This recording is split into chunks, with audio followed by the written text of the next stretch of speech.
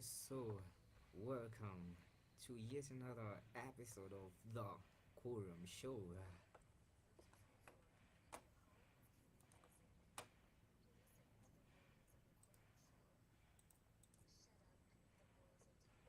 Them boys are talking right about now. Naku intro chiv Thursdays like we usually do with a banger. I told you this song in later you don't even know. NKT, how do? Welcome to Radio 254. Welcome to the Quorum Show, the biggest, the baddest, and the Ghana show across East and Central Africa. Nitakuwa na wewe hapa until 4 p.m. before nikuachia Captain Gikonyo. My name is Abuan Mr. Sami Muthundo. Welcome to Creative Thursdays. Let's get this sound from the top. Yo, you don't even know.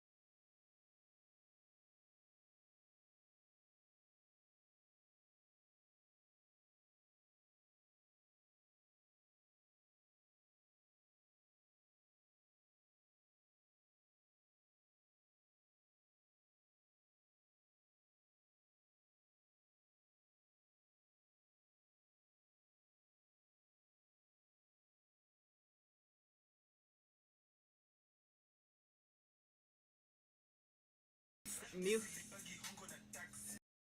fucking ability. New hey, new fucking ability in a pass. After that, not relax. You don't even know. You to Beba, you don't even know. Vision 2030 and never, you don't even know. SGRC electric, you don't even know. Na atipado wanna die. BBI, na hawaja legalize mwai. Na matoki wanna die. Na mahosi zina straight, shule zinafunguliwa wai. Bit bus paper front line, unadai kutupeleka for a ride. Watu equally want to survive. 20 Pro Max class. Building bridges. Initiative, ama ni building riches for their own. Either way ukweli wanga relative. Hakunaga ukweli ni perspective. Propaganda anda proper na maganda ni hiyo sanda ya woka imefunika ile mabadiliko tunangoja na tumechoka so tunakuja na ubaya kimangoto mavijana tumechoka na siasa ndipo wajinga sisi na kinkaka sasa tunajinau wasini wajanja tunachukua kura na tuna vote no na hakuna kitu mnaweza kutushow mkajua vile mnakwanga mmetupo kwanza ile ndo ya wasanii mazaiko iko wapi don't even know cause you don't even know you don't even know nights nimelala njaa you don't even know ndo yangu kavawa medishi you don't even know you don't even know you don't even know you don't even know you don't even know you don't even know you don't even know you don't even know you don't even know you don't even know you don't even know you don't even don't even know you don't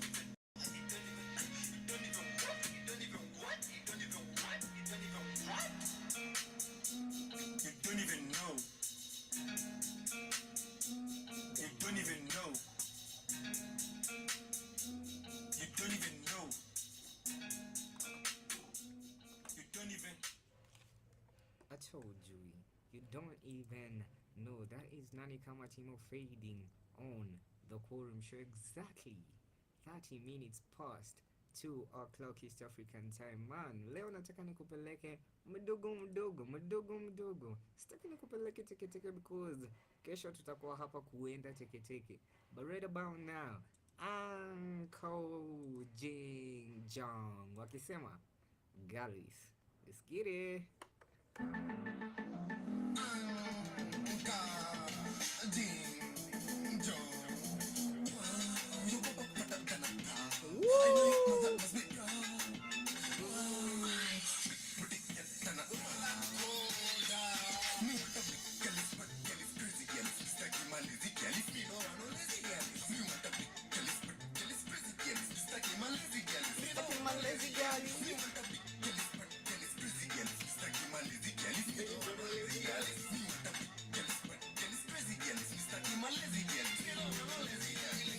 Oh, karibu sana Smiley Kende. Ah.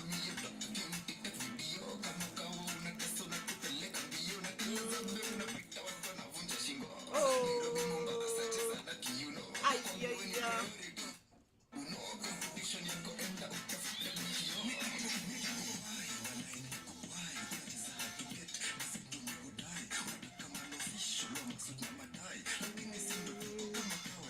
Whoa.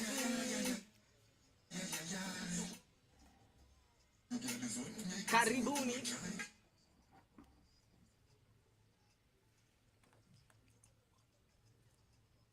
Ah. What's up? Karibuni to Radio 254. Muziki ndo nataka niwaekee right about now. Me don't wanna lazy girls. Yeah, sweet soul. Welcome. Me don't wanna lazy girls. Me don't wanna lazy girls. Hey bro, what's up? Godson, eh?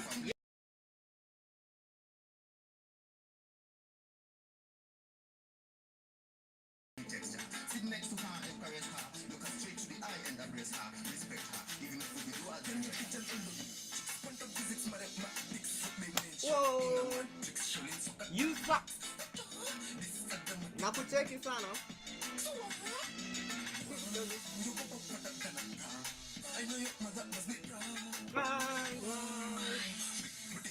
Charlie nakucheki. Big up yourself. Suck, guys. Sorry.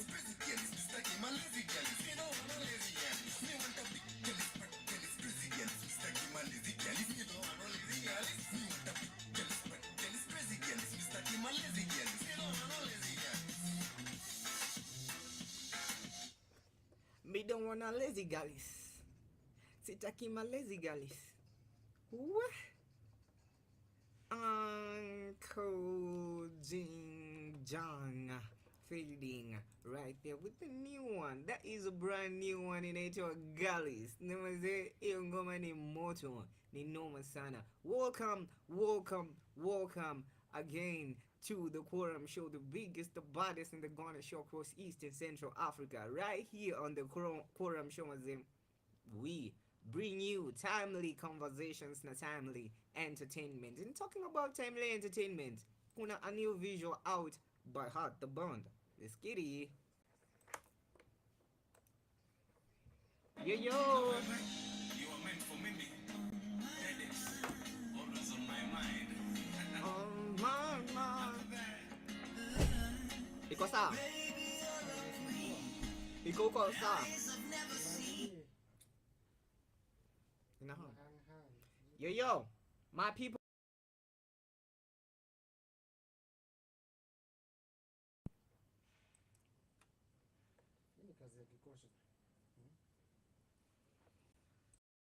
Angalie.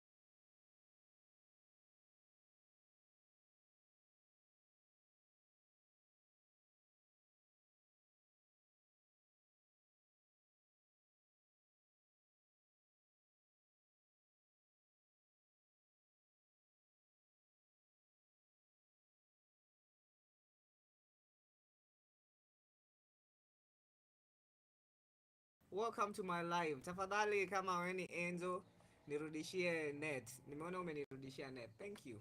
Thank you Enzo. Thank you Angel. Thank you Angel. Thank you Angel. And angels. Oi.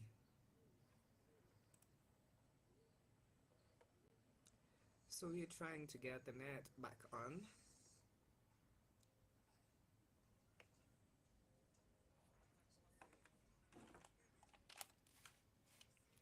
Aya. We are back on. We are back on. We are back on. Nitoa shoka.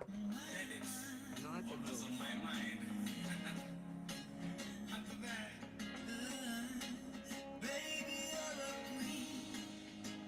Niko live. Such a pretty face.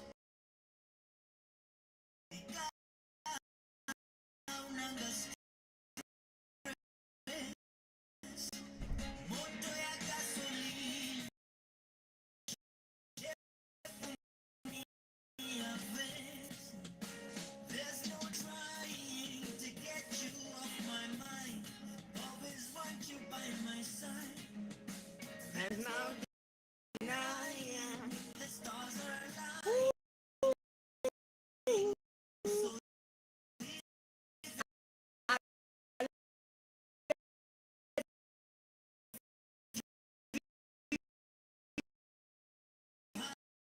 I see you. Thank you for the like, mother.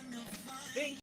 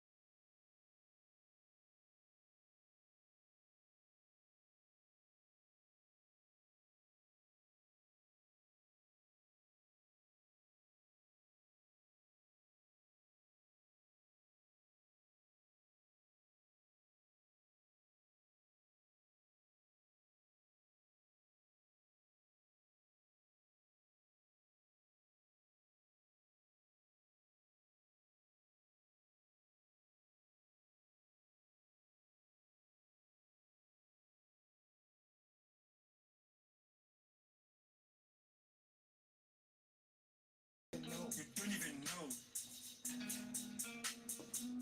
You don't even know. You don't even know. You don't even.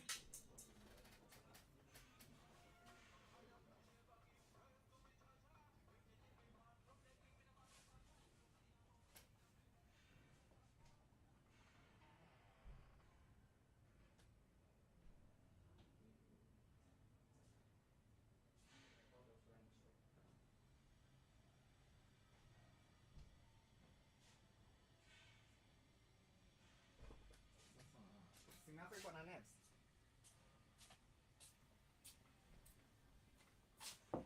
Juu huku hakuna hata drop ya nets. No drop of internet. Asa TikTok mnaniona aje? I don't have internet.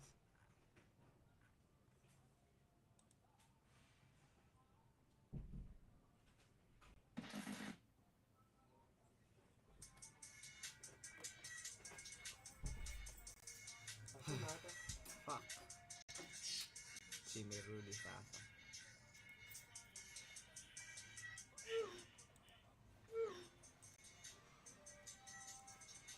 Merudi.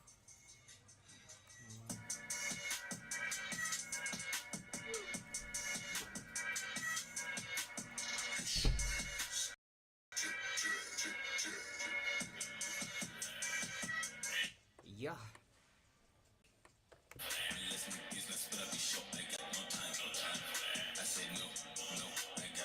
No time, no time.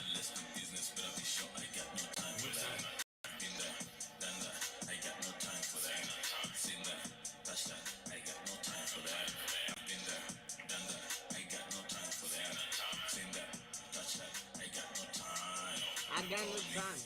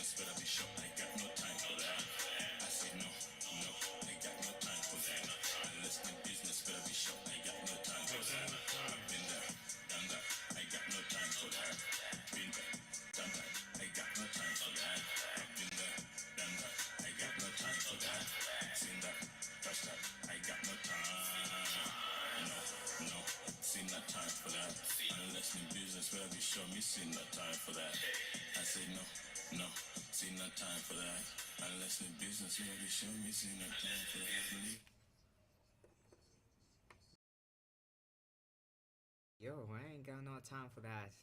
If ain't busy, if ain't good Kenyan content, we ain't got no time for that right here on 254 Radio. Wow, wow, wow, wow, man. You might lose for a minute right there, but we are back and we are on Creative Thursdays right here on the Quorum Show. My name is Abel Mr. Sammy Mutondo. I'm hoping to be your driver until 4 p.m. This is the biggest, the baddest, the Gwane show across Eastern Central Africa. Tunatafuta wase wa Seychelles. Hao ndo wase tunakujia read about now. Now this song they just played inaitwa Business of Business EP by the one and only King Kitty. King Kitty read about now up on green screen zetu room and I record Shoot Your Shot mazing. If you have not shot your shot, you better shoot your shot because ukishoot your shot, yeah, unaweza amka kwa oversized t-shirt ya mtu ama mtu amke kwa yako. You never know. Yes sir. This is Creative Thursday na leo tutaget creative with our playlist. So ikifika 3 o'clock nitakwambia exactly what you and me are gonna do leo How are we gonna get creative? I will tell you in T minus 12 minutes. But right about now, oversized t-shirt, Matata, Sauti Soul. Let's get it. In my oversized t-shirt, Easy pink or easy blue. Ukitaka we itisha. all your life misunderstood. You're not in my Maisha. now they wishing they were you. Dancing in my T-shirt. In my oversized t-shirt. in my oversized t-shirt, Move your body, move your body. in my oversized t-shirt, move your body, in my oversized t-shirt. Body gets closer, see my butter. See John, it's original when it's the ocean. Whoa. The dancer. Wash out much of us, baby, no don't take it off. I like how you moving, showing me that body. Say what you want, I'll give it to you. Yeah, you don't feel like talking. Ooh, you take it up low. Bring that back, I wanna see some more. You know you look so fine, so fine. I wanna see you when you whine. In my oversized t-shirt, move your body. In my oversized t-shirt, move your body. In my oversized t-shirt, move your body. In my oversized t-shirt, I like it how you move this inside my Gucci shirt. Me like you move it, out a Gucci shirt. Baby girl, you moving fast. The movie. Uza kuzikopita ulisha moving. Na mimi sijui anausha kuwa rumi. Unakuwa maroju, French kiss. I like the way you move too fast. Come baby, come we can take it slow. If you like it, don't make it fast. If I don't, baby, come I don't want this over. Your body on me, come baby, come show me how you play. We can go down like this today. You don't wanna leave, baby, that's okay. Ready or not. Baby, please don't you leave me. Tell me you know, tell me you go. I don't wanna live like this, no.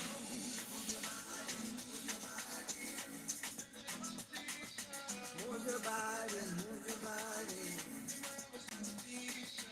Move your body, move your body. Move your body, move your body.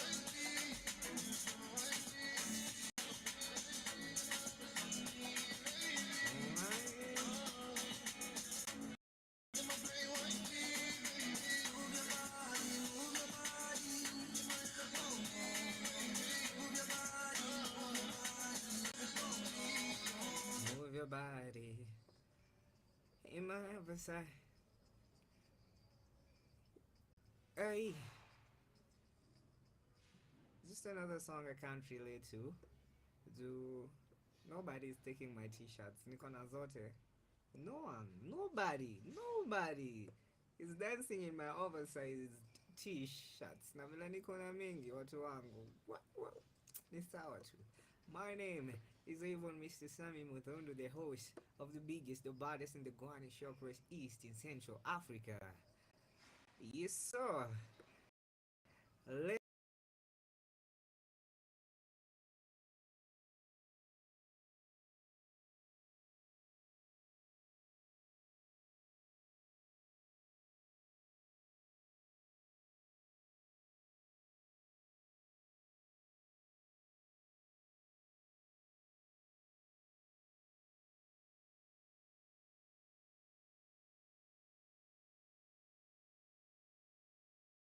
the Delta Towers, I'm a 254 Bia District.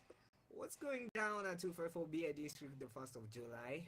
Good question, good question. What's going down here at the first edition of Open Mic 254 is going to be happening. Now, it can happen inamaanisha that if you're a creative, you can get a chance. Yeah. Kuperform on the 1st of July. Na leo ndo the last day. tuna take submissions. We have had many submission, and thank you to everyone mwenye amesema perform on the open mic 254. Yo, we are looking forward about to do 10 hours 9 hours before the end of the day, before we close those lines that could book your slot for the open mic, because tumepata so many applications and tunataka ku make manageable number. So today is the last day for you to book a chance to perform at open mic 254 alongside Long Miner himself, Nanjeri. Yes sir, the 1st of July. You wanna know where utalink yako nini ya ku-apply? Worry no more, because I'm here to link you up with that. Kuna watu wengi wamenitext, wapi hiyo link, hatuioni hapo kwa tickets. The link iko kwa highlights zetu, so ukienda uone open mic 254 on our Instagram, click on those highlights.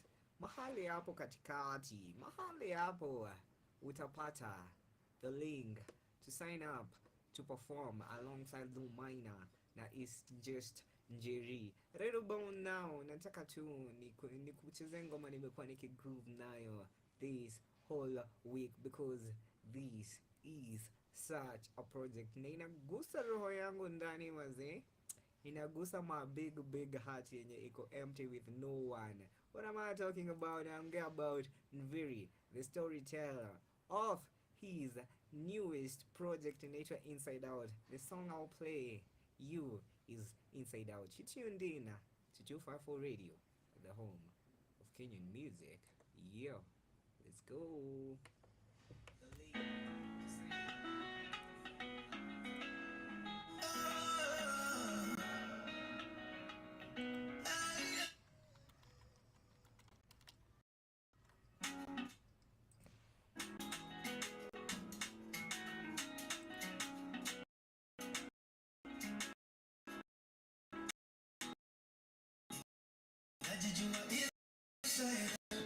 Najijua inside out, yani najijua inside out, inside and out. Najijua inside out, inside and out.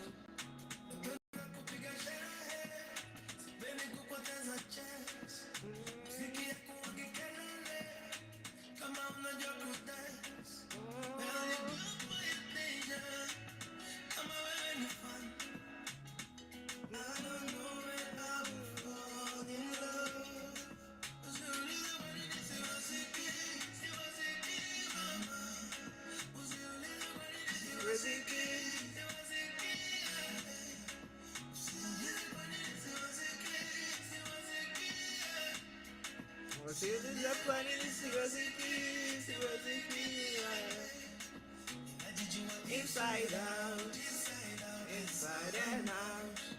Najijua inside out, inside and out. But najijua inside out, inside and out.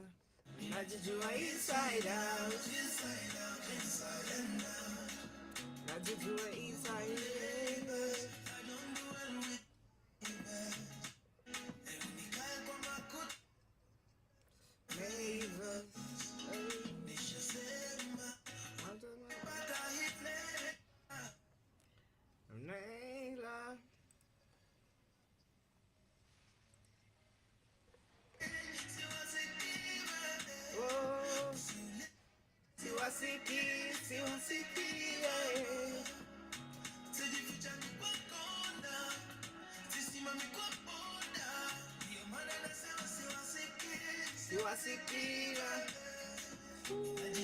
Inside out, inside out, inside and out.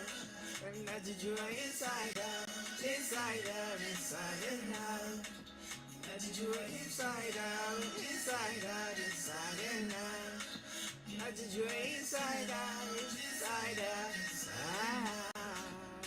Najijua inside out, inside out, inside and out. Najijua inside out, inside and out. Najijua Unajijua inside out. Yo, man, very big up yourself for such an amazing project mzee.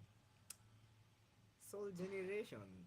Sijui tutawalipa nini from Radio 254. The only thing we can do ni continue to kucheza your music right here each and every day. You tuned in to the only radio station that plays you the 100% Kenyan music, 100% Kenyan content. The radio is none other but 254 Radio. Na hapa right about now, we tuned in to the Quorum Show, the biggest, the baddest, and the Guanesha across East and Central Africa. Yes sir. Nasikia MCMC kicheza on the background na nitaacha icheze because yo, what up? Old school blood, new on KBC. Kichwambaya, siwa siski. Wako CBC, unaweza tuta Gen Z. Same things, she still never change. Wado MVP, tukimaliza game. Sioni haya zetu. JWK, kitu wanajieke, jeshi ya B South C Barricade, kuna wale wanaeke jeshi ya D imekaa mkuharibu South B heavy ukidai tuchome scene kachoma picha jua tunaga ID MP ya jeskia our plea mara IBC vitu wate tusaidi MC still MCA USA USB na Type C kandu imedevelop vipa ADHD ndani ya BNP MC still MCA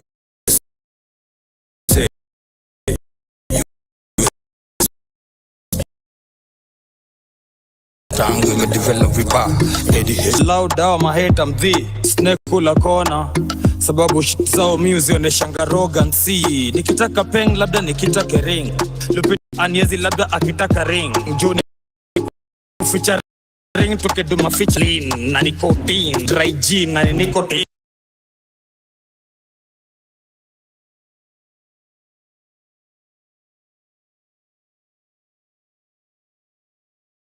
sababu shit zao music oneshanga arrogance nikitaka peng labda nikitaka ring lupita aniezi labda akitaka ring njoo nikuficha tukeduma featuring Sprite lean na gin na nicotine. Hi honey I'm home nazi kindergarten magithesha since kindergarten na daingi kimkade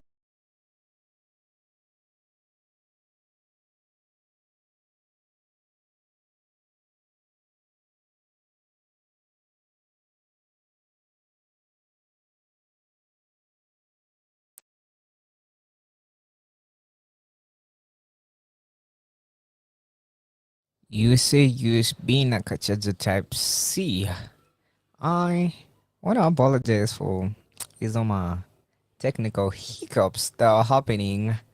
Sijui what's happening hapa Kanairo. Leo sijui kama umeamua mu confuse our internet connectivity because nashinda nikigo offline each minute. Now I want to apologize for that. We are working on watu wa technical mazwet tu kwenza na wapatia na ambia just figure out, get me back online and yes, stay with me because it'll take only a second, I'm a minute, and then we get back. My name is Able Mr. Sami Muthondu.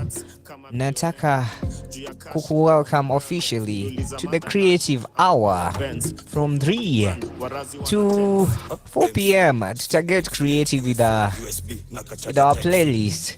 What are we gonna do with our playlist? Stick with me to the next link. Nataka tutengeneze one awesome playlist together. Yes sir? Yes sir? Ninaona watu wangu wa live stream wananiambia I see you now. Na huu glitch sasa nakupata. Asante sana. Na kuona Edna all the way from LD. Much love, much respect. Yes sir. Yes. I wanna make that in a play kwa background yangu sasa iishe and I want to play you something that itakupatia tu a hint of what I'm about to do this hour. So ukipata hint ni text on 0110254254. I will say that again, 0110254254. Let's get it.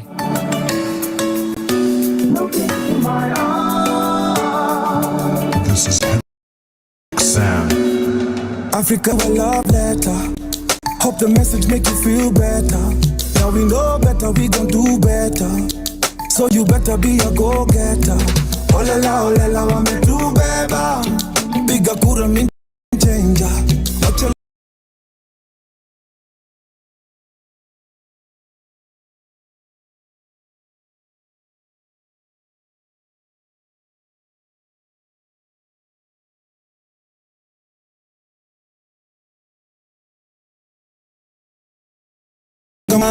so good, but I'm lying to myself and believe in my head. I don't believe ya, but I'm lying to myself.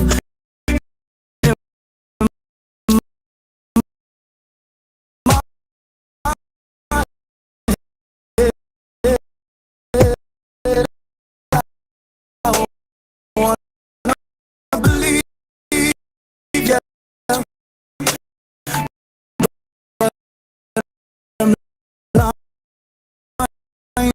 To myself. Hey, yo, I say it as it is.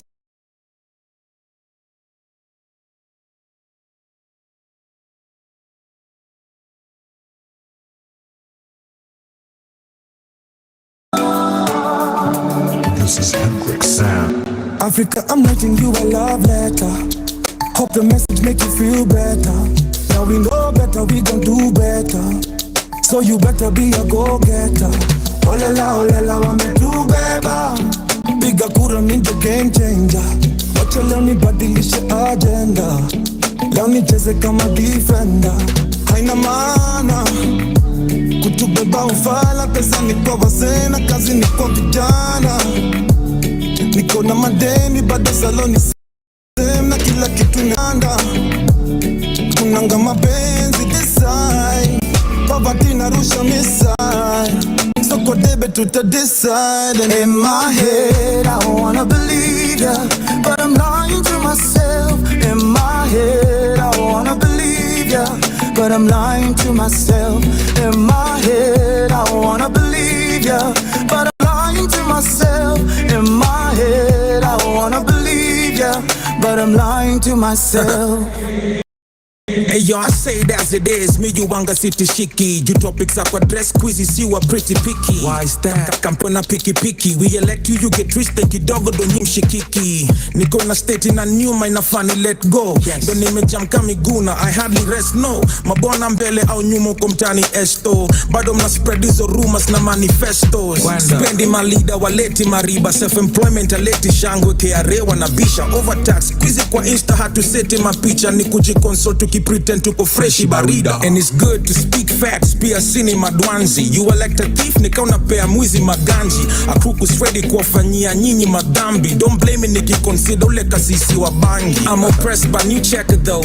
It's a facade that I use when lacing this metaphors. Kenyans will only listen to you kionyesha dope. Blame for this culture, I guess we'll never know.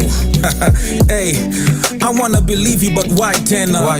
You making sense, ikatai, walai tena.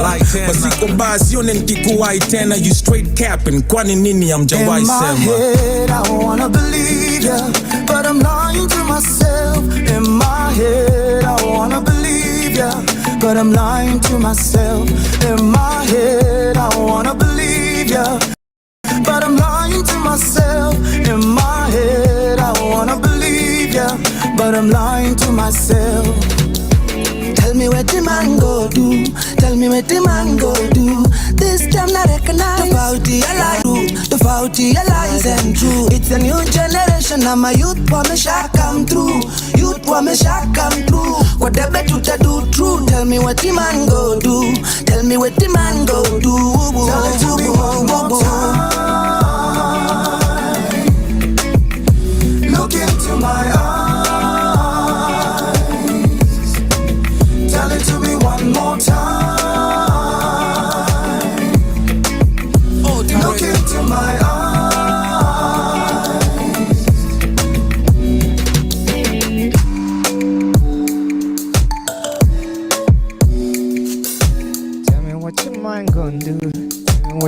I'm gonna do. Watapitisha finance bill. Watafanya anything and everything to gather money from your pocket. And that is a good collaboration inaitwa Sauti Sol na Calligraph Jones. In my head, I wanna believe them. Mazi, I wanna believe them. I wanna believe finance bill ni ya kutusaidia. I wanna believe them, but I don't think that is. Naona Wamushomba akitrend. Nasikia Wamushomba amevote no. We? Wamushomba has got them balls to go against the president. Na go against deputy president.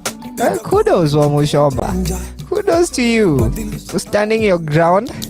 Na kuamua mazee mafuta isifike hizo pesa wanataka kutufikishia. This is 254 Radio, the home of Kenyan music. And right now you tuned into the Quorum Show Creative Hour. Na leo nataka mnisaidie kufanya kitu yenye nimeanzia. Mmesikia nimecheza ngoma gani? Natuma ngoma zenye ziko na some politics na some political activism in them. That is our playlist today. So kama uko nayo, hit me up on 0110254254. Ninaona watu already wa Facebook wananiambia AI, mbona usicheze the biggest political activism song tuko nayo by King Kaka? Why not? I mean nitakwambia I will play it. But right about now, I want to play you something that iliadresiwa directly to governor. Governor mwenyewe aliandikiwa ngoma. Na the song inaitwa I'm Offended by Smalls Lethal. This song, man, hakuna ngoma nadhani political activists heavier than this. Watu wa Nyanchwa wamekasirika, wakasema that kama unatu ignore waziri wa mchezo, we are coming for you. Watu wa Nyancho, niambieni, kuna kaa hivyo Nyancho vile tunaona huko kwa video? I hope it's not that. Na kama ni hivyo, I hope we gonna change. And I hope pia tukue the agents of change. And right about now, I'm playing one agent of change. Na naitwa Small Lethals right here on the home of Kenyan music.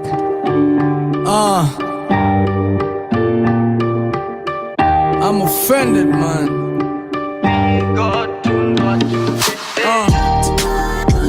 Put your mouth where your truth is.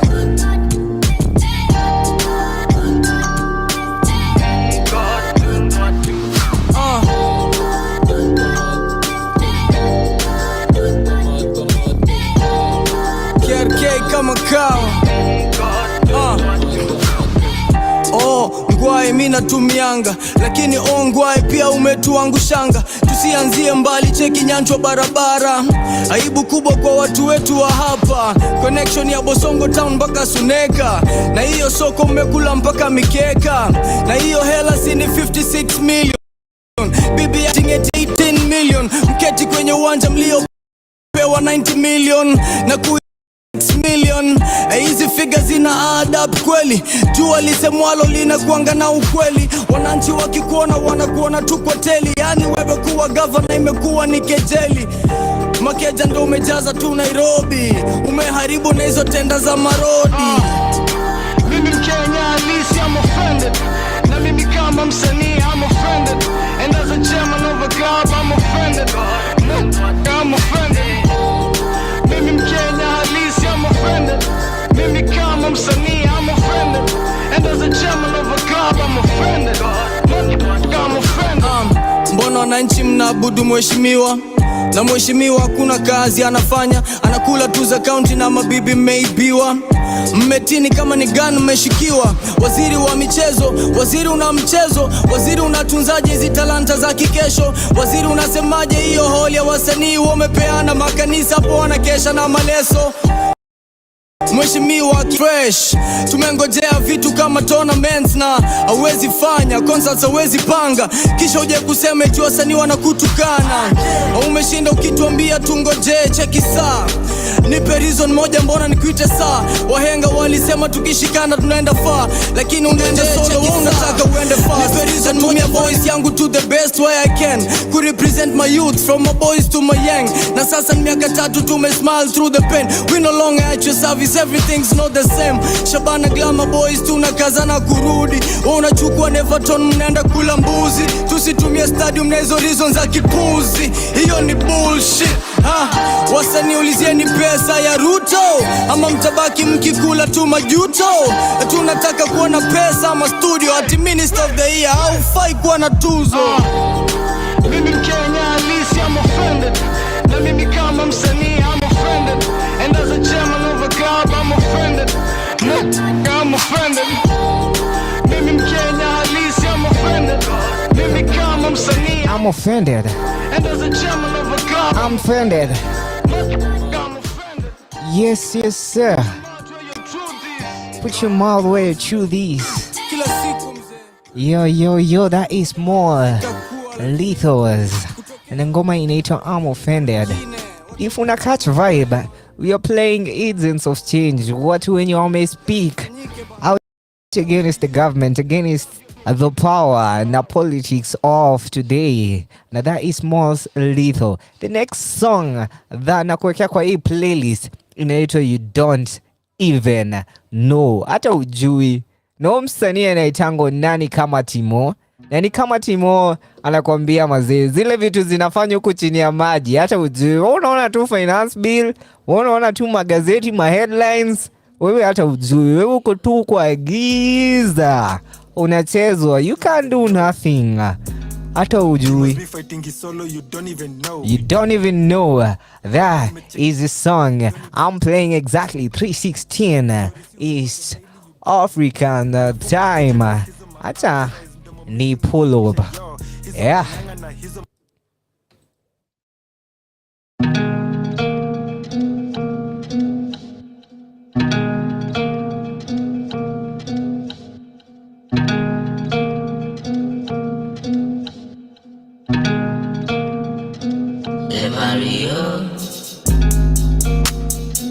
You don't even know. It must be fighting his solo, you don't even know. You don't even what? Vitu nimecheki kwa streets, you don't even know. Hata ujui. Ngori si uhepaga daily, you don't even know. Alafu ukuje na hizo ma-advice, mdomo mingi unanukisha yo. Hizo panganga na hizo mashasha, mbona una act nika unani know. Uko na straws za mambanga though, juu unani so sana yo. Kwanza ni show. Mimi hapa sikutambui, utajua hujui. Mimi msembaya kuhafka adui, mi upeleka watu kitui. Mi uroga sana inabidi wasee wafike hadi kadonzweni ati wanilete kompe. In fact, mi uchukia nyoka na rats. Mi silibagi hongo na tax. Mi upenda gaburi na jugs. Mi ukuanga chuzi na drugs. Mi uchoma mahindi na gas. Mi upafigi mbili na pass. At least after that na relax. Na hisi yo nyaru ni shash. Yeah, you don't even know. Vile gava you to beba, you don't even know. You don't even know. Vision 2030 younger never, you don't even know. You don't even what? SGRC electric, you don't even know. Na ati bado wanadai ati to vote BBI, na hawaja legalize ngwai, na madoki wanadai na mahosi zimestrike, shule zinafunguliwa wai. Litmus paper frontline mnadai kutupeleka for a ride. Second wave watu equally wata survive. 2020 Pro Max S Plus. Building bridges initiative, ama ni building riches for their own relatives. Either way ukweli wanga relative, hakunaga ukweli ni perspective. Propaganda imeganda proper, na maganda ni hiyo sanda ya woga imefunika ile mabadiliko tunangoja. Na tumechoka so tunakuja na ubaya kimangoto. Mavijana tumechoka na siasa, tuliitwa wajinga sisi na King Kaka. Saicho tunajinau ni wajanja, tunachukura na tunavote no. Na hakuna kitu mnaweza kutushow, mkajua vile mnakonga mmetupa ya wasanii mazeiko. Yuko wapi? Cause you don't even know. You don't even know. No. Nights nimelala njaa, you don't even know. You don't even know. Do yangu gava wame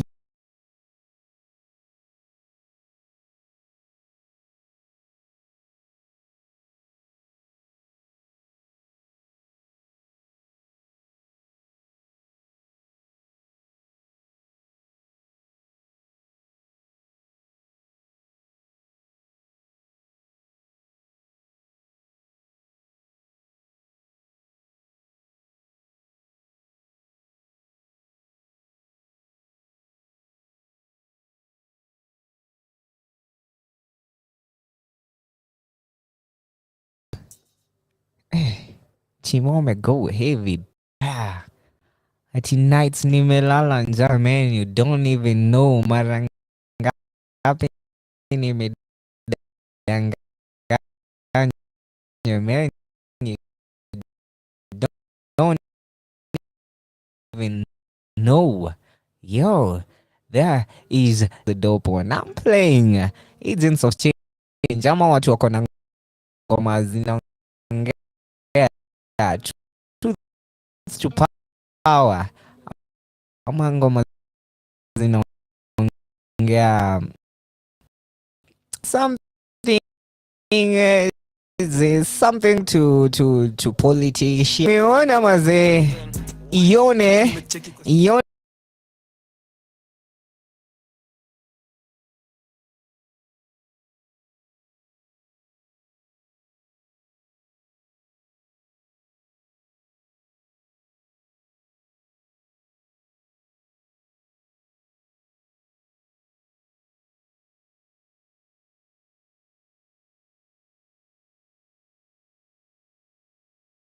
that is a dope one, and I speak truth to power. Kuna siku hiyo zote taungana, siku si na si kesho. Yes sir. Hiyo siku ikifika na watu wa Safaricom waambiwe mahali wako wanacheza na yetu na ubaya. You don't even know. That young and never, you don't even know.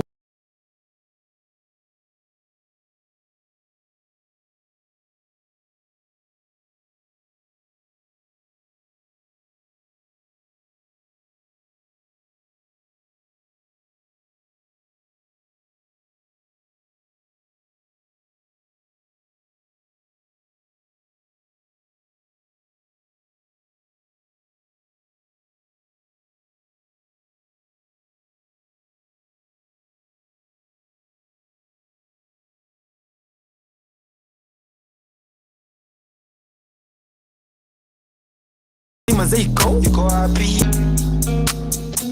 cause you don't even know. You don't even know. No nights nimelala njaa, you don't even know. You don't even know. Do yangu gavawa dishi, you don't even know. You don't even know.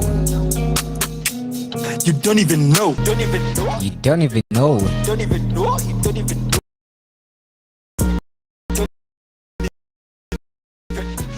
Naona ni kama visho zetu ziko back, kama we are back. Tuendelee na hii playlist tunatengeneza pamoja. Yes sir. Those people wameongea truth to power, truth to politics. Them agents of change ndo ninacheza saa hii. Ma agent change. Mmesikia agent Sasko, leo nacheza agent of change. But now ngoma imeitishwa na ione.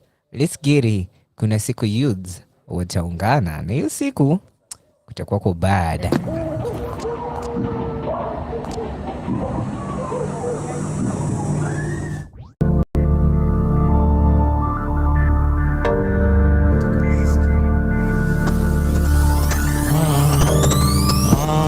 Haina noma na namna, seme boro hai na mana. Achia noma Maulana, life kwenye street kakiumana. Kuna siku youth wataungana, kuna siku youth wataungana. Haina noma na namna, kardinali mtoto wa mama. Haina noma na namna, seme boro hai na mana. Achia noma Maulana, life kwenye street kakiumana. Kuna siku youth wataungana, siku youth wataungana. Haina noma na namna. Watu mzito naye ni mtiaji utachujwa. Best check eventually chunga. Alitu accuse kokro, tuna smell kiplani magunga. Totokesha njege kibroncha lisunda. Antwana pali na band assignment usingia salasa tochekeshe kucheki merit na set kuangukia darasa. Kuna watu wote hawezi ngoja ndo mke wafiange faster 2020 wataki trouser kwa rarukianga rasa. Mtu wa goti bila kushow kai Hussein Machozi. Wesi player bali diva make up ku strike a pose. GTA Grand Prix wrong red pia nikikosi sky and I see wa Valentino Rosha na Nebros. Wao wanawashwa wakiwa juu kwa that flow na watu temeki kohozi. Windows Simba na Kovu soko ni swara moja still we doing flying toilet kwa hizo jua la mpya. Haina noma na namna, seme boro hai na maana. Achia noma Maulana, live kwenye street kakiumana. Kuna siku youth wataungana, kuna siku youth wataungana. Haina noma na namna, kardinali mtoto wa mama. Haina noma na namna, seme boro hai na maana. Achia noma Maulana, live kwenye street kakiumana. Kuna siku youth wataungana, kuna siku youth wataungana. Haina noma na namna, kardinali wataungana kwenye mambo, sifa zote kwa Maulana. Raibi kwa msando, nikukazana West Twislando, wataungana kwenye mambo, wataungana kwenye mambo, sifa zote kwa Maulana. Raibi kwa msando, nikukazana West Twislando, wataungana. Noma sana. Nile design mejihambo kwako baba, kila inaumanga Islando haso nadra, kinaga ubaga na filisika nao tangu nianze kukufata, hii feeling sitasahau. Sina makaundo maana nimeishi kote, Kasila na Paul milango ziliji open, casino za town mipango zao ni all same, nipate nikose ni sote mpaka nikope. Kompe ni shughuli za dunia, kuwashoa confess ni kupuliza gunia. Kwa wale wote walokula na ska, utabaki njaa mpaka siku chura za fly. Joma dawa vijana wetu wamepagawa, wasichana wetu kazi wameshindwa wanagawa. Mambanga wanachinjwa wanagwaya, jiji na mabana tukishindwaga na gava. Haina noma na namna, seme boro hai na maana. Achia noma Maulana, live kwenye street kakiumana. Kuna siku youth wataungana, kuna siku youth wataungana.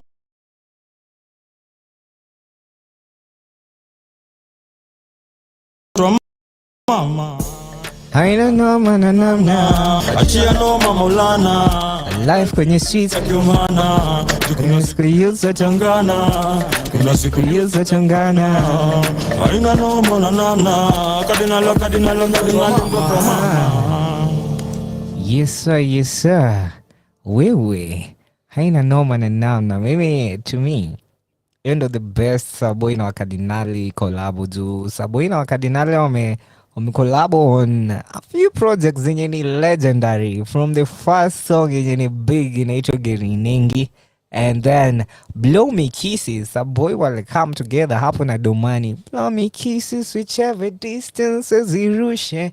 Yeah, na kuna ngoma fulani pia wame link up inaitwa Wapi na Nani. Wapi na Nani na the newest project yao inaitwa Transaction Story. Saboy right there with Wakadinali saying kuna siku youths wataungana, na kuna hiyo siku youths wataungana. I tell you right about now nataka kuchezea another agent of change. Mse anaongeanga truth to power, na sijui kama kuna mtu mwingine kwenye ulingo wa hip hop ameongelelea truth to power like this guy amedu, because this guy amekuwa at it for the longest time. Niongelelea nani?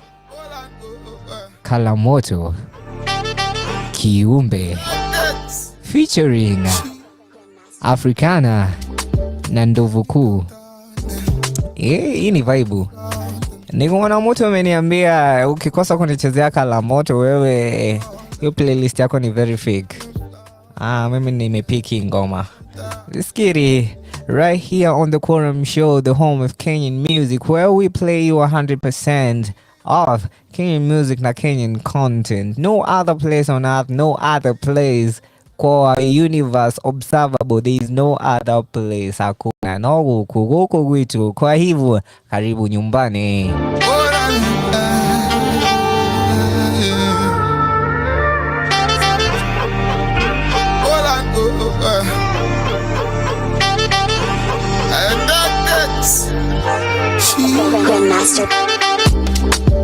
Yani kautane, she got me floating. Just on the body, shape come darling, the fun in the body.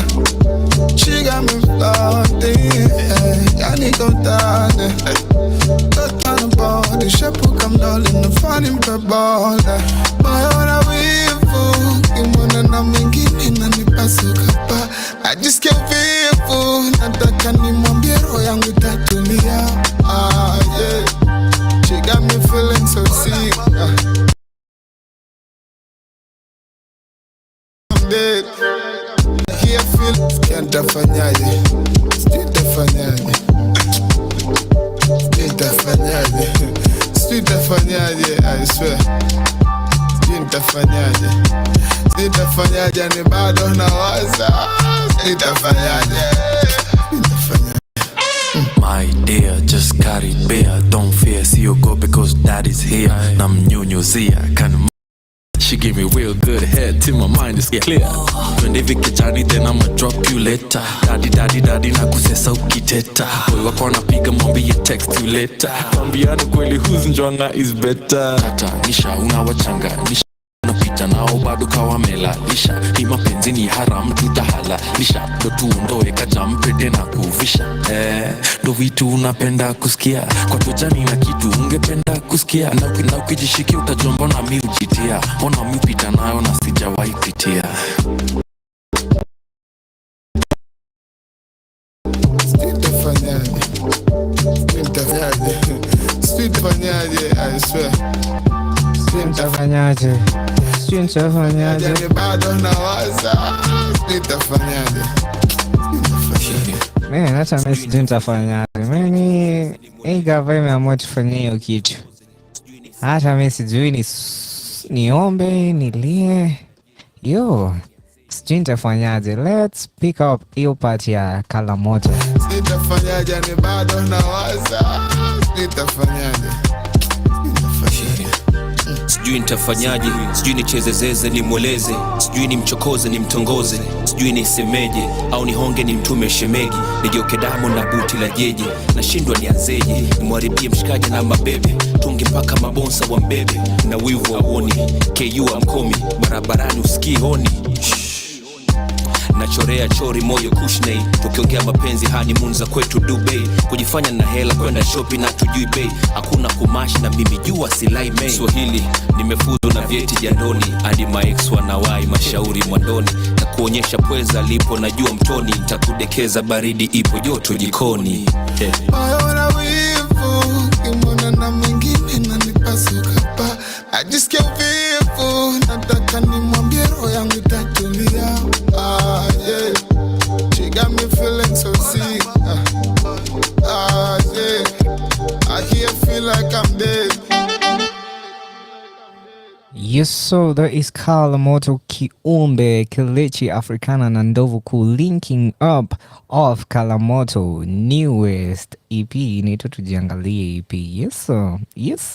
Inaitwa Tujiangalie, sijui inaitwa aje. But the song is called Nifanyeje.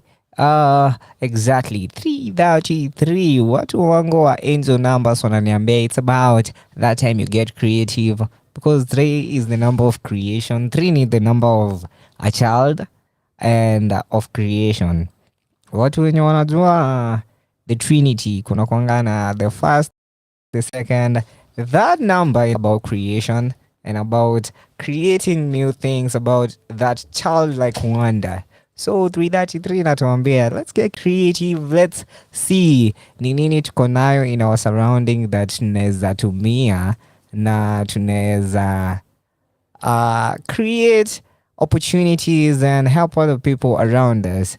That's just by the way, lakini saina kutengenezea a good playlist ya wase wenye wanaongeanga truth to power with your music right about now.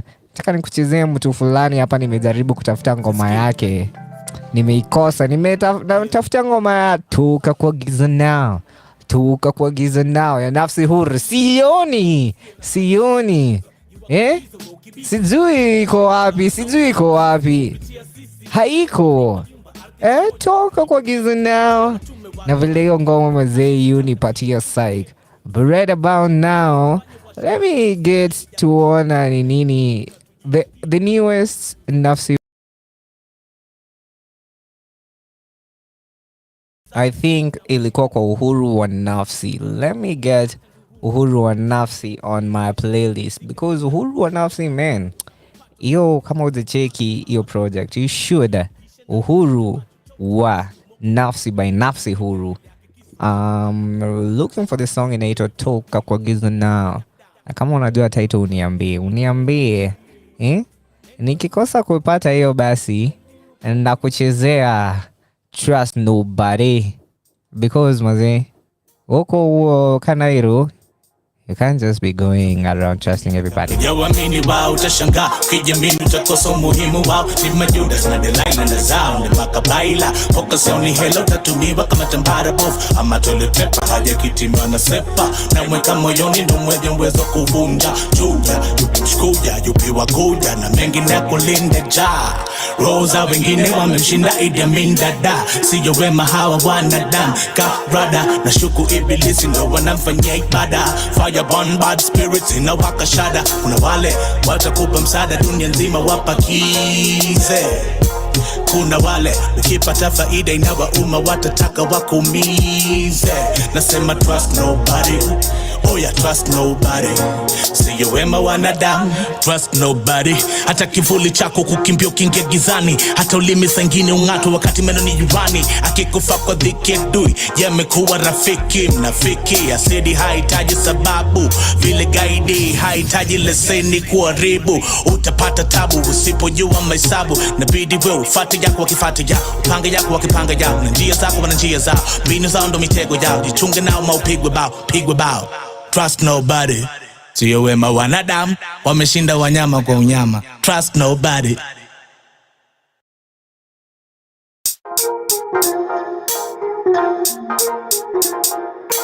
Anza wewe kujiamini kabla hujawamini wao utashangaa. Kijamini utakosa umuhimu wao. Ni majudas na Delilah na zao ni makabaila. Focus on hello tatumiwa kama tambara bof.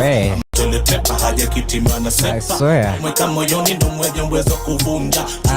Yupi mshkuja, yupi wakuja. Na mengi na kulinde ja Rosa wengine wamemshinda Idi Amin dada. Siyo wema hawa wanadamu Karada na shuku ibilisi ndo wanamfanyia ibada. Fire burn bad spirits inawaka shada. Kuna wale watakupa msaada dunia nzima wapakize. Kuna wale ukipata faida inawauma watataka wakumize. Nasema trust nobody. Trust nobody. Trust nobody. Siyo wema wanadamu. Trust nobody. Trust nobody. That is Nafsi Huru. I had to play your first verse again, but umesikia vile mtemi anatema. Anaitwa mtemi wa Magongo, Simba wa Magongo of Uhuru wa Nafsi album. Ngoma inaitwa Trust Nobody. Don't trust no more. Nobody. Trust Body. Yes sir. Na nakuchezea mangoma za Agents of Change. Right about now, lazima ivane. Lazima ivane. Na kama ivane mazee, tunaiforce. Yeah. Right here on the home of Kenyan music, the Quorum Show, the biggest, the baddest, and the Guana Show. Learning Creative Thursday, we're getting creative with our playlist. Let's get it. Let's get this song. Inaitwa Lazima Ivane, Calligraph Jones OG mwenyewe featuring yes sir, Waku Music. Na ngoma imeproduciwa na One Bad Producer. It's Obur. Yes sir. Na video. Hey, video ni ya Ondivo. Useni mbaya. Unafaa watch you cinema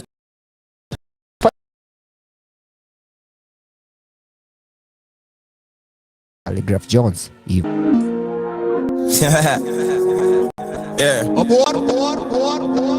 Papa Q. Tisa nimela kujitetea za kid and I've learned to get it. Natamani siku moja nitulie nikiwa artist cause I need the peace. Natachesi tataka na jua itakuwa rahisi cause I've been busy talking to myself about my troubles they coming in cheese. That's my time. Nimefanya kitu sana lazima ivane. Labda shande. Nafanya baka siku kaburi nini lala ati lazima itane. Nimefanya kitu sana lazima ivane. Labda shande. Nafanya baka siku kaburi nini lale. Lazima itane. Nimefanya kitu sana lazima ivane. Labda shande. Nafanya baka siku kaburi nini lala ati lazima itane. Nimefanya kitu sana lazima labda shande nafanya mpaka siku kaburi ni maivane niko nataka kulilisha lazima mchanjo huko kwa ratiliki vileto wapima huko ni masanse daily mimi nashika bro ndo tujesi chipa nataka ni watoke kijana machachari anataka kuwa Isa cheki niko OC daily na niko na mission nataka kumaliza huko ni little bro hakuna ngado na bado tunaivisha Johnson mikamilishio lada na niko na mashaito mushinda kwa kanisa huko ni magwangizo kando na maheto cheki tukipenya baraka imeshukadi na tempa nataka mimi sake nisiwaite seka bado nisiwaite veva vile nimesafani kama mama na mimba pale nimetoka deli shada na kinda vile muidu mpaka kwa kaburi kuisha hata unisiu bado jono na kwa misa lazima ivane as I'm trouble with the OG but I to settle up the pressure don't nisikize big bro akanishow niggas on me minda kufanya hivi kama me bro na hata ya kutoshi na ichaseko wa kuonyesha things goes so mimi nazoza kama bombi na lazima Kenya mzime jue this I begin with the pressure every vile natema mpaka marapa nasema they can't stand it na rada nipe mapeta juu bila nataka kutesa na kipawa nimepewa they can't grab it and I been up in my game na kila siku na kesha na mistari pepe it's outstanding na kauna lalo utaweka pliko mamdana nadenga wakati au anacheza I'm out planning mimi ni mzazi say this not the old me no wonder skills was on me marapa wengi wapigi wanani copy taking my craft and pretending like they own it wanadanganya mafasi vile ni machopi but I'm watching clearly I'm never go show them wanajifanya nika wako na matiti they didn't see what's got I had to let them like so hungry when he told me that I couldn't make him a track so work at the great me kama badona ni kambi kuna siku nitakuja kuputin work na nisimeki wanapigana ni kama namba kutoka niwe mtoi immunity test ndo maana wakinipega tu meblanda jukuna siku nitawahi kuchimila lazima itane nimefanya kwani labda shande nafanya mpaka siku kukaburi nini lala ati lazima itane nimefanya kitu sana lazima ivane labda shande nafanya mpaka siku kukaburi nini lale lazima itane nimefanya kitu sana labda shande nafanya mpaka siku kukaburi nini lala ati lazima itane nimefanya kitu sana lazima ivane lazima shande nafanya mpaka siku kukaburi nini lale nimekuwa jikoni kiandaa mamkulu wa jioni kajikuta mbioni kijikana misuli ndio nisifie njiani nimekuwa mishoni mafichoni kama simba kitikani niko mawindoni ndo manda wanioni wana days gani kutokea na waficha mashimoni lazima ivane nare kididimia na ijadisi ya kuni itafanya waitane wataichachisha nikawa na hana wahuni jua dona go baska bani vile nina flow nizu saluni wakiulizia wakune kinani wajibu nijue tatu na zimezisha kupuni naifanya dinishande siku mziki miwa free to sikiwa jamhuri Sifanyi kwa mshande na madabit list hitman niwe mashuhuri toka mande hadi stand north west south kama ti oya mko vipi wadhuri hata wapendo kila mkapo wanivacho kama bado sijaipiga muri hata uwe strong kuliko strungi kama uko na maziwa na kuchai ndani mindo breadwinner pia landana ni realize the last chunk koi pie chat share is the buzz kani graph misi punk mini kwangu kinita smooth na kwa mkali hadi lazima itane nimefanya kitu sana lazima ivane labda shande nafanya mpaka siku kaburi nini lala ati lazima itane nimefanya kitu sana lazima ivane labda shande nafanya mpaka siku kaburi nini lale lazima itane nimefanya kitu sana lazima ivane labda shande nafanya mpaka siku kaburi nini lale ati lazima itane nimefanya kitu sana lazima ivane lazima shande nafanya mpaka siku kaburi nini lale ataka wataki buda mimi nafanya tu lazima tashika inhaler juu usipona kumaliza na asma Viking lock broke overseas niko na sifa za Ragnar ni kama usijifeel tupo ati juu umenunua kama Mazda straight to the core ukitaka amani lazima unyenyeke ni baba issue na law na jusiri magwangi lazima nimezeshe na kakuna kitu nani pay me my dues motherfucker ni chekeshe na kuna point una score ama nigga wengi wanapekele life after that a dramatic turn of events now I understand why it's important to know who's fake and who is your Lord China meaning squeezy juu kila msee anataka kutrend I know a nigga who'd rather buy shoes but ukichunguza lipi rent sijai kuwa babi bro, dosipoda kama ni candido na ikuwe tangible, juu promoters wengi ni mawagido. So ukini book show weka dipo ya 50% na the rest ikifika kwa venue. Na in case ukijaribu kunitoka then kichwa yako ndiyo tunaweka kwa menu. Yeah, tutakuchinja tukugeuze kakas, na sihitaji kuwa under influence ya dry jindo ni kuonyeshe fracas. Usifure kichwa juu imbo kina kugasa, tukikutoka buda utabaki bila baka. Kawa si elewa ikitufanya na jeswa, usitulaumu hapo mishowe ukifaka. Mumezoea ya my yes man, well I'm here for the truth and it's not gonna make you happy. Unangoja Jay-Z atoke state doa kuje Kenya akugei Bugatti. My friend be serious, izo ujinga zenyu stati. That shit's gonna fuck you up if you're in the best state kama che Bugatti. My nigga don't confuse me, kibera samino na control movie. Ka una swalune za console mbuzi, gota na kick nikali kwa Hong Kong juicy. So that's my vane, we don't settle for less than gold. We ride in history, ata nikikufa, let it be told. That's my vane. Yo, lazima Ivane Oborsa ameproduce the masterpiece featuring Calligraph Jones ni wa Cool Music. Man, hiyo ni projo kubwa. Wameshutia Kibera Slums, alafu wamefanya ma-editing zingine hapo za pesa like you have never seen. You tuned in to 254 Radio, the only radio station that plays you 100% Kenyan music. The only radio station in believing that Kenyan music is good, and Kenyan music should be taken to the world. Uliona hata juzi the Grammys wame catch up na they're catching up. Una catch up, si kitu ya maana wamefanya tushinde tukiwapigia makofi. They are catching up to what we've been.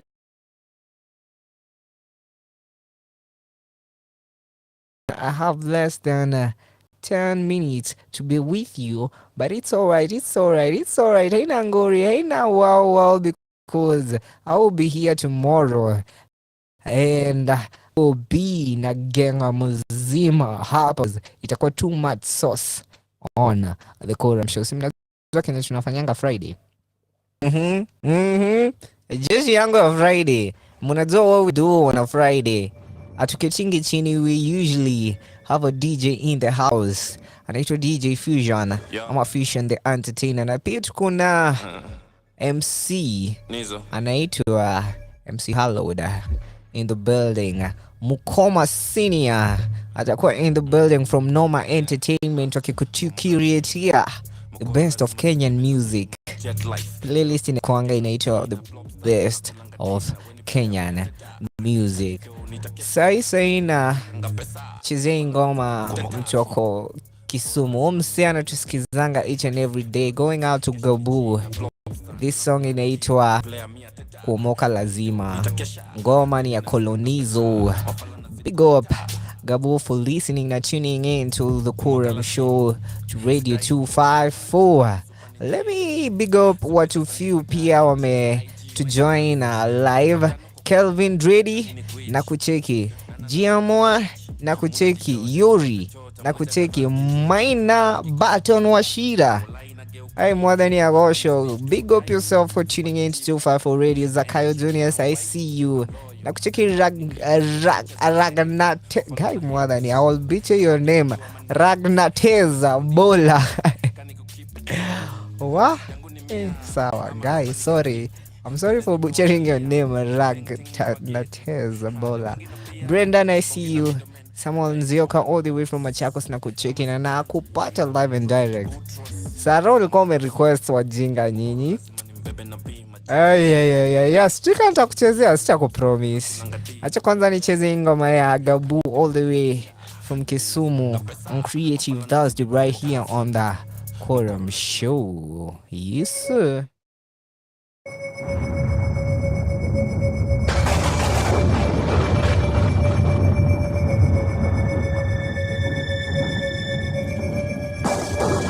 Yo.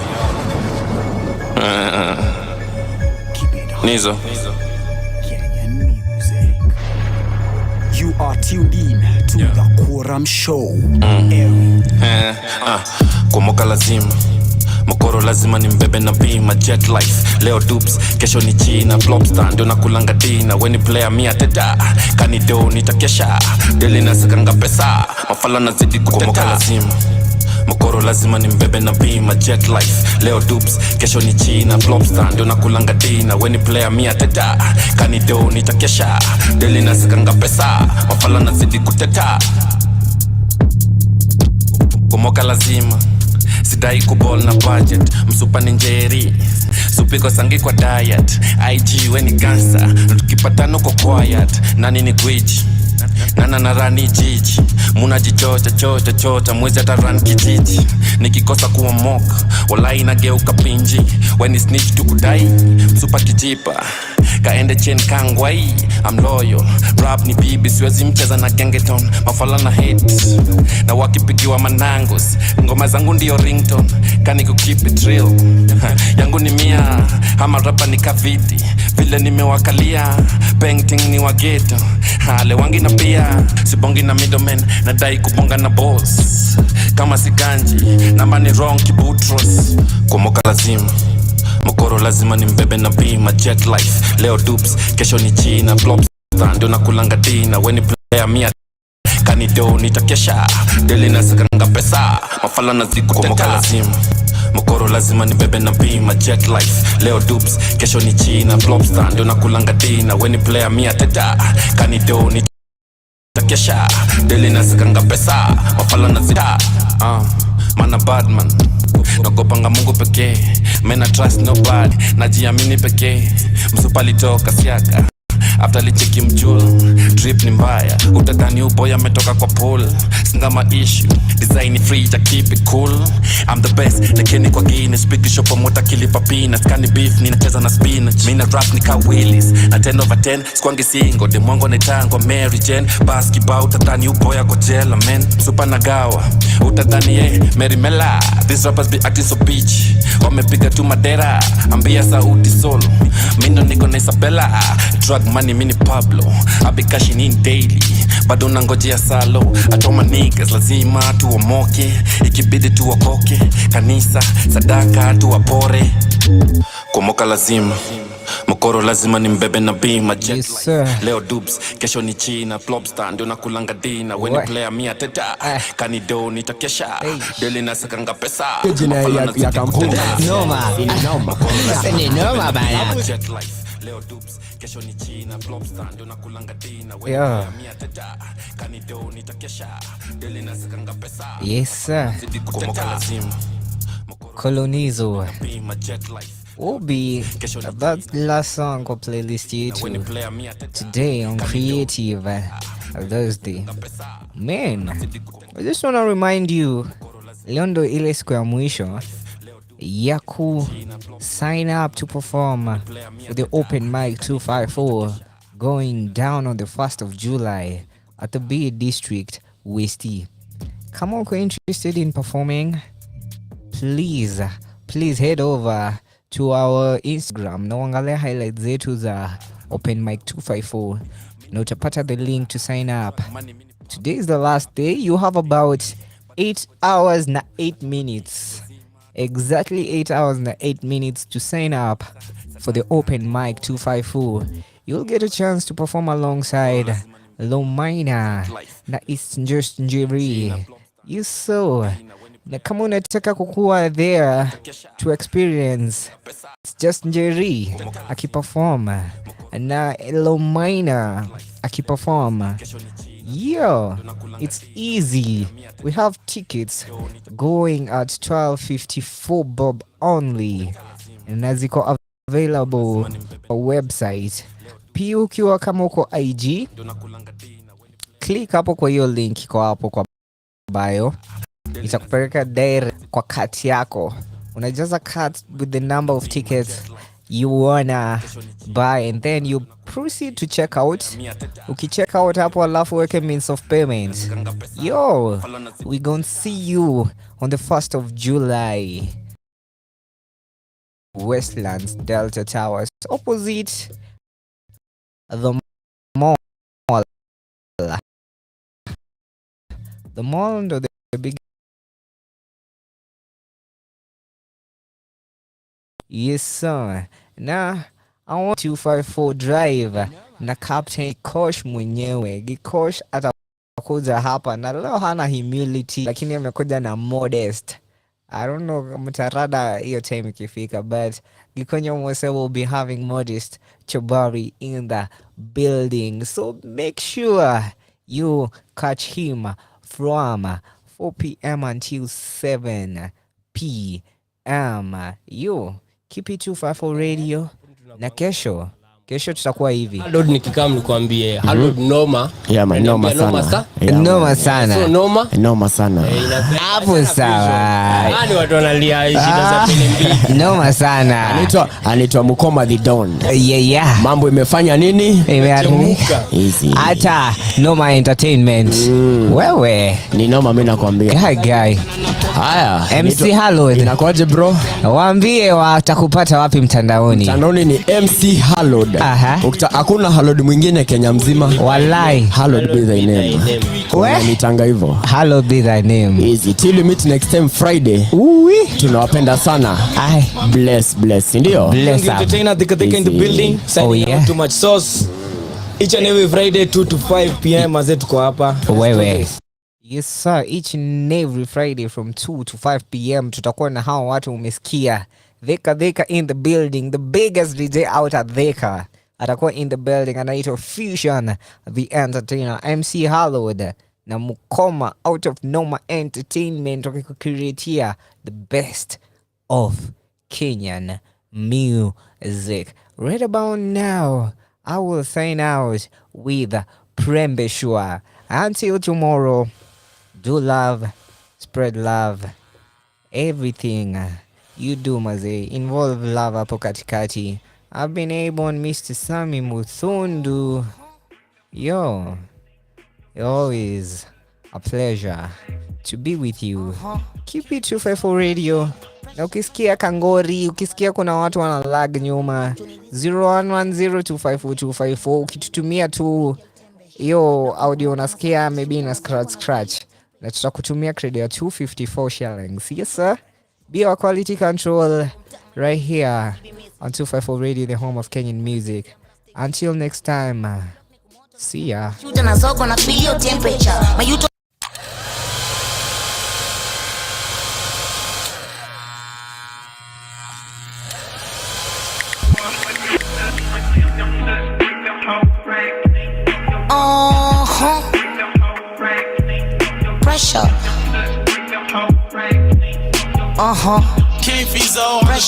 Pressure. Pressure. Mambaru wako juu ya usoro mtama ina juni riski vimezisha. Sikia kuna njege likangwa na rende ambrasta wiki alitembeshwa. Block ni kumoto na saka the shooter na zogo na feel your temperature. Mayuto meficha zabe tumacho kimbicho lalisho taprembeshwa. Mambaru wako juu ya usoro mtama ina juni riski vimezisha. Sikia kuna njege likangwa na rende ambrasta wiki alitembeshwa. Block ni kumoto na saka the shooter na zogo na feel your temperature. Mayuto meficha zabe tumacho kimbicho lalisho taprembeshwa. Pressure. Lalisho taprembeshwa. Pressure. Lalisho taprembeshwa. Pressure. Lalisho taprembeshwa. Mayuto meficha zabe tumacho kimbichwa lalisho taprembeshwa. Mafezi na temeshwa, rende meficha kumezesha. Juzi umbija limezeshwa, kimchezo madiwa kibebesha. Kama gera matemo ganaendesha, inflation ni jingo wa mpesa. Msinga lilaza kaprembeshwa, marideza mongo lipepetwa bro daylight. Extrajudicial kando ya zabia umbito, sundo mambigu kwa shingo na figo kashindwa kutoka kijiko. Keto jole foga simple, shika ndengo kingo jaga kifo. Minko vela na ngoja kinimfo, zero pressure tu wa mocho indo.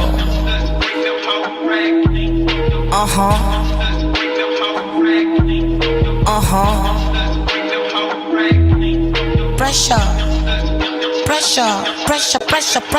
Mambaro kujia usoro mtama ino joni riski vimezesha. Sikia kuna njege likangwa na rende ya mrasta wiki alitembeshwa. Block ni kumoto na saka the shooter na zogo na feel your temperature. Mayuto meficha zabe tumacho kimbicho lalisho taprembeshwa. Mambaro kujia usoro mtama ino joni riski vimezesha. Sikia kuna njege likangwa na rende ya mrasta wiki alitembeshwa. Block ni kumoto na saka the shooter na zogo na feel your temperature. Mayuto meficha zabe tumacho kimbicho lalisho taprembeshwa. Pressure. Lalisho taprembeshwa. Pressure. Lalisho taprembeshwa. Pressure. Lalisho taprembeshwa. Mayuto meficha zaba tumacho kimbichwa lalisho taprembeshwa. Mahindra inapiga maraundi. Mamwera wa jingo likwara kuficho lishiko kaniko kalaundi. Nulizo majino kifinyo maniga unapigwa kamuzi yako sauti. Mali ya inchi sauna sauti bigi wa chichi. Bazu wa county hali ni show.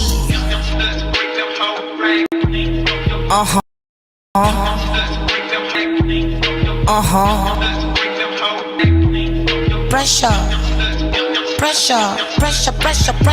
Mama Roko juu usoro mtama ino juni riski vimezisha. Skili kangwa na rende ya mraste wiki elitembeshwa. Block ni kumoto na saka shute na zogo na filio temperature. Mayuto meficha zabe tumacho kimbicho lalishuta prembeshwa. Baroko juu usoro mtama ino juni riski vimezisha. Skili kuna njegeli kangwa na rende ya mraste wiki elitembeshwa. Block ni kumoto na saka shute na zogo na filio temperature. Mayuto meficha zabe tumacho kimbicho lalishuta prembeshwa.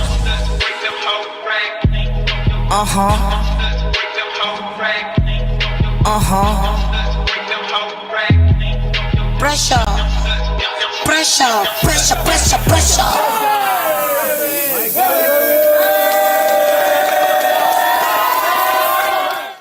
Msigalilaza kaprembe shua. Maride za mongo alipepetua broad daylight.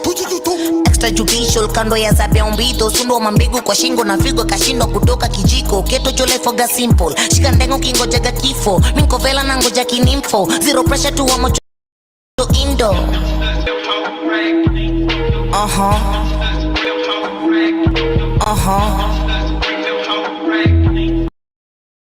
Pressure. Mamba rio soro mtama ino juni riski vimezisha. Skia kuna njege likangwa na rende ya mraste wiki elitembesha. Block ni kumoto na saka the shooter na zogo na filio temperature. Mayuto meficha zabe tumacho kimbicho lalishuta prembeshwa. Baroko juu usoro mtama ino juni riski vimezisha. Skia kuna njege likangwa na rende ya mraste wiki elitembeshwa. Block ni kumoto na saka the shooter na zogo na filio temperature. Mayuto meficha zabe tumacho kimbicho lalishuta prembeshwa. Pressure. Lalishuta prembeshwa. Pressure. Lalishuta prembeshwa. Mayuto meficha zaba tumacho kimbicho lalishuta prembeshwa. Mahindra inapiga maraundi. Mamwera wa jingo likwara kuficho lishiko kaniko kalaundi. Nulizo majino kifinyo.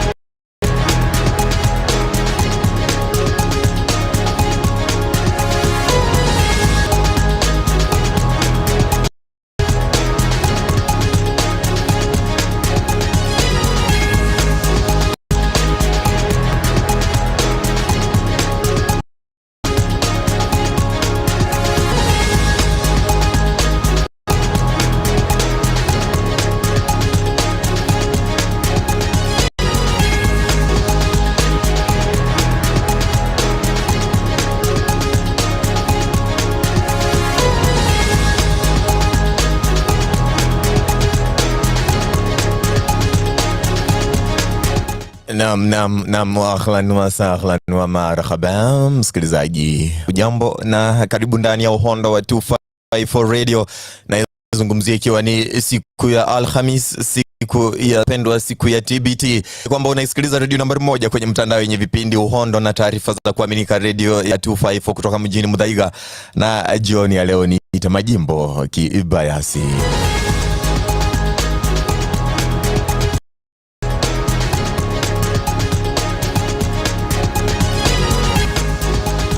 Na jioni ya leo, kando na kukuandalia uhondo msikilizaji wangu, ya kwamba ni kwa sababu ni siku ya TBT, siku ya zilizopendwa, ni ingependa ya kwamba tukaweze kuwatazama pia majangina ama majanajike wa zamani kidogo.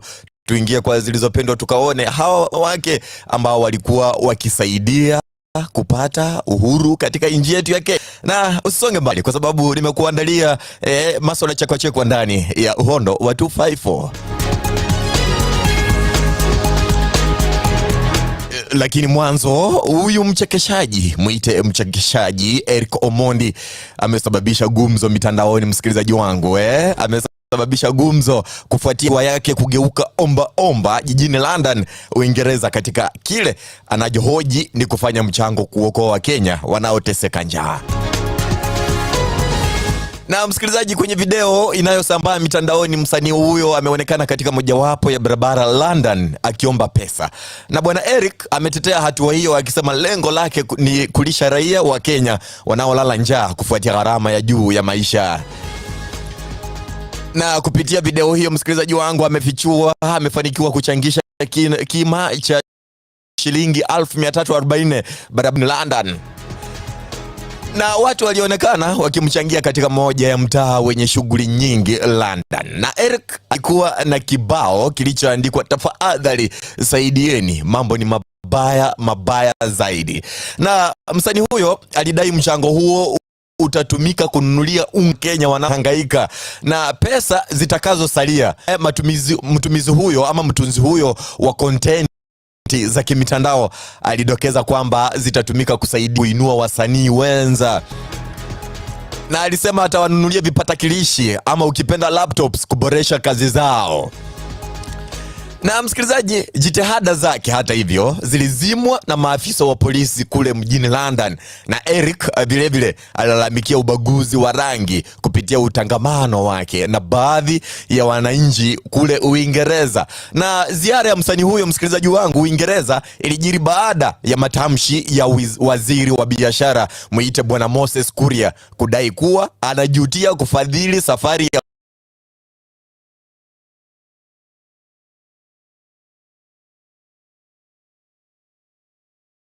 anamudu maisha ya raha yake mustarehe.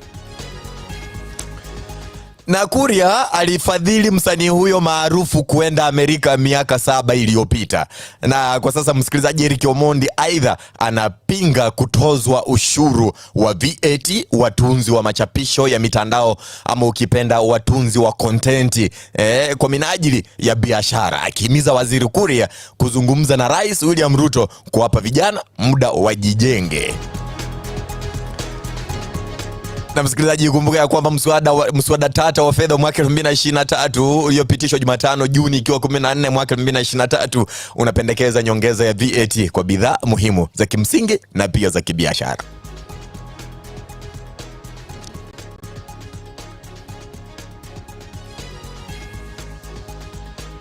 Na msikilizaji, tukiachana na hayo ya Eric Omondi tukaweze kuona wanawake ama majangina. Wacha tuwaita majangina. Wanawake ambao walikuwa na sifa za kutajika sana. Na kati ya mwaka wa 1888 na mwaka wa 1963 Kenya ilikuwa koloni ya Uingereza. Usisahau hilo. Na wakati huo msikilizaji wangu, nchi ilishuhudia mapambano ya muda mrefu ya uhuru, huku watu wakipigana na wakoloni kuikomboa nchi yao. Na wengi wa wahusika hivyo walikuwa wanaume, kwani wanawake walibakia nyuma kutunza nyumba, kulea watoto wao na kufanya kazi kwenye mashamba na masoko. Na msikilizaji, chini ya utawala wa kikoloni, wanawake walizidi kuchukuliwa kama wasio na umuhimu kwa mfumo wa kiuchumi, na mamlaka na ushawishi wao ulififia haraka miongoni mwa umma. Na msikilizaji wangu, licha ya ushawishi wao kufifia katika kipindi hiki, hata hivyo baadhi ya wanawake walisimama kidete na kuchukua jukumu kubwa katika safari ya uhuru wa Kenya. Na wao ni miongoni mwa wananchi wengine waliotunga na kuimba nyimbo zilizokejeli serikali ya kikoloni na kuwatia moyo wapiganiaji wa uhuru katika mapambano hayo. Na msikilizaji wangu, wengine walifanya kazi kama majasusi wa kupiganiaji uhuru na maumau kwa kuwapa taarifa muhimu ambazo hatimaye ziliwasaidia kuwashinda wakoloni. Na msikilizaji wangu, jioni ya leo hapa nina baadhi ya wanawake ambao jukumu lao katika mapambano lilijitokeza dhahiri shahiri. Na wa kwanza ambaye tutamuangazia jioni ya leo muite Mekatilili wa Menza. Na yeye ni mpiganiaji uhuru wa kike wa Kenya ambaye aliongoza watu wa pwani wa jamii ya Wagiriama kupinga utawala wa kikoloni wa Uingereza mwanzoni mwa karne ya 20. Na inaaminika kuwa alizaliwa Kilifi, pwani ya Kenya katika miaka ya 1840. Na wakati utawala wa kikoloni wa Uingereza ulipojaribu kulazimisha sera na sheria zao kwa Wagiriama, Mekatilili wa Menza alisimama na kuwapinga kwa ujasiri. Na msikilizaji wangu, aliamini katika mila za watu wake, wala hakutaka kuziona zikichafuliwa au kuvunjiliwa au kukomeshwa na Waingereza. Na baada ya kuwa mjane, aliongoza watu wa Giriama kuasi Uingereza ambao waliitisha uhuru wao kupitia kazi za kulazimishwa na kutozwa ushuru. Na msikilizaji wangu, uongozi wake ulichangia katika maasi mwaka 1913 na mwaka 1914, na licha ya kukamatwa mara nyingi na kufungwa gerezani, alifaulu. Na kilichofuatia msikilizaji wangu ni uasi wa Giriama ambao ulisababisha Mekatilili wa Menza kukamatwa na alifungwa jela katika eneo la Mumias kwa miaka 5. Na Uingereza hatimaye waliongeza udhibiti wa eneo hilo na kukubali matakwa ya watu wa Menza wa jamii ya Giriama. Menza alikufa katika miaka ya 1920.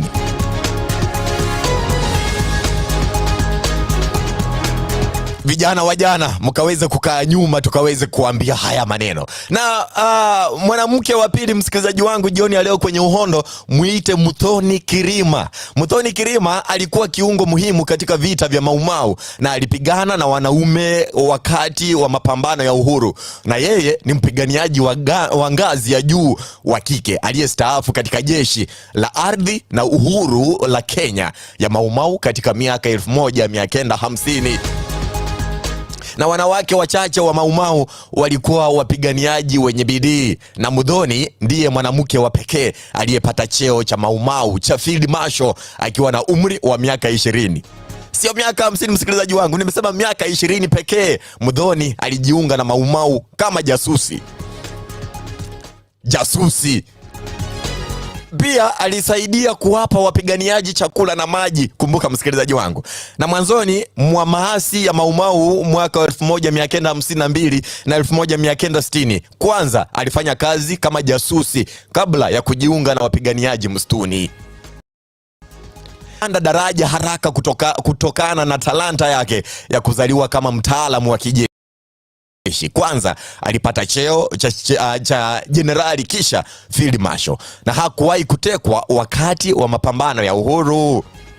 Na licha ya kwamba tayari alihatarisha maisha yake kwa sababu ya uhuru, Muthoni Kirima alitamani kufanya zaidi, na hivyo akawa mwanajeshi wa Mau Mau, na alidhibitisha dhamani yake ya kuwa marshal kwanza na wapekee, na ilibidi akubaliane na hali mbaya ambayo ilikumba Mau Mau waliokuwa wakiishi msituni, ikiwa ni pamoja na hali mbaya ya hewa, hatari ya wanyamapori, na bila kusahau kupambana na wakoloni. Na mpiganiaji huyu wa uhuru msikilizaji wangu mwenye umri wa miaka 93 aligonga vichwa vya habari mwaka jana baada ya kunyoa nywele zake zenye urefu wa futi 6 katika sherehe iliyoshuhudiwa na aliyekuwa mke wa Rais Mama Ngina Kenyatta. Na watatu kwenye uhondo jioni ya leo ni mwanamke muite Wambui Otieno.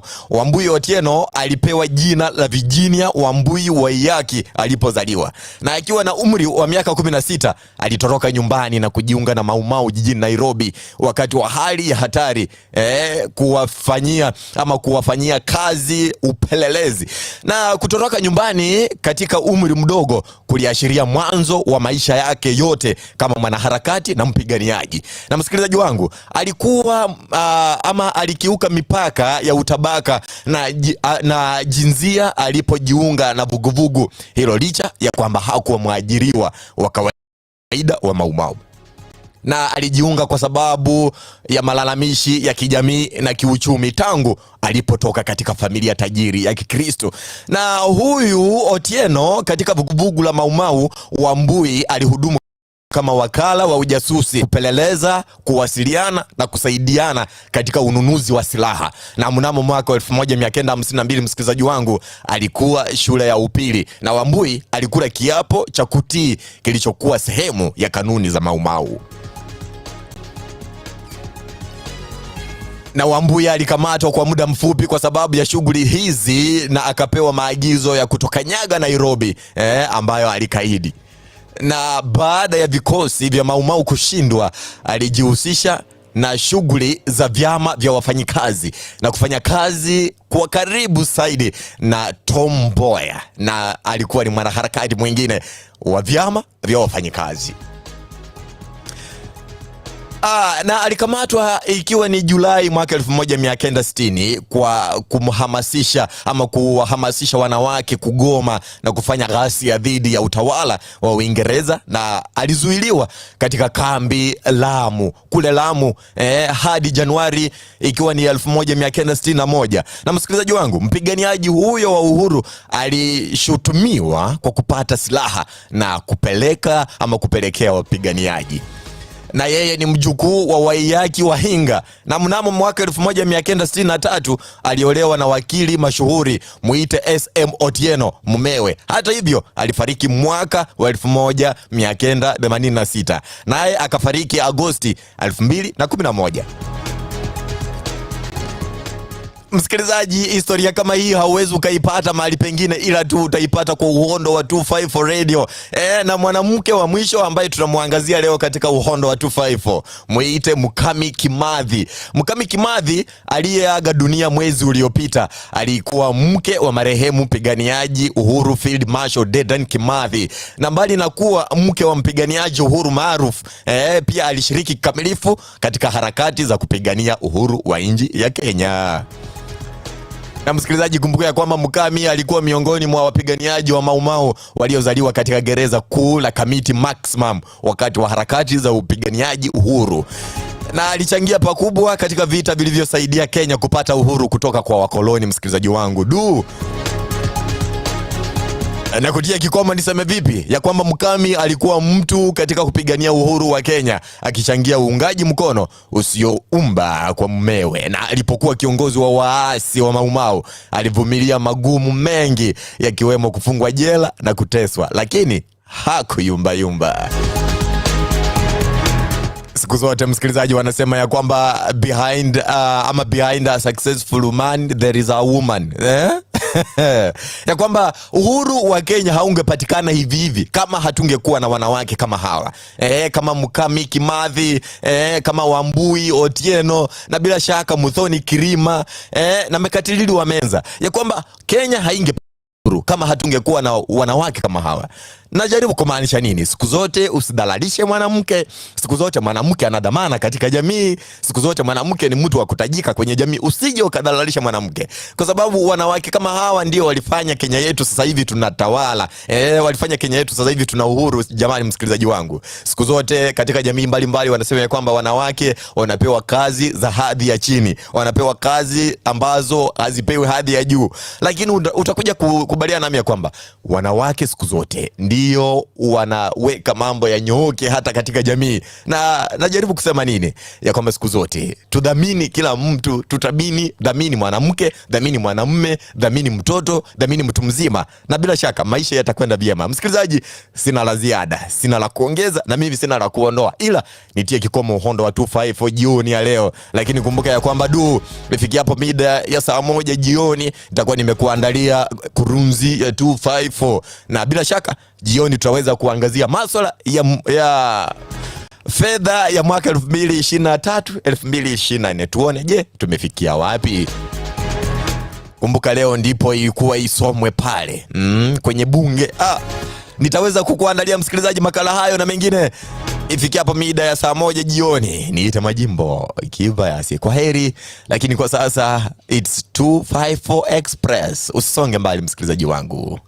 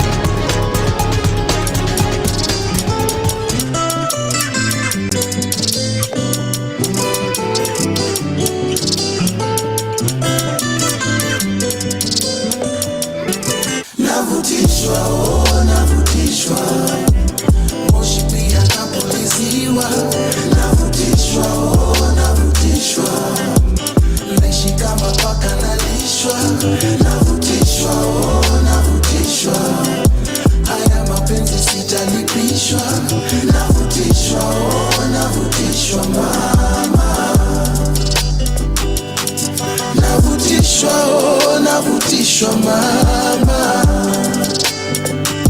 Sosi delivery, pombe kemikali, mapenzi halali, mapenzi legend. Nilikwanga silali, hapo awali Kanairo hakuna amani.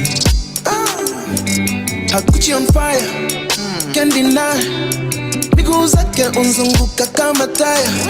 Akibend over, ni game over. Mwanga na sosi mpaka naitisha sosa. Na kulishwa matamu ya roho. Naogeshwa ngoza mbichi na valishwa kidogo tu ninyonyeshwe. Dredi zangu zisokotwe, shingo ni masajiwe. Nasanifiwa, naroliwa, kisha navutishwa. Navutishwa, navutishwa, moshi pia napuliziwa. Navutishwa, navutishwa, naishi kama paka nalishwa. Navutishwa, navutishwa, haya mapenzi sijalipishwa.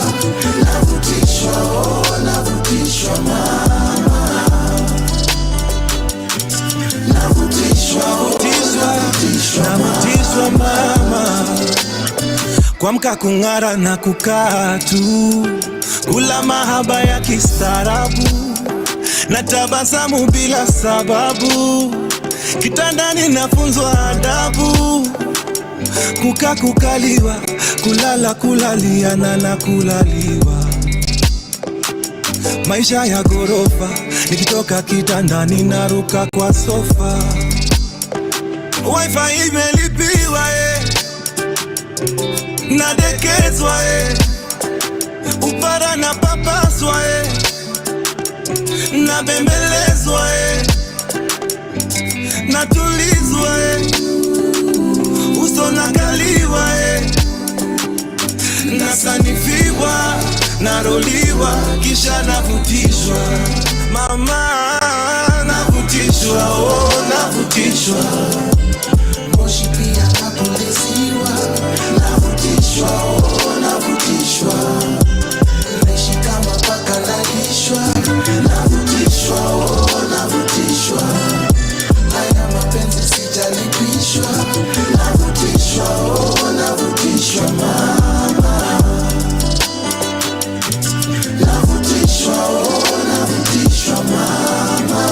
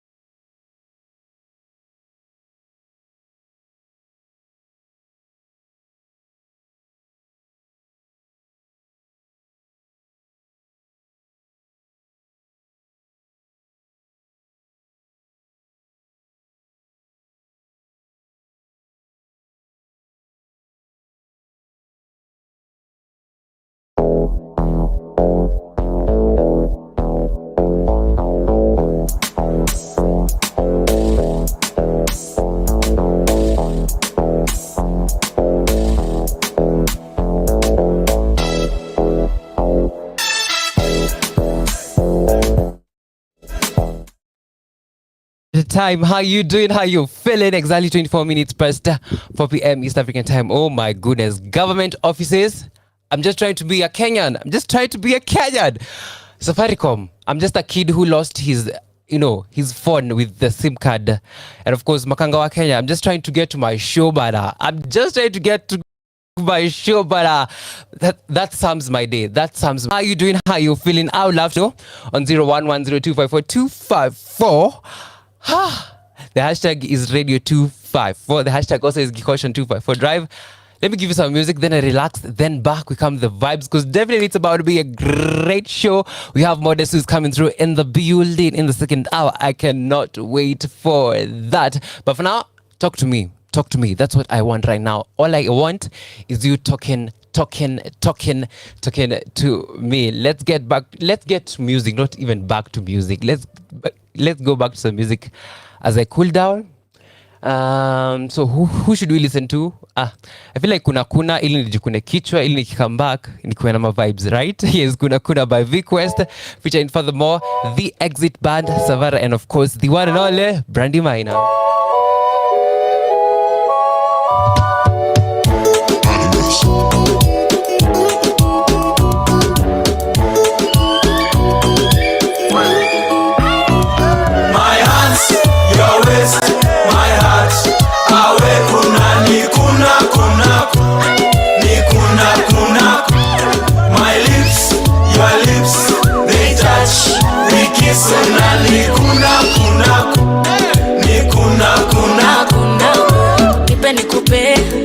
Come to the dance floor, babe.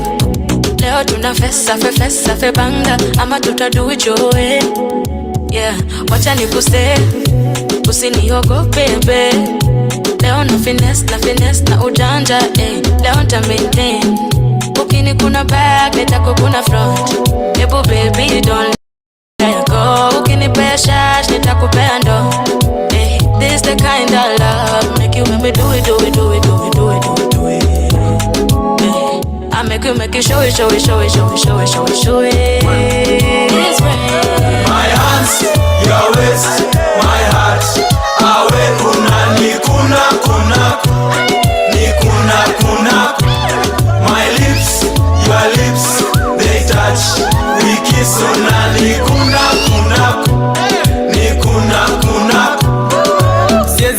Lewa sai, siezi toka club sai. Siezi kosa kuteka mpoa sai. Siezi baywa pombe alafu mini zirai.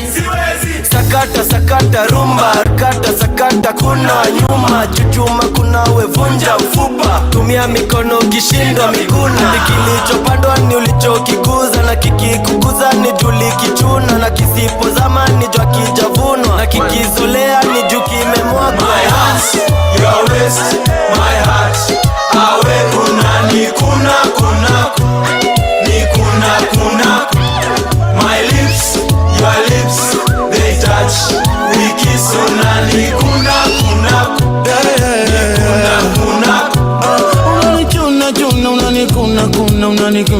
Unanibeba, yeah. Nashinda unanibeba, yeah. Mpaka ya Novemba, unanirunda, unanisunda, unanitunda mpaka baadaye. I don't know how I be lying. I got to sing and I cannot dollar. I got to move with the balambala. I can't believe my eyes. Lola. Hey, Lola. I'm Koroba. Boranda. My hands, your waist, my heart. Awe kuna. My lips, your lips, they touch. We kiss ni kuna.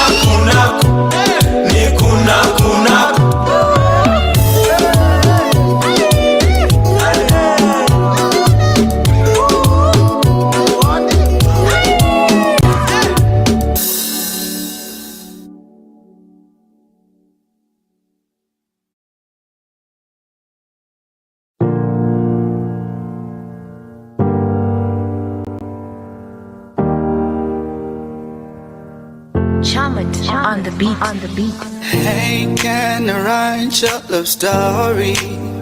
Be a lover boy, alafu kwangu baby ukuwe mpenzi. I could not have believed ningewahi kunasa kama wewe enzi hizi.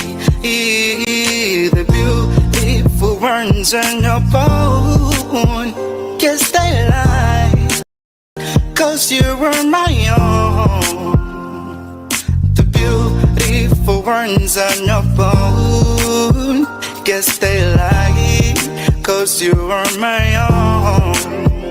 And I've been thinking about you and thinking about how I guess that without you, baby, my love is just somehow helplessly falling for you. Mimi wako mpenzi na tena chisi na siwezi jieleza kwako, mimi napendekeza kwangu, mimi unapendeza baby, nimekupeza. I promise together sitawahi kucheza.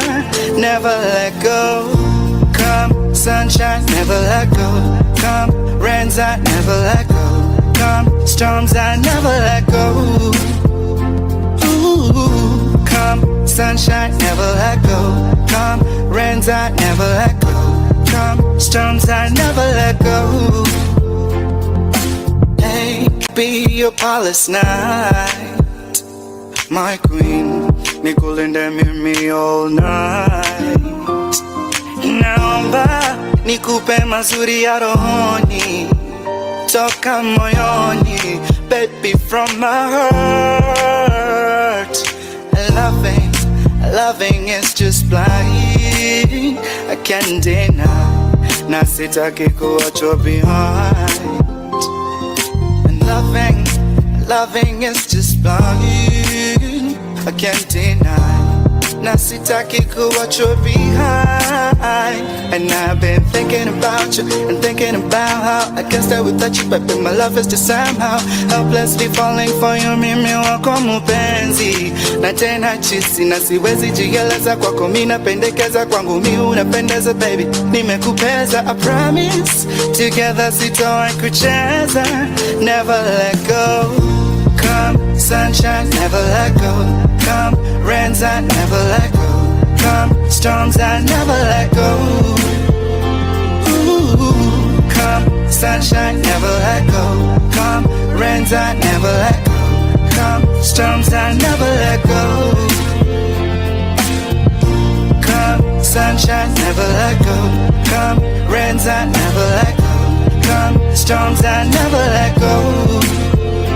Ooh, come sunshine, never let go, come rains, I never let go, come storms, I never let go.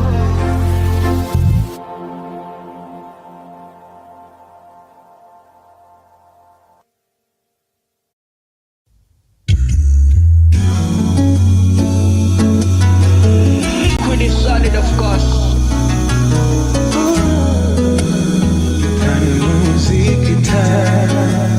Labda unafikiri uko poa sahi, eti vile hauni, sikutaka kukuweka chini, ningependa kitu wewe. Labda unafikiri uko poa sahi, eti vile hauko nami, sikutaka kukuweka chini, ningekupa kila kitu wewe.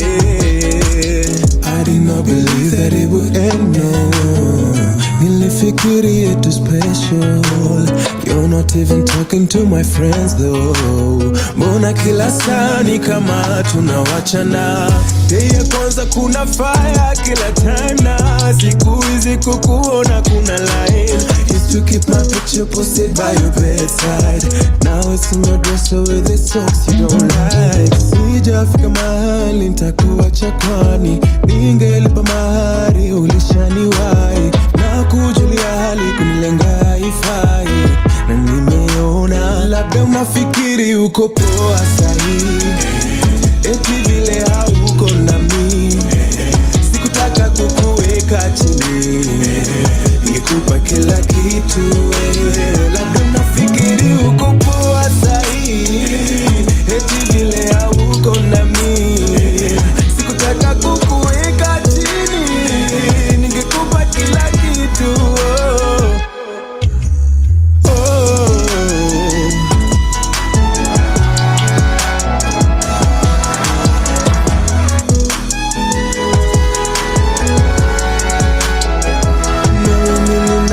tu kukuona, siku zimepita lakini ninakuota. Tell me, is there something inside the water? Amazing, na shetani zinanifuata. Juzi mama fu aliuliza, uko wapi kwani nilikukimbiza? Junguo zako tena zionekani, nikadanganya uko shule Amerikani. Oh, juu sijafika mahali nitakuacha kwani ningelipa mahari ulishaniwahi, na kujulia hali kunilenga ifai, na nimeona labda unafikiri uko poa sahi, eti vile hauko nami, sikutaka kukuweka chini, nikupa kila kitu, labda unafikiri uko poa sahi, eti vile hauko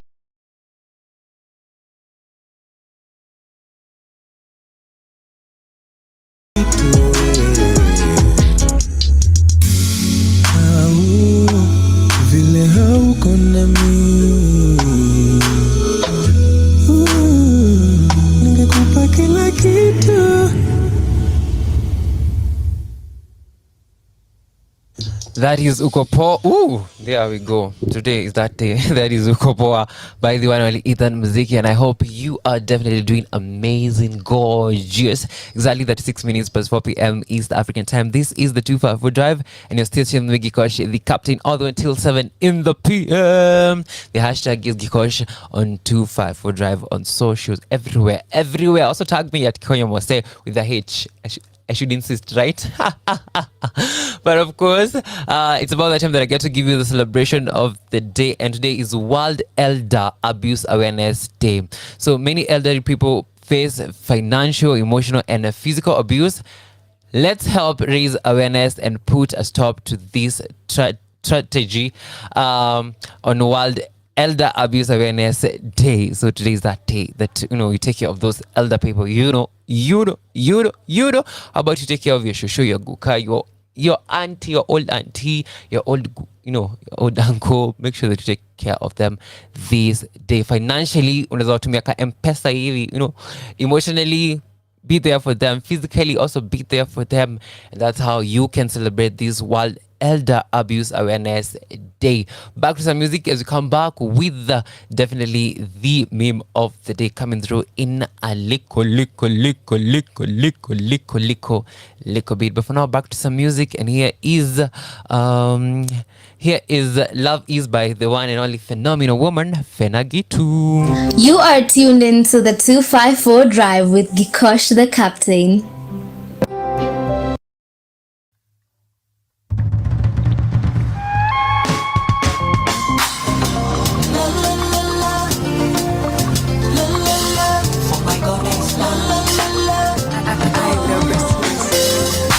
God, I stand, give him all the praises that I get to live to see another day, yes. For my fake gold diamond pieces, I just really want to thank you, Jesus. Things been better, dripping butter.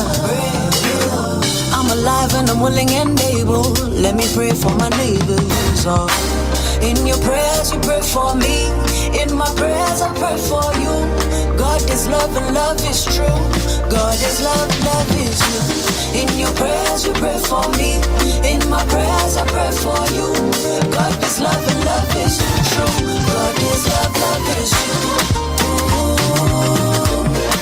Oh, love is you.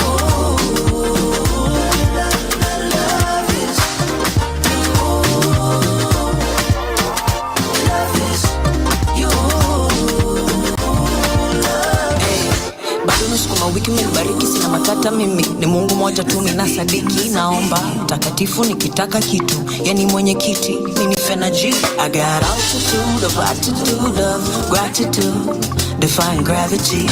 Nothing else matters, vanity is vanity. Hey.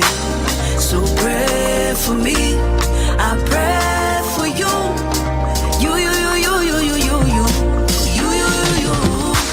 In your prayers you pray for. God is love and love is true. God is love, love is true. Oh, love is you.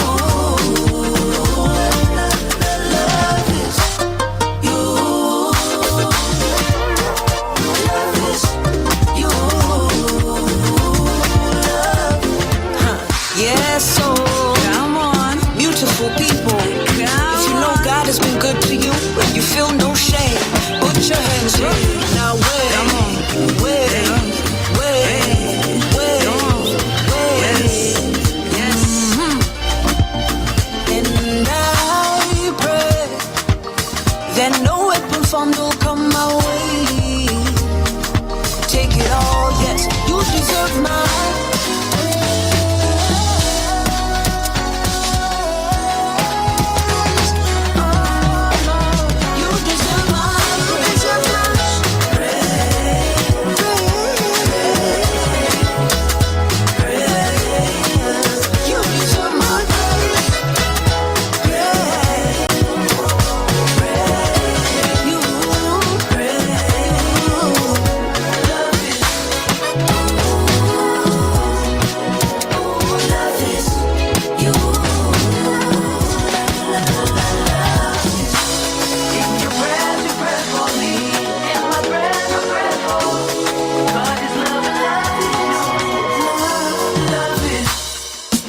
Who doesn't love engagement? Me, I love engagement, and that's why I want you to engage with me on all social media platforms. That is at Radio 254 online, kwenye Twitter 254.radio, kwenye Instagram kwenye Mose kila mahali. Ama vipi, twende?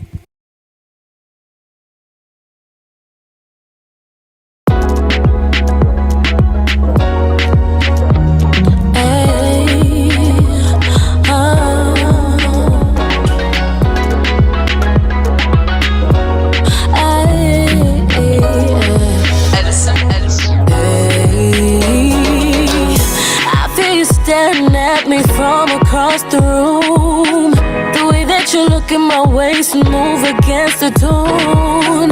You look like you wanted to dance, so I did assume. Can get me a drink and let's dance across this room. Come see the way that I shake. Work off my back on my waist. Give you a good time, give or take. Then take me back to your place. Come see the way that I shake. Work off my back on my waist. Give you a good time, give or take. Then take me back to my place. I just want good vibes, I just want a good time. I wanna have a late night, cause I ain't sleeping no time soon. I just wanna have chill vibes, just another fun night. I wanna have a late night, cause I ain't sleeping no time soon. No time soon. I'm soon. Show me how you want it. Show me how you move to the bass of the beat, to the rhythm of my hands, to the echo of the hits. Show me how you want it. Show me how you move to the bass, to the beat. Ooh.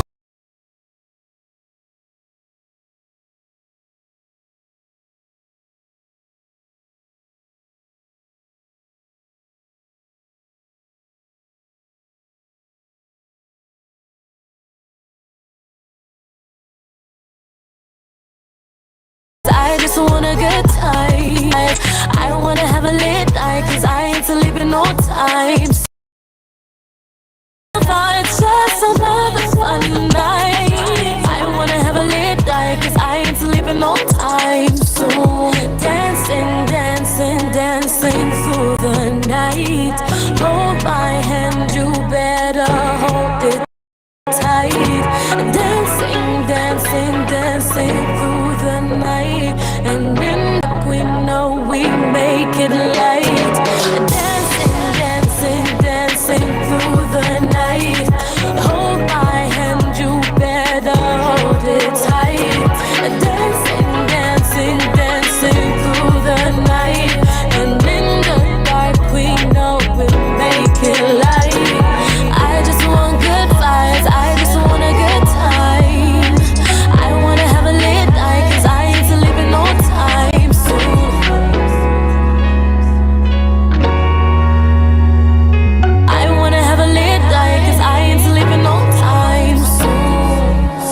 Well, me, I'm sleeping soon. Daria Kish coming through with the vibes. You're not sleeping anytime soon. What? Me, I'm sleeping anytime soon. With 5 minutes plus 4 p.m. East African time. You're still tuned into the 254 Drive, and I hope you are having a fantastic Thursday.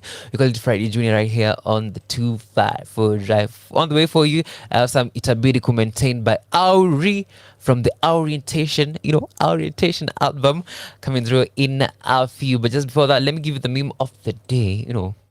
Today's show ni ile show. Ile show tunafanya research tukiwa hapa.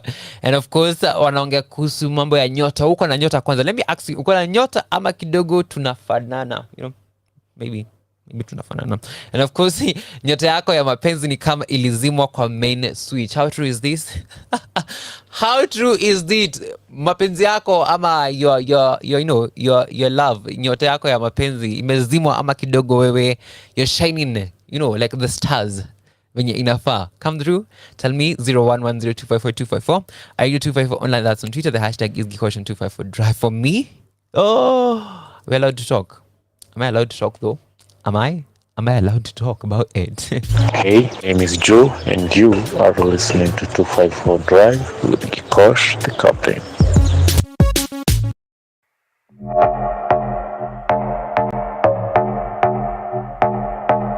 Mr. Speaker, sir, give them the sound. Like Woza, like Woza, yeah. Who could 254 with the 25 glory, baby, and Bendodi on the beat. Feel strength when your brain nimegusa membrane. Charlie amebeba fimbo nimem nickname Kane. Let's get acquainted. What your name is? Itabidi nime maintain. Walichukua picha wakitry kuniframe na tambua end game. Stay ahead in my lane, insane. Itabidi nime maintain my flame. Bio ita made daylight. Come get silly. Cheza vile. Spend $1 million on me. Pay $1 billion on me. Mini taxi, enticing, tantalizing. Mess around, I'ma just be a wifey. Bang a rank through your soul and your psyche. My flow though so retro, like big classic afro. Look up my credentials, the record reflects. I get paid in my checks, intellectual flex. Now open sesame, says a who says a me. Now tembe you're not person, I still pen the hottest verse. 2-5 flow, it's a message for the universe. Should you touch a nerve, I will kick you to the curb. Poetry's my way with words, in case you never heard. Bringing the urban in a suburban, rocking turban, sipping bourbon, living suburban, yeah man. Nimeshindwa tu kumaintain. Unangoja nini bro, it's a make day. Who's around the dope, then I ain't giving you a rush of Superman, no. Mimi sita maintain. Beyond, it's a mayday.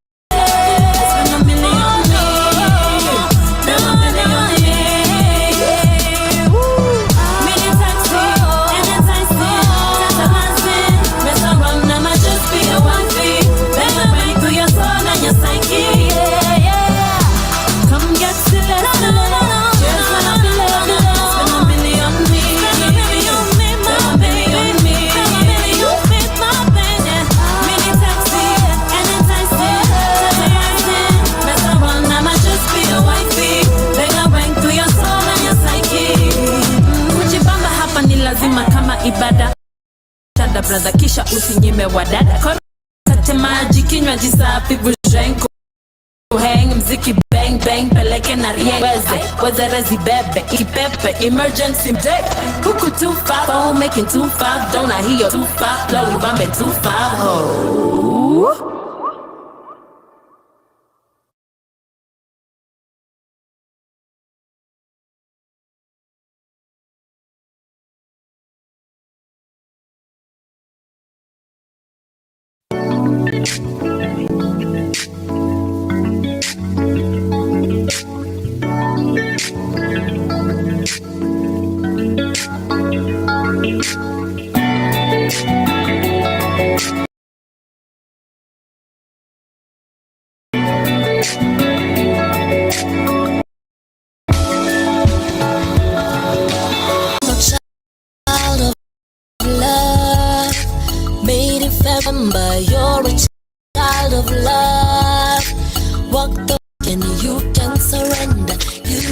impossibility of heaven on earth.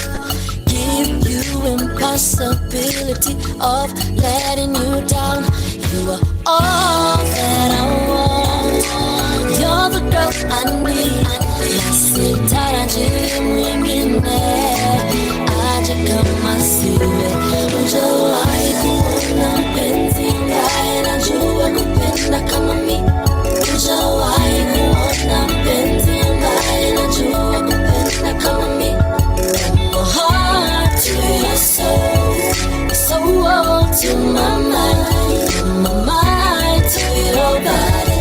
Hujawahi kuona funny Valentine, pingles on my pens, sentence to life. I give you guarantee. I come with a lifetime warranty. You can break me in every way. I'm in shock with the love. I am more that you want. I'm the guy you need. Hutaraji mwingine aje kama simi. Hujawahi kuona, hujawahi ona. Hujawahi kuona mpenzi ambaye anajua kupenda kama mimi.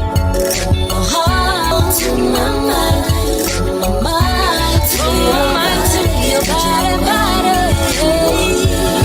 You can call me any day, online anyway. Call me any place. You can call me any day, online anyway.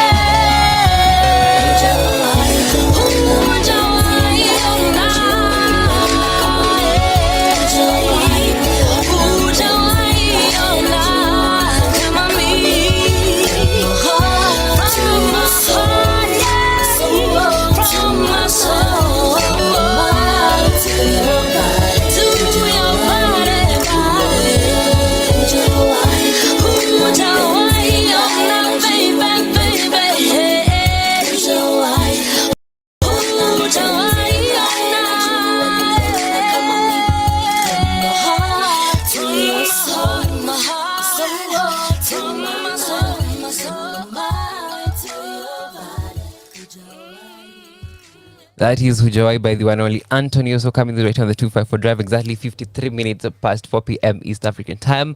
How about I give you another song, then I come update you on the weather as we get ourselves to get the interview that is coming through in a little bit. But for now, here's the remix of Usini Ringie, of course, Usini Ringie by Motoria, the movement, the movement, and of course, Chris Kaiga on this one, and I hope you definitely enjoy it.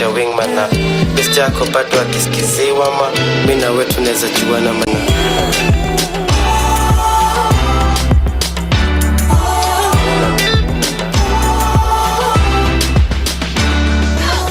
I've been looking at you for the longest time. Now my why's so hard to make you mine. I don't know much, but you're the kind of girl, a little crazy. You're the kind of girl who's a little freaky. You're the kind of girl I'm taking home tonight. And I'm the kind of guy you've been avoiding. I'm the kind of guy leo mchokozi. I'm the kind of guy you're dreaming of tonight. So usiniringie, nipatie. Hakuna haja ya kuargue. Usiniringie, nipatie. You don't have an early morning come through. Usiniringie, nipatie. I hope kwanza leo huna curfew. Usiniringie, nipatie. Choma duado kimaliza kuringa utona na kutosha poka toja umepima. Demo na bonga, demo unabambika na kubeba na mistari, hizi lines ni mapika. But kama the matrix yo frige imenichanganyisha. Nika exam sijasomea jo siwezi pita. Na sura yako imekubali kamse anaitika. So mrembo ikiweza ningedai jo kukeep in touch. I can control this lazy. Work has been so crazy. And I know you feel the same. Usiniringie.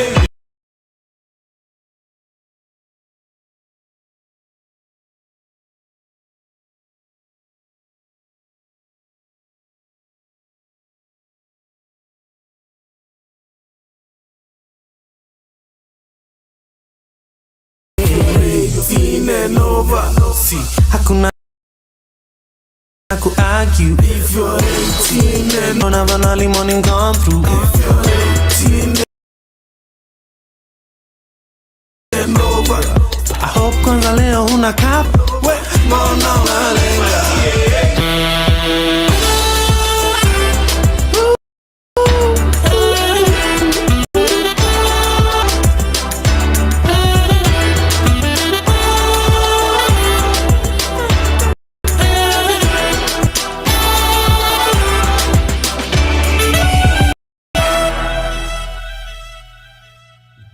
Usiniringie Wagwan by Mutoria right there, coming the right on the 254 drive. Only 56 minutes plus 4 p.m. East African time. Time to update you what's happening in terms of the weather. Should I start with Nairobi? Leo Nairobi umenitesa, but you know, I'll start with you. 21 degrees Celsius, and of course it's mostly cloudy and storm. Oh, there are storms, and the storms expand at around 6 in the p.m. What's happening? What's cooking?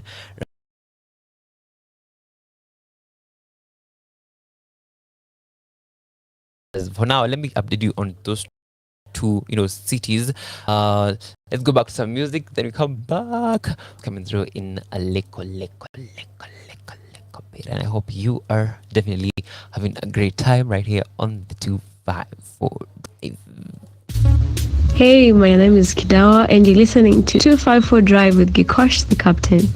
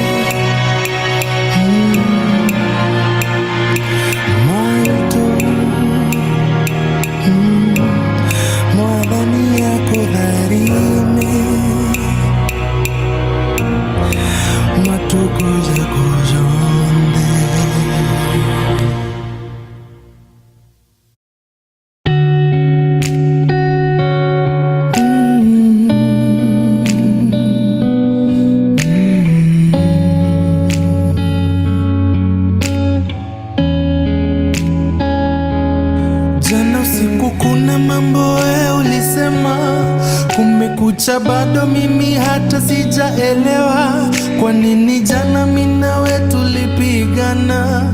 Kwa nini jana mimi nawe tulibishana?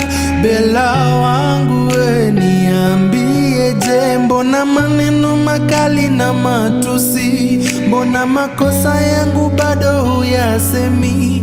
We're raising voices paka hatuelewani girl. I don't think that this is right, the way you and I always fight. And I don't think that this is how love is supposed to be. And no matter how hard we try, every night feels like it's war.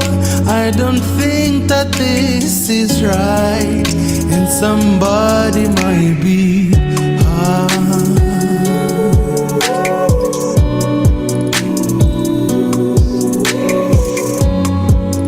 I don't think that this is right, and somebody might be hard. And if we ever fight in love, nobody should be hard. Honestly, mina kupenda nini kamani ninanga udisembana, kumbuka vile kuliendanga. Kwa nini kila kitu nafanya kisiri siri, na nikikuuliza ni kama unanilenga? Do you ever think of me? Siku hizi hunifikiri nikijam shikili, cause excuses kill us. I ask you where you are. Jana usiku kweli nilikuwa nimechoka, hasira nazo zilikuwa zimepanda. I'm sorry baby, this is over, 'cause I don't think that this is right, 'cause somebody might be hurting. Nobody should be hurting. Nobody should be hurt. Nobody should. Oh no, no, no. Yeah. Nobody should be hurting. Nobody should be hurt. And if we ever fight in love, nobody should be.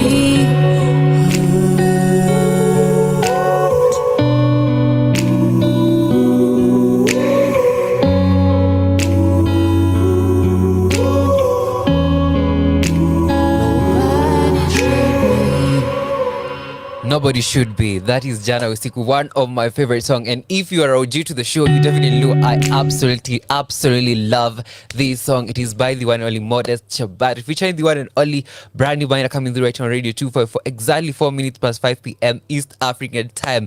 And let me tell you guys, mnajua mmeona kwa social media nimekuwa nikisema nini. Of course, it's not every day that we get to interview, like exclusive. It's not every day. And when we get the chance, we definitely brag. In the building, I have a nominee of Kalasha. You know, Kalasha, man. Like Kalasha. He is multi-talented. If you also listen to the show, the time I was with Shiko, I call her Shiko all the time. And niambanga nimite Lean. And of course, we were doing the show. And of course, we talked more about Modest, how he is multi-talented. He's a sound engineer. He's a producer. He's a singer. He's a songwriter. Hadi tukasema si atugawe anything. But in the building, give me some drum rolls. Pa. We have the man himself, the one and only Modest Chabari in the building. Umenipea such a heavy intro. Unajua, see, it's not every day that we get exclusive. Just like humble. How are you? I'm doing good. You? I'm amazing. Nairobi imenitesa leo, but we move regardless. Yeah, for sure. Kwanza kuna baridi. We kuna baridi man. We nakaa una mtu kama mimi. We unateseka kuteseka. It's just like only good music that keeps us surviving, Yeah, for sure, fam. But I'm happy to be here, my G. It's been a long time I'm coming. Coming, First time man. at Radio 254 and it's Of all the okay. other people, Modest, Ajay kwa Radio 254. I don't know who to blame. Yeah, but we're here now. We are here now. How is your June so far? Hey, it's been good. It's turning out good.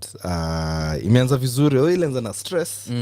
At the beginning of the month, it was a bit tricky. Now preparing for everything that's about to come in just a few hours. If you know, you know. Yeah, if you know, you know. But yeah, I guess it's part of the journey. But I'm living a good life right now. I'm so happy. Dope. Love to hear that. Love to hear that. Now let's start off easy. Let's do. Who is Modest Jabari? If someone came through and asked, who is Modest Jabari? I'm not sure I've said some things. Maybe I've left some things out.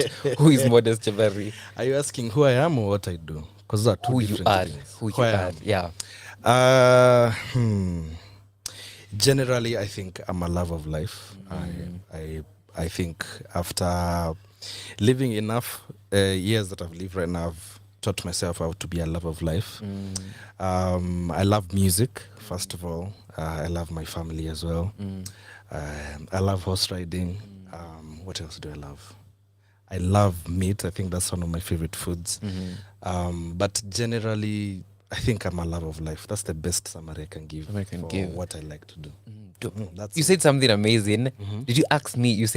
Did you ask me who I am or what I do? Because I asked people, who are you? They tell me I'm a radio presenter. I also answer that. That's a good lesson I've learned. Yes. You're already learning. What do you do? What do I do? Okay. I'm a sound engineer. I'm a film composer. I'm a music producer as well. I'm a singer. I'm a songwriter. I'm a performer. I'm a photographer as well. What else? All these titles are now vanishing. Yeah, but I think generally I'm a creative. You are a creative. It depends on which field that I'm needed, but mostly in the music field up on your niche. Yes, sir. Oh, before you became all of those things, you know, you were born somewhere, you went to school somewhere. So take me back to them days. Give me back your background. Me kwanza misi mtu wa Nairobi. I am not a born town at all. Shock me. Mimi nimetoka Meru. Umetoka. Oh, now I understand. I was born and raised in Meru, although I've studied study from Meru all through primary. Then I came to high school in Nairobi, Moi Forces Academy. Then I went to Daystar University. What did you do in Daystar? I studied public relations. Hey, imenihepa kidogo. Kidogo tu ikuhepa hivyo. Yeah, kidogo ni yeah, but I did public relations. And how was life growing up in Meru? Okay. Do you want the long version or the simplified one? anything you want to give. I think for me, my childhood has been very interesting. Yeah. Because I was a popular kid, but I wasn't popular for the right reasons. Tell me, do you want to tell us why you were popular? It wasn't also for all the worst reasons. But it's because of my name. So in Meru, people are just like, what? Ati, what's your name? Because you know now when I say an accent. They're like, who? Morris? Moses? And then I have also like a birthmark on my face. And at the same time, my dad is ex-military. So all the kids used to, if they were introducing me, they'd have to be like, unajua like kijana mwenye ako na ile jina ngumu. If someone can't remember, like the guy with the black patch. Yeah. Or then they'll be like, ule babake. Yeah. So now I was so popular, but then it was always for all the reasons that I had nothing to do with me. But it was a very interesting experience because now, as a kid, I'm so innocent. I don't know why everybody all of a sudden wants my attention. You're like, why? Yeah. But then over time, I kind of got used to it. Although now towards high school and campus, I now started to just run away from all these same things that made me who I am because of fear. But now we're back. We're back stronger and stronger and stronger. You mentioned about name. Is Modest your real name? Yes. Modest Chabari. Modest Bundi Chabari. The name's officially on my ID. On your ID. Oh, now do ati Modest Meru. How? I know. Like I don't even understand because most people when they don't even think I look Meru. You don't. West Africans, Ugandan. Kijana Meru hapa. Mtu wa Meru hapa. Let me know one memory that you're super proud of. One memory that you remember from childhood. That I'm proud of. Yeah, you're proud of. Maybe. Yeah, you're proud of.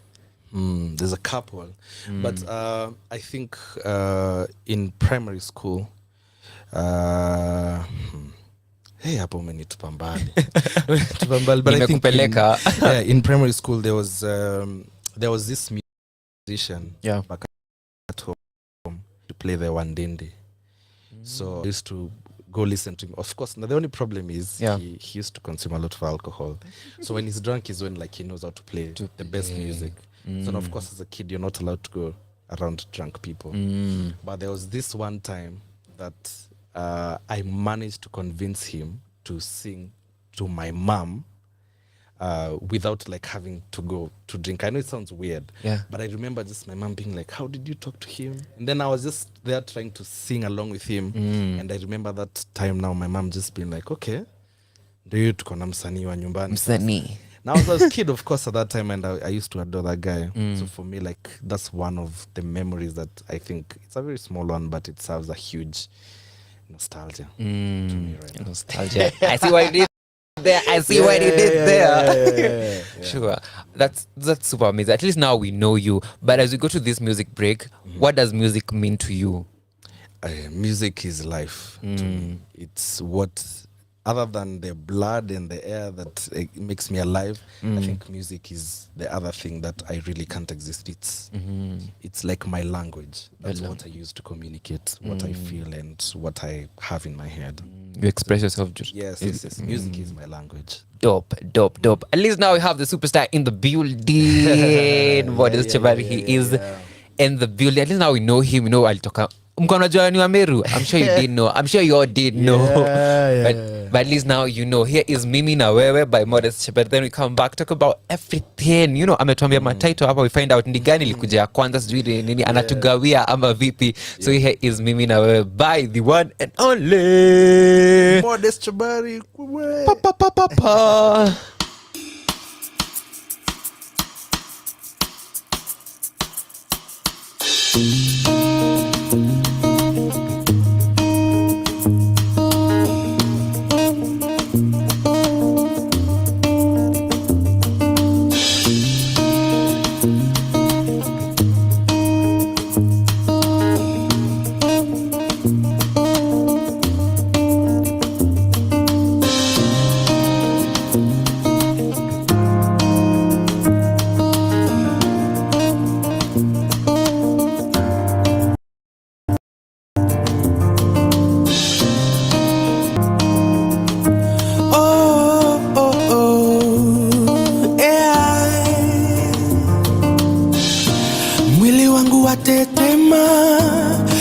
Unaponikumbatia wengi wa kupigania jusura nayo kabarikiwa figa yako ya kishua busuna wengi wanigombanisha jumoyo wako nimeuteka fikira zako nitazilinda hisia zako nitazichunga na wakiwashwa na penzi waambie tunapendana mimi na wewe kesi baadaye hatutoachana mimi na wewe hata waseme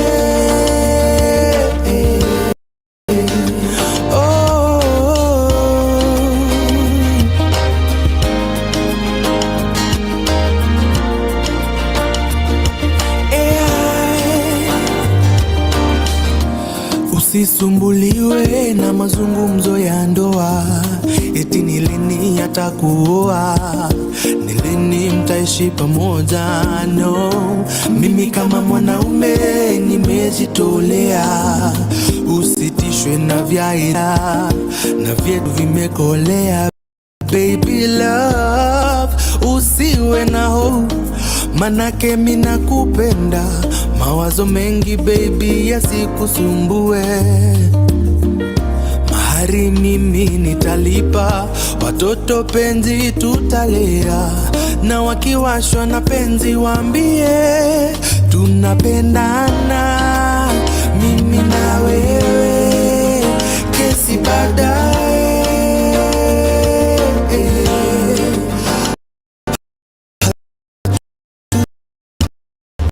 Tuachana mimi na wewe,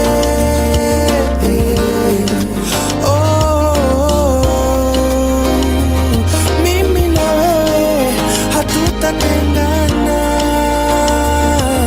kwa dhiki na faraja tutapendana, na hata waseme kosana,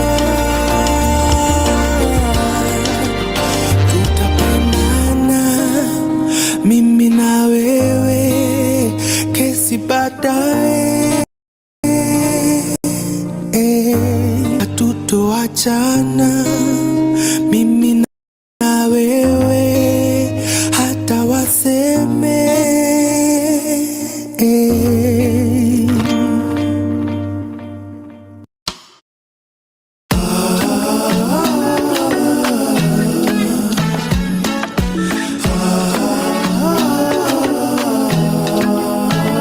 When you said that you were gone, I never thought of moving on, and now I see you having fun, and now I'm feeling insecure. Saa zingine niko sawa, sometimes I feel like coming over, but I'm scared to take a chance, in case you have somebody over. What's the secret to this misery? Or am I doomed till eternity? Yeah, nikikumbuka vitu tulifanya in the backseat of the Uber, kila weekendi tuliserereka pamoja lady. Girl, I miss you, girl, I miss you, girl, I miss you bad. Girl, I miss you, girl, I miss you, girl, I miss you, girl, I miss you bad. Can we go back to the start? Cause I miss you, we both had.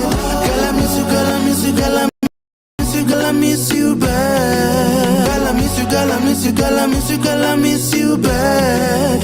Come back to me, mama. Ooh, come back to me, mama. Nothing is permanent. I guess it's time to move on. Time waits for nobody. Time waits for nobody. No, no, no. I wish I never missed you. I admit I still. I wish I could, but it's getting hard to. And two wrongs net. When I lost you is when I realized there's a few things I need to. I'm stuck listening to sad songs. Baby love, no one can be above you. You know I love you, don't know if I deserve you. Nilikuhat, nilichezanga chafu. Mpenzi wangu, how can I make it up to you? Girl, I miss you, girl, I miss you, girl, I miss you, girl, I miss you bad. I miss you, I miss you. Girl, I miss you, girl, I miss you, girl, I miss you, girl, I miss you bad. Can we go back to the start? Cause I miss you, we both had. Girl, I miss you, girl, I miss you, girl, I miss you bad. Girl, I miss you, girl, I miss you, girl, I miss you, girl, I miss you bad. So come back to me, mama. I miss you, come back to me, mama. Ooh, love, can we go back to the start? Cause I miss you, we both had. Girl, I miss you, girl, I miss you, girl, I miss you, girl, I miss you bad. So come back to me, mama.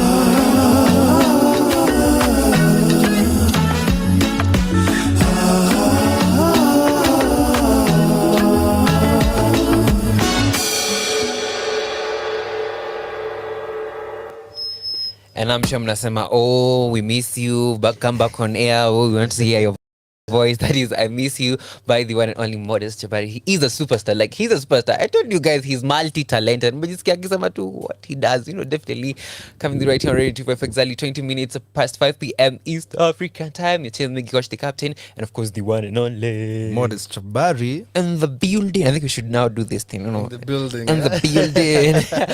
Modest. Yes. You mentioned a lot of things that you do. Yes. I want to know which came first and which came after. Like, take me through like how it unfolded. So initially I really wanted to be a singer. In high school I used to play the piano, and like I used to lead the school choir, yada yada. But then now I was very, very much interested in being a singer. But the first experiences I had as a singer in studios was the ghetto. It was the ghetto. So I was just like, you know what? If no one wants to help me figure out how to be an artist, I'm going to learn how to produce music. Right? At that time, I didn't even know how music was being produced. Honestly, I thought that music only comes from church. Like that's for you to make music, you have to go to church and find a way to record it. But then one day, there's a cousin of mine who was a DJ. So I saw him like randomly on his laptop just akitumia Fruity Loops. Right? I was like, wait, what? Is this how music is made? And from there now the interest grew. I started learning now production. I was just at that time kitambo YouTube haikuwa imeingia bado. So I was just trying to just guess and figure out what's happening. So I learned production first. Then when I got good at it, I was still struggling now with my confidence as being an artist. So I kept on just hiding behind the curtains over there in the name of, I'm just a producer. I don't want to be an artist. Yada, yada, yada. But then now the urge of being an artist just kept on growing bigger and bigger and bigger and bigger. But I was never really giving it so much attention. So then I convinced myself that I need to pick up a new interest, which is film composition. Because when I watch movies, for me, I don't listen to the story. I do, but like it's not that much. But the music intrigues me a lot. So then now I grew some more interest in film as well. But then still the urge of being an artist just kept on growing bigger and bigger. And until now I was just like, okay, fine, let's do this. I'm ready to focus on being an artist kabisa. I'm not putting all these other things aside, but for now I'm focusing on being an music. Artist. Dope.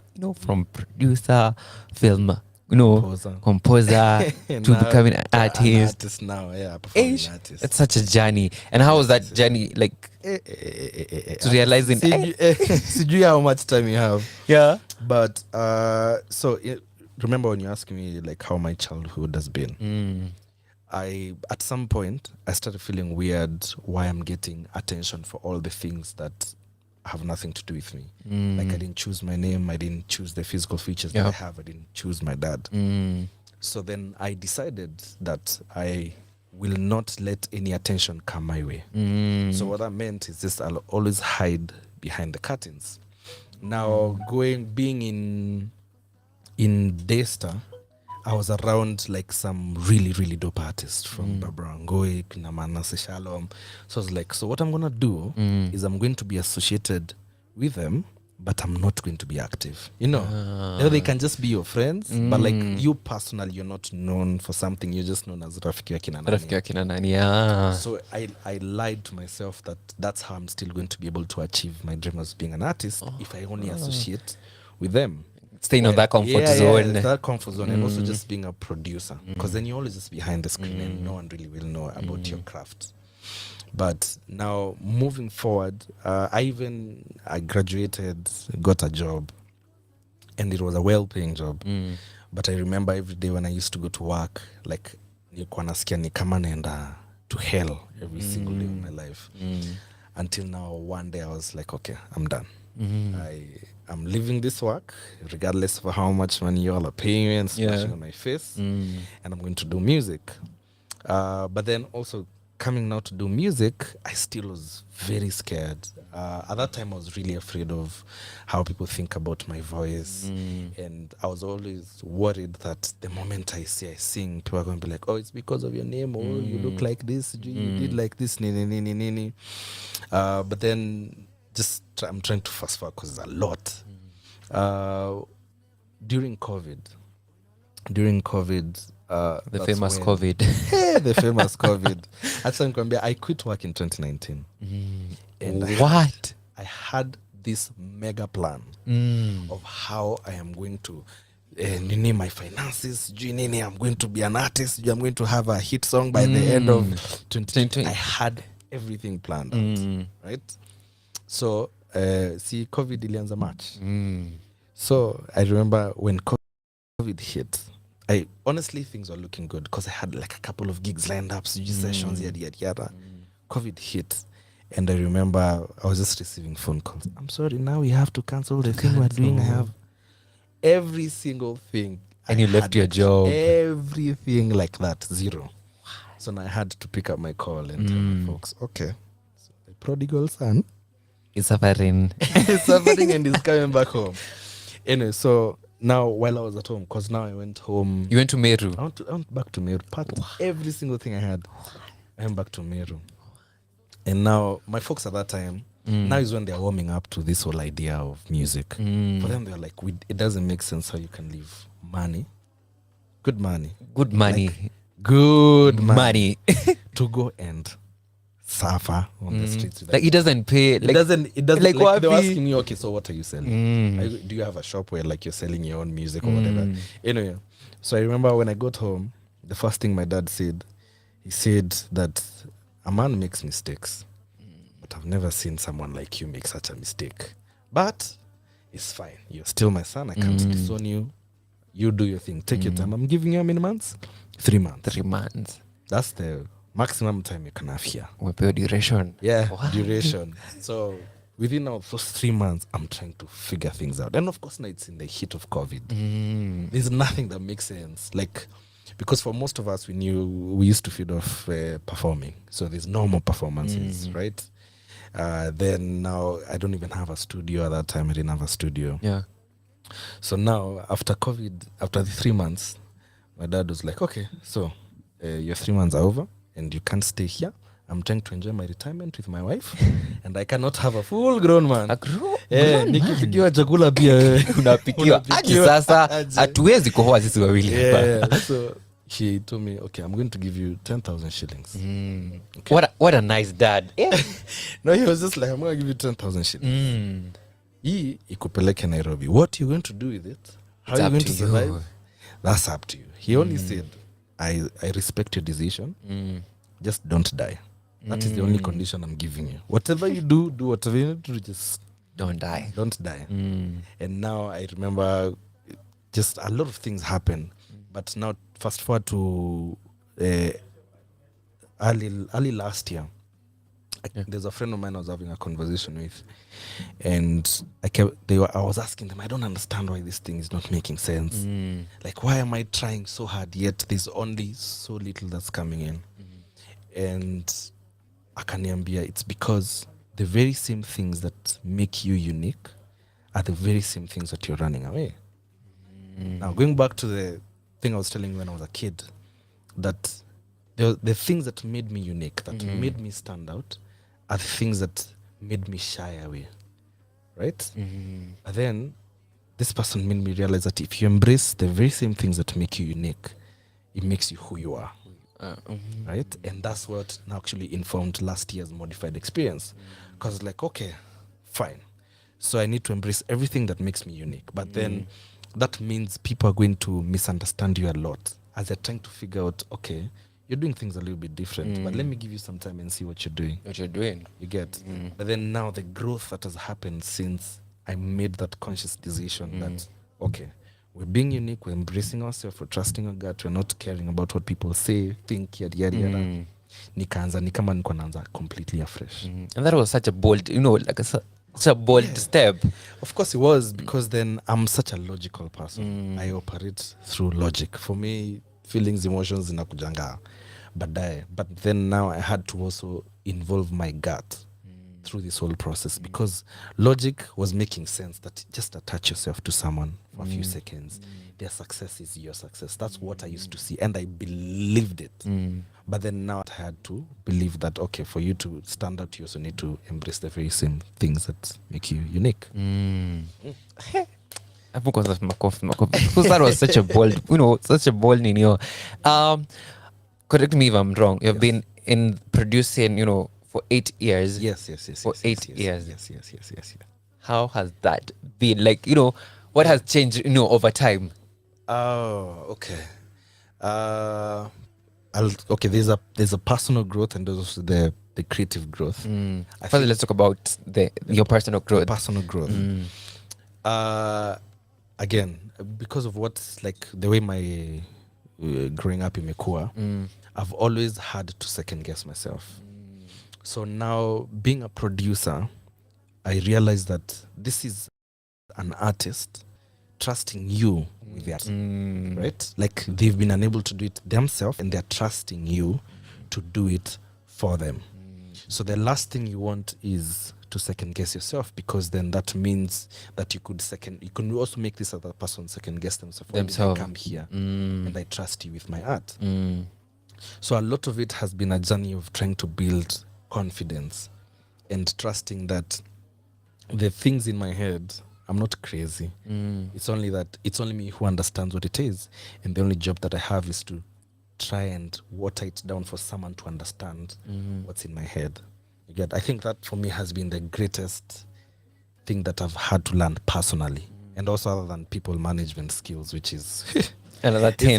Managing artists have egos. Oh my God. Oh, don't let's not go there, cause if you start talking, yeah. Utasema niko na kiburi, but it's the reality. It's the reality. Creatively, I think as a producer, there's a sense of responsibility that you have to make progressive music, right? There's what Kina Claymore did, which is introduce Genge, ideally. But then now, when their time comes, then you, the new age producers, you need to progress. You need to progress the sound, right? And I think that for me is something I do very consciously. At some point, I was like, I just want to sound like Martin Garrix, and there's nothing wrong, disclaimer, nothing wrong about it. But there's a sense of responsibility that each producer should have to progress the sound. You get, because that's what you've been raised with, Grow that, it'll come some growth, for sure. So for me, that's something I try to do consciously to date.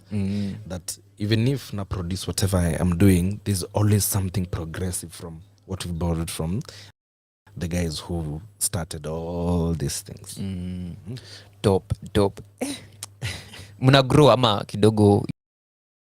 You have produced for big artists, Kinoti, Ochiko, Brandy Mine, one of my favorite. And according to you, in one word, what is a good project? A project that leaves an impact. It has to have a certain impact. Like when you listen to it, it needs to make you feel something. Something like it's instant. Instantly, it needs to make you feel something. So that for me now like a good measure of whether it's a successful project. However, there's also another side where kuna vitu zingine zina taking time to grow on people. And some of those things that I do them also intentionally. There's some songs where even I tell people, this song, it don't make sense now. Just give it like a few more seconds, a few more years, and you will see how people will come back to this thing, because it's a very progressive song. But impact is key for me. Impact. And what impact are you having in your life and others people's life? And now let's talk about something famous, Click Bang. Let's talk about it. Let's talk about, because like lazima tuongee. You guys, I'm sitting with someone who was involved in Click Bang. Tell me about it. What happened? What? Because my life, and so many stories. Click Bang. Yeah. Let's start here. I wasn't meant to do it. I was in Nyeri. I think that was the beginning of last year. Yeah, last year. So I was in Nyeri. Nairobi ilikuwa imenifanyia ile kitu. it was doing that thing. Hadi nikasema wacha niende nikajaribu kuwa produce huko Nyeri. Nyeri unatoka Nairobi na cause then I was just like Nairobi jameni, Nairobi. Yeah. So I spent like 3-4 months in Nyeri and it still wasn't giving. It was not giving. Yeah. And I remember the guy who had not really employed me where I was working. Yeah. I was just telling him, no, I cannot renew the terms that we have. I'm going back to Nairobi to work on a movie. Right? Mind you, I was not working on a movie. I was just saying it so that like asione ni kama like sina kitu ya kufanya Nairobi. But technically I was just coming back to Nairobi to start afresh. Then 3 days after I came back from Nyeri, I received a phone call from a friend of mine called Safe Joe. Safe Joe is the one who's been doing film composition for Kina Phil, right? I met him during a masterclass that Monsioka was offering for sound design. So he calls me, he's like, bro, niko na shughuli fulani nataka udo, but it's a small interview that you have to do. I was like, okay, ni shughuli gani? He's like, wacha nikuje nayo. Yeah. So he sends me a trailer for a movie and I'm just like, okay. What? So they're just like, okay, I need you to do this trailer today because it needs to go today. So if you do the trailer, then you have the job. The pressure. Nikamuliza kina client ni nani? Akasema feel it. I was like, oh my gosh.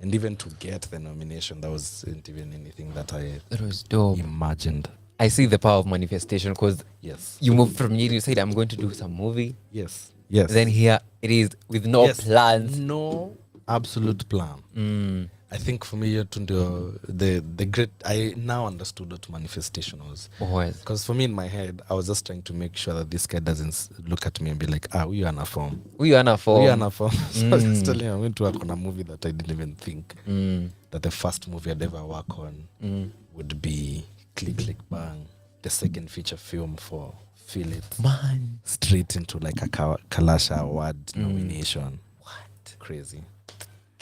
Me, I want to manifest things. I think you should help me manifest because you're manifesting things and then they're coming to life. What? You should help a bro here because I want to manifest big things. How about we go back to music and then we go back to talk about music. Yes. Talk about the music now. Talk about, you have some dope EPs out. It's something amazing that is coming up. If you are here to litaja tukasema, and Wangeshi anasema tunabamba sana. She's loving the show. Definitely. But for now, back to some music. Sijui ni wape gani. Unajua mimi napenda. Sijui ni wape gani. Mnataka gani guys? You can come through on 0110254254. That's on my WhatsApp number. Not mine. The companies, and of course Radio 254 online, that's on Twitter. The hashtag is Gikoshan254drive. Also, mesikia I'm sitting down with click bang, superstar mwenyewe. Leo hamtaniweza. Leo hamtaniweza. But here is all I need. Then we come back and talk more right here on the 254 drive. You're still tuned the Gikosh the Captain and the one the only. And I forgot to do this thing that we are doing. I forgot. Like, why am I forgetting?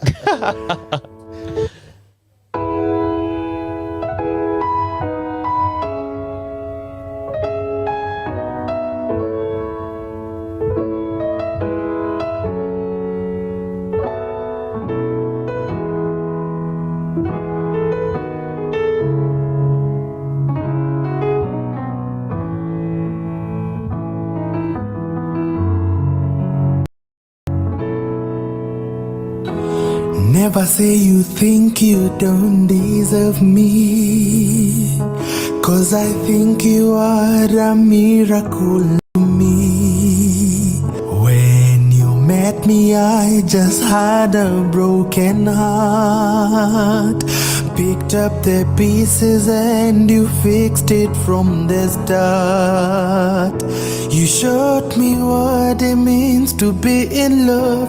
You gave me a reason to feel alive, and you got me addicted to your embrace. Now all I need is you. All I need is you to fly right through the storms. I need you. All I need is you, and I'm happy that I said I do to you, to you, to you.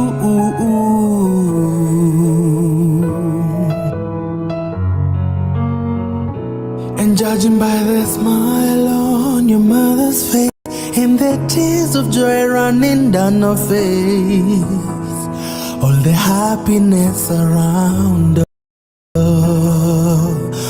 Wewe, nikiwa na wewe, moyo wangu unaridhia, hisia zangu zinatulia. Seems like and our lives are intertwined. Such a beautiful feeling that's so divine. You gave me a reason to feel alive. You gave me a reason to be in love, and you got me addicted to your embrace. Now all I need is you. All I need is you to fly right through the storms, and all I need is you. All I need is you, and I'm happy that I said I do to you.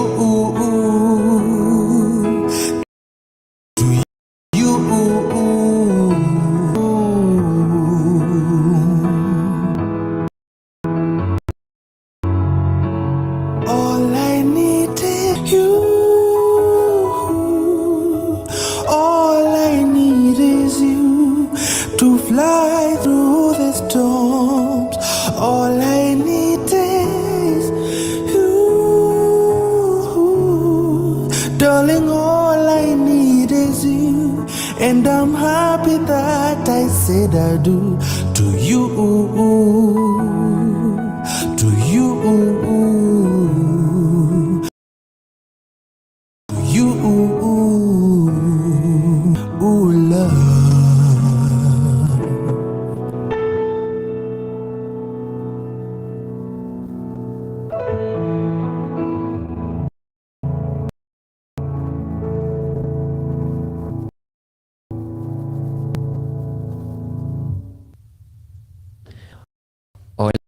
I need is you, and all you need, you have no option but to need us. That is Modest Jabari coming through with All I Need right here on the 254 Drive. Exactly 45 minutes past 5 p.m. East African time, and to the Gikosh, the captain, alongside Modest Jabari in the building. Modest, yes. Now let's talk about this baby mwenye ulikuwa unamkataa kabisa, ulikuwa unasema no, I don't want. Let's talk about music. Okay, the album now. Yeah, not the album, not the album. Okay, let's talk about music. Yeah, from the word go, and you decided, you know what, acha tu accept. Well, this came now from the conversation that we were talking about earlier, when I was being told by this friend of mine that the very same things that make you unique are the things that inform who you are. And remember, all this time, I've always wanted to be an artist. So I made the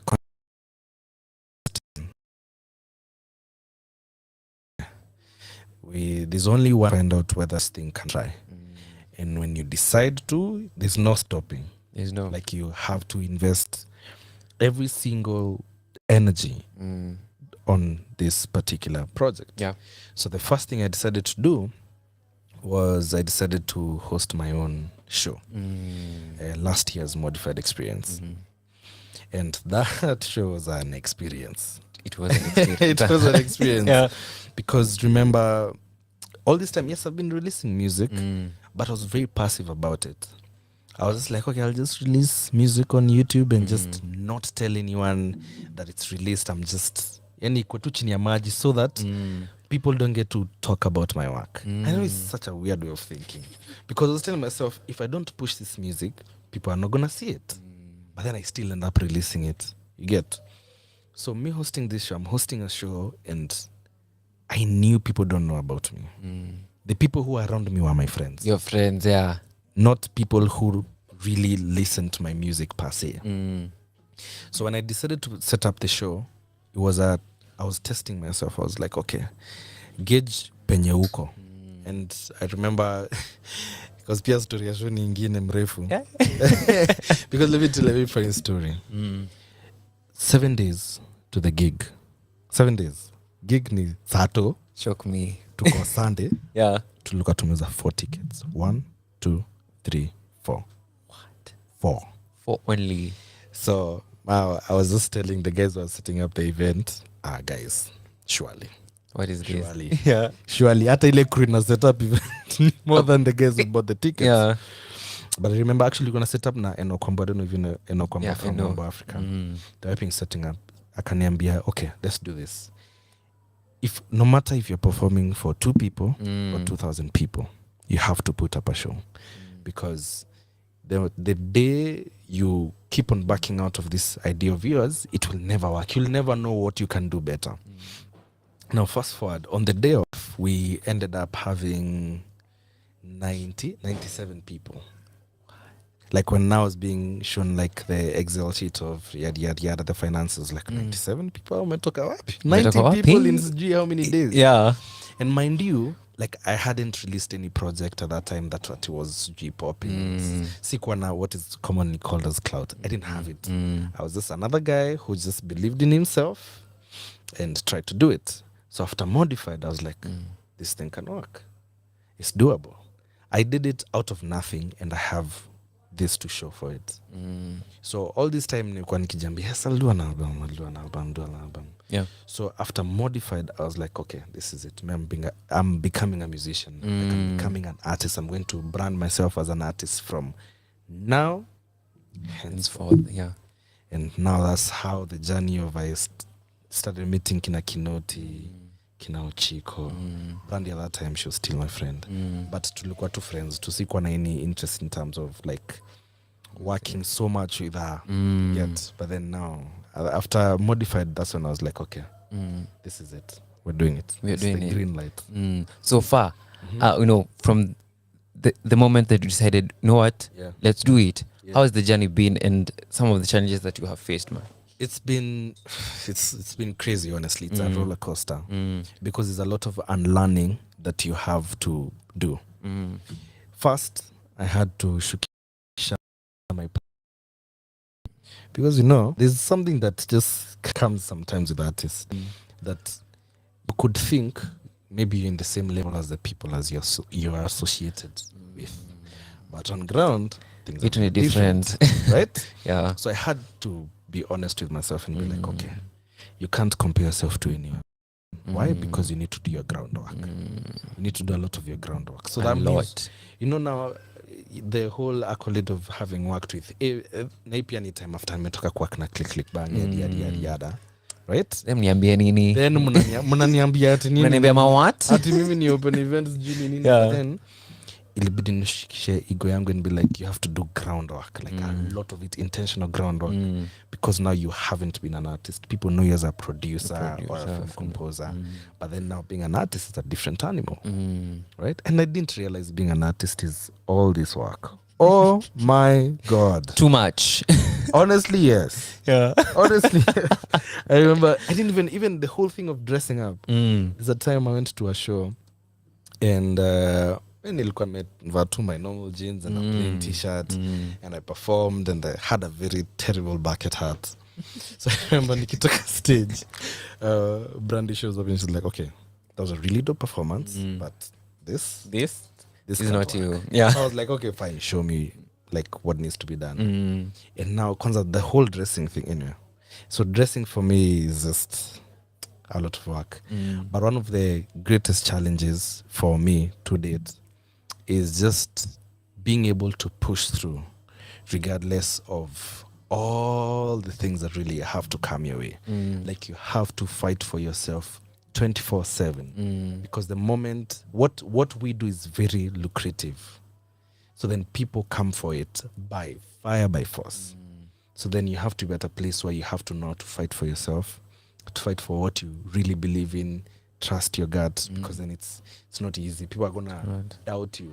I'm gonna be like, hii song yako ina sound vibaya. Oh, wewe ni nini? Nini mbaya hizi nini unaimba hapa? Hii pesa singependa ni ya record, And I don't know why everyone all of a sudden is an artist and giving me all these opinions. And I have nothing against it, but you have to trust yourself and show up for yourself every single day. Yeah. Show up for yourself every single day, despite what's happening. What's happening? Show up. Show up for yourself. For yourself, not for anybody else.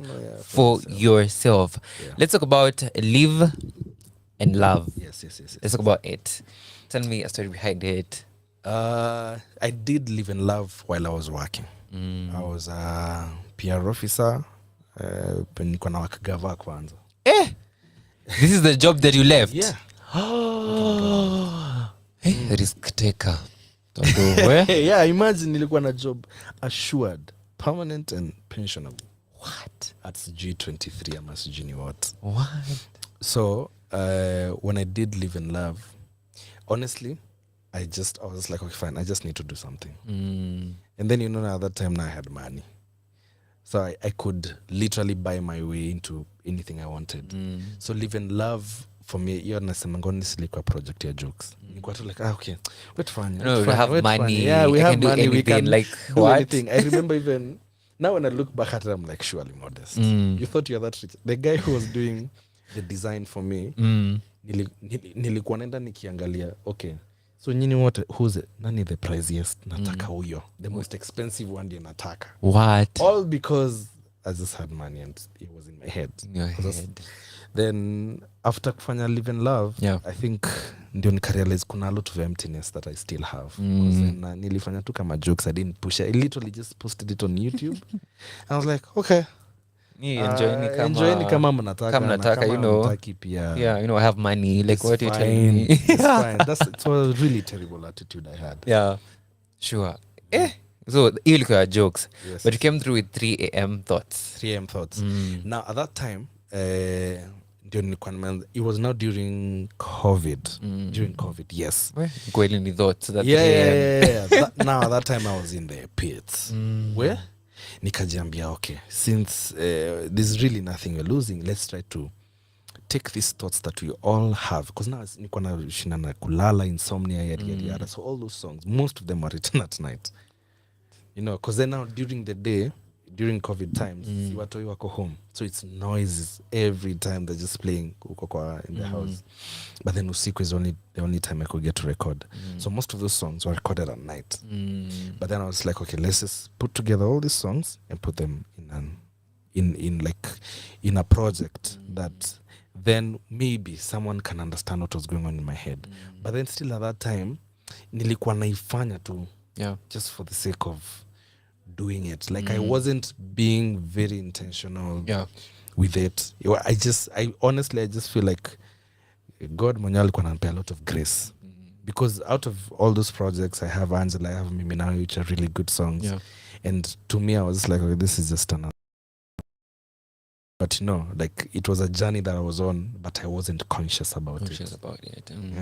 But it was a journey that I was on a journey that I wasn't conscious that I'm on. You're on. Yeah. You know, as you release music, I'm seeing growth. You know, from I don't journey here like a journey. Let's talk about Love in Hexagon. Yeah. Okay, Love in Hexagon. At this time now, I was properly now in the pits. I was just like, hey. We are now back from home after COVID, after now the 3 months warning that my dad gave me. We're in Nairobi, and now being a producer doesn't look like the most lucrative thing anymore, right? Because now kila mtu ako home, stranded, so even all the big names wanashukisha their rates to like some very cheap rates now.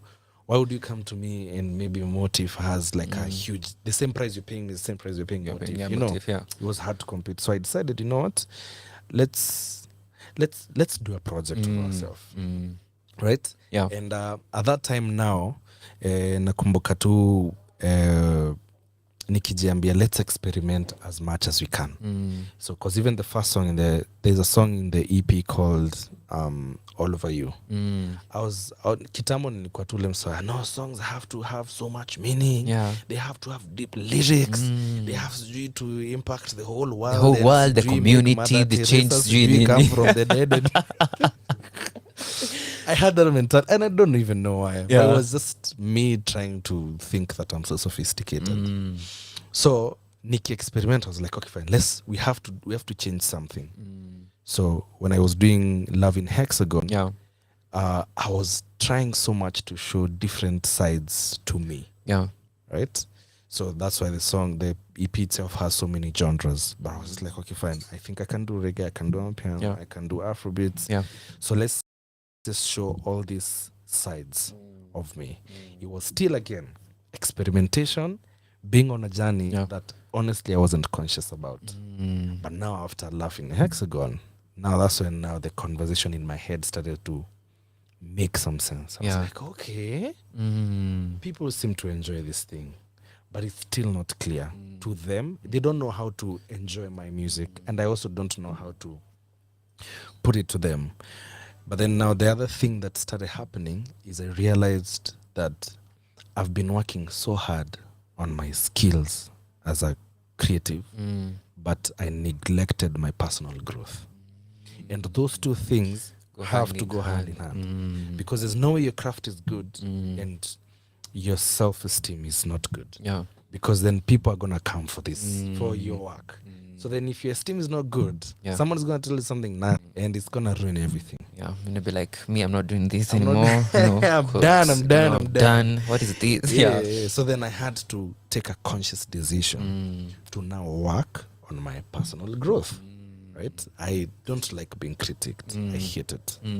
But then you have to admit that the only way to grow is to critic. Like, you're not doing this music for yourself. You're doing for other people. You're doing for other people. Lazima uniambie, modo hapa umemanja kidogo because of A, B, C, D, E, you know. So then now, after Love in Hexagon, I went on a personal journey. I was like, okay, my skills, I know it's good, but then my past too also match up to it, because then your personality has to be attached to your music. Sasa hapo ndio kazi ilianza. Ni too much. Ni too much. Ni tukianza hiyo hapa sisi tutafuta tissues wapi. Italia. Kuna watu watalia. So, you said about personal growth. I would love to tease a creative. Your mental, space must be, good. Yeah. And I would love to know, how do you take care of your mental space?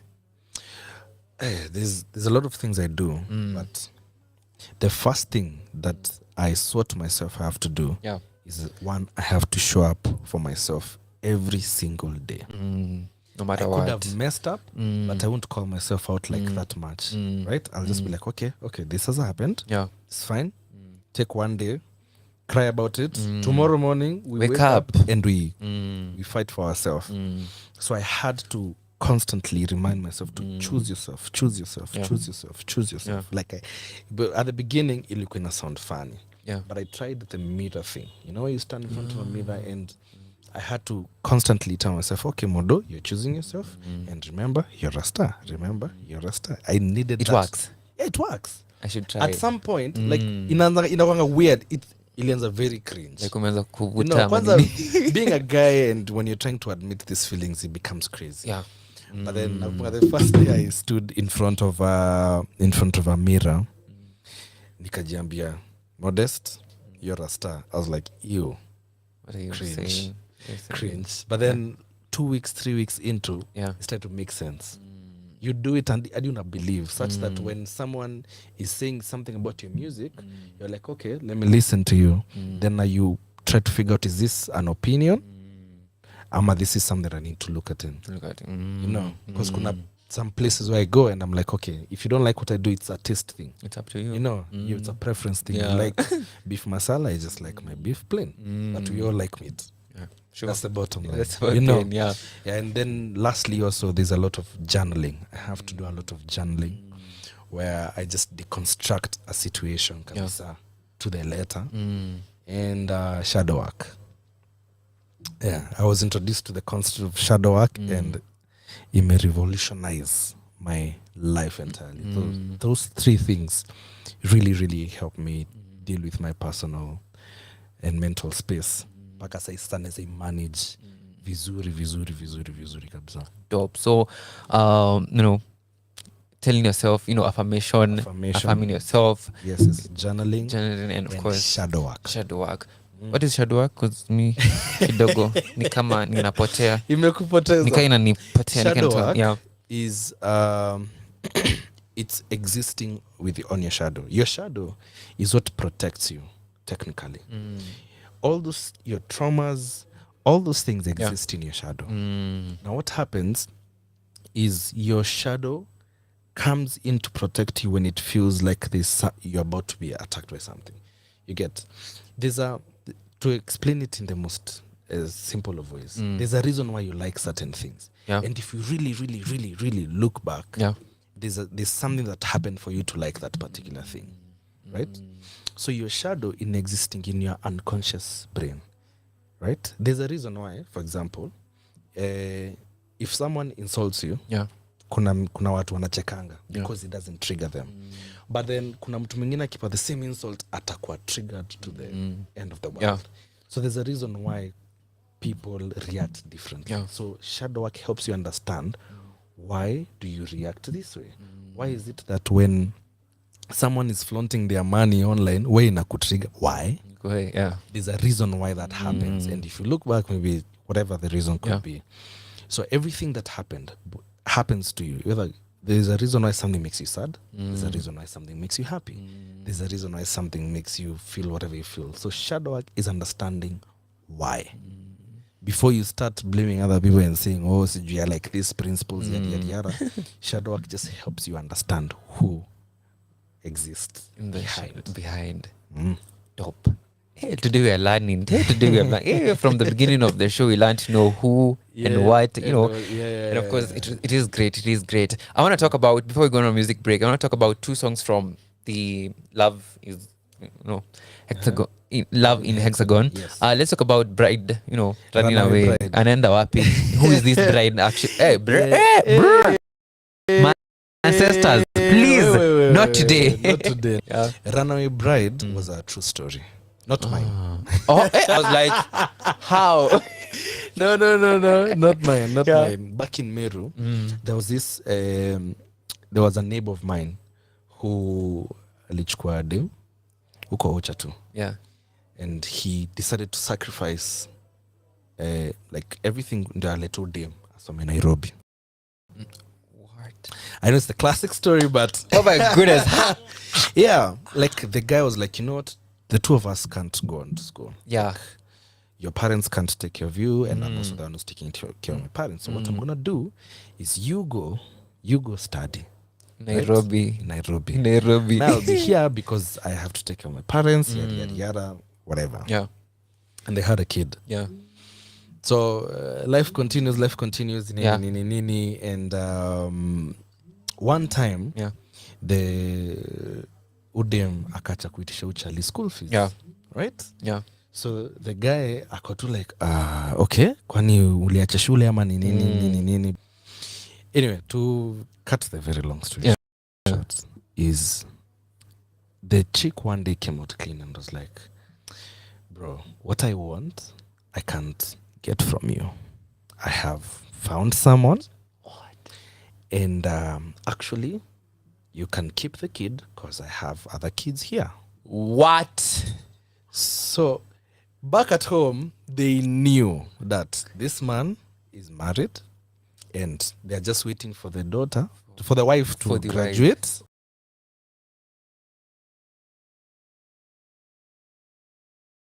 Bibi yetu ako Nairobi, anakujanga tu weekend kutusalimia. But oops. So when I was being told this story, I was like, wow. But then even after the guy heard about it, he was still like, I'd still want to marry you. Just please tell me what I need to do. Yeah. Because I've been raising our daughter.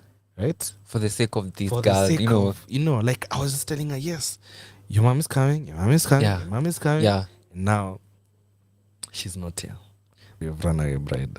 Gosh. No, hey. That's is the guy okay? Is he married now? No, he just decided to just raise the kid. Okay. And like take care of the kids, of the folks. I hope she raises like a better girl, you know. Yeah. But you know, the funniest thing is that chick Yeah. was just like, I'm willing to return all the money. All the money. I think I was like, I didn't do it so that you return the money to me. I don't want it. I did not do it as an investment to you. So you keep the money. I'm happy that you have a better life than what you could. So I know. Another song that I want to talk about is Preacher. Let's talk about Preacher. Who is this preaching? What is he talking about? Nitajanika. Let's talk about Don't tell me you were once a preacher because No. It's still in the okay. I'll try not to give so much detail. But please give us the tea. While I was working. Yeah. So I met someone. She's very beautiful. Yeah. Right? While in the line of work. And we became friends. You know what feelings and there are some because unajua now wale waitonga work wives and wife husbands. Yeah. Whatever. So it was something of the sort because then we spend a lot of time on the road together, right? Because muna travel almost 4 days a week. Yeah. So 3 months into the situationship. Wow. I was like, okay, things are looking good. But then I remember like 2 weeks to akapotea. And just someone just vanishes. Ghosting. Like for 2 weeks. Like no contact, no nothing. And I was like, no, I'm just travel. Okay, so where are you? I can't see you. Like, where are you? Were you guys official? No, it was just like I was forgot to relate. It's like a thing that was going on there. Yeah. So she just shows up. Na kanita kanambia, okay, we need to talk about a few things. Yada. I was like, yeah, definitely. We have. Where have you been? So and then explain work. But the truth is, I don't even know if I want to say it, but the truth is, all this time, nimekuwa na wewe, I was engaged. And my fiancé wasn't around for this period that was with you. Now he's back. we are supposed to be getting married in a month's time. So I was like, okay, hold up. Give me some tissue. You know? This is too much for me to process. Yeah. So preacher. Yeah. I was like, surely. I feel like I want to kill someone. At this point. When I was writing it, I was like, how can I just be so interested into someone who just turns out to be engaged somewhere else? And then now I have to make peace with that. Like I have to strip all these emotions I have and put them aside. And just be okay. How? So when I was writing in the context of I've gone to like a confession booth and I'm talking to this man, the preacher. I'm like, just tell me what the scripture says. Yeah. You know, because I feel like I'm losing my mind. Because is this a sin even to like not tell someone that you're engaged and you're just taking me out for 3 months? That's the that's the story. Even in the song, there's a place where I say, tell me if it's when David killed Uriah. See, there's a part David killed Uriah for the wife. I was like, so when I was writing, I was mad. I was like, please, this can't be a thing. Yeah. This thing, please. It's not happening to me, please. It's not happening. Wow. I love it. I hope you healed from that experience. Okay, guys, let's talk about the new babies dropping in a few hours. You guys, surprise! Nakucheza too exclusive in a few. But for now, let's listen to us talking to this, preacher, akimwambia sijui ni preacher. I'm the right on Radio 254, and I hope you enjoy 12 minutes of by 6 p.m. East African time.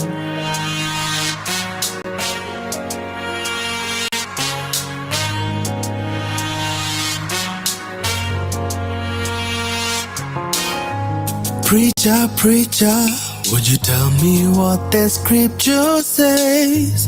Preacher, preacher, she loves me, but she is with another man.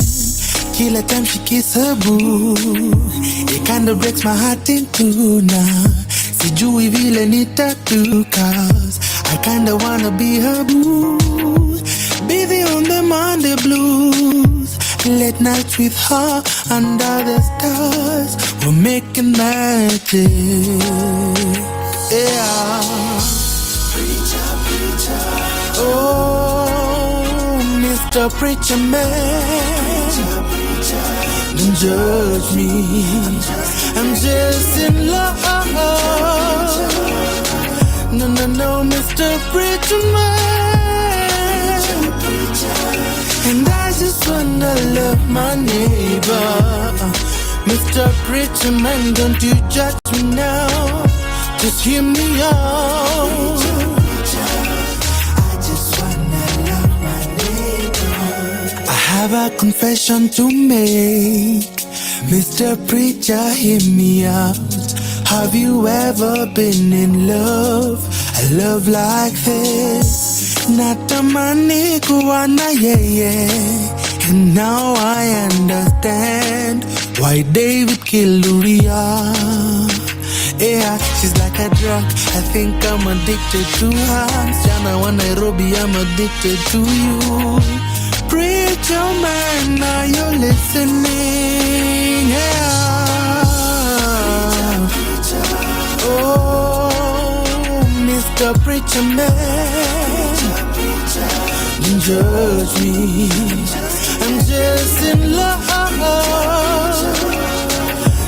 No, Mr. Preacher Man. And I just wanna love my neighbor. Mr. Preacher Man, don't you judge me now. Just hear me out. I just forbidden love is some tasty curve, but forbidden love is some risky kind of love. No. Whoa.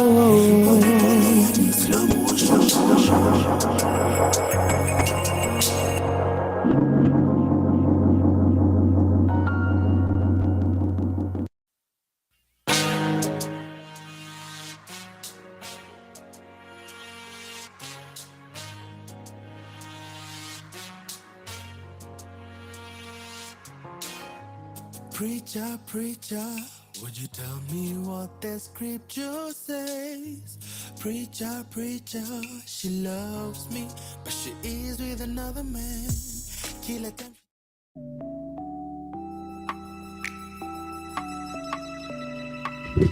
Let me tell you guys, you're not getting exclusive anywhere like anywhere else. This is Things Change by Modest Chabari off his upcoming album that is dropping today at the midnight.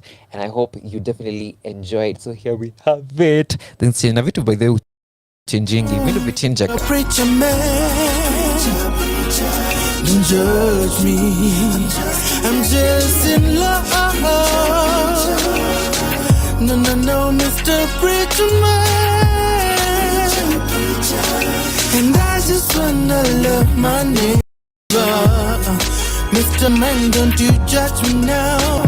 Just hear me out.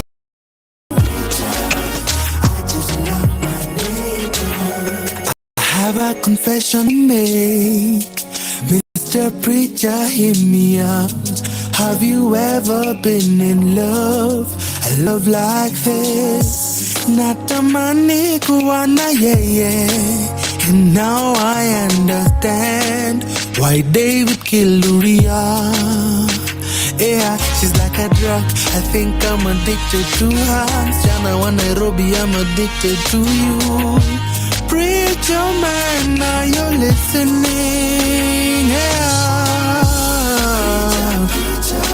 Oh, Mr. Preacher man, don't judge me. I'm just in love. No, Mr. Preacher man. And I just wanna love my neighbor. Mr. Preacher man, don't you judge me now. Just hear me out.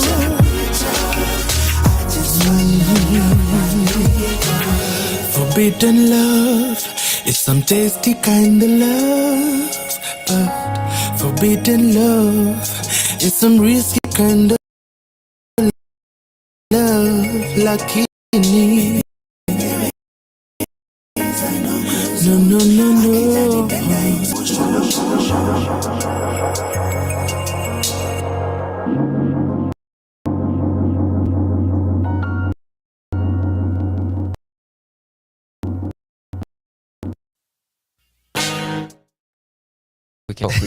We can talk off here, but definitely 18 minutes past 6 p.m. East African time.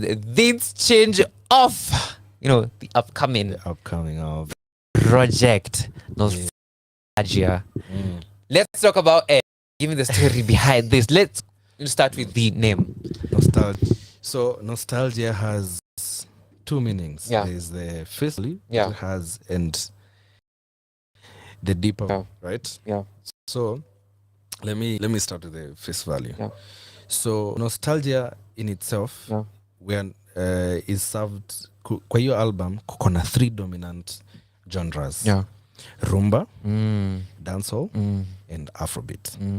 So rumba, my dad used to play a lot of rumba when I was growing up because he was in the military and there was a love of music. So I grew up listening to a lot of rumba. Yeah. Dancehall is what I experienced through high school and a majority of my campus life. And now Afrobeat is what we're currently like living with. Into, yeah. So for me, those 3 genres may influence a lot of what I consume. Yeah. And what I'd like to do. Then the way the lyrics and the melodies and the choices of instrument that have been put together in the song, they are meant to evoke strong feelings. Very intentional. And like, if it's the melodies have to literally make you think of something. And for you to experience a memory means like you have to go back in time and relieve that emotion. You get? Yeah. And that's basically how Nostalgia is served across the album. Yeah. The deeper meaning, going back now to this whole story we've been telling you about me deciding to shop for myself. Yeah.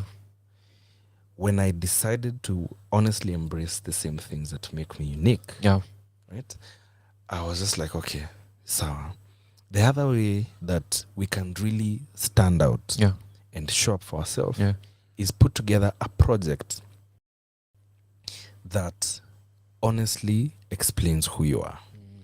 Every single thing you've been running away from, put it into this album. Right? So this also meant that the people who've been around me for a very long time, some of them won't be relevant anymore. Because then the idea of Modest that they've had was just different. The kawaida one. And I knew that at some point people are going to start walking out of my life. Because then the version of me they had is not the same anymore. So, and it was hard because I remember I could see friends that I used to talk to now we don't talk anymore.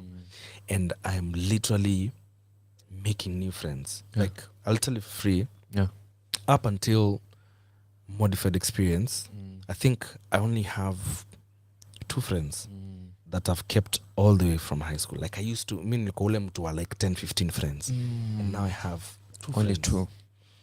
Everyone else who's around me now are people that I've met in the last 4 months. And these are the people who now know me for who exactly I am.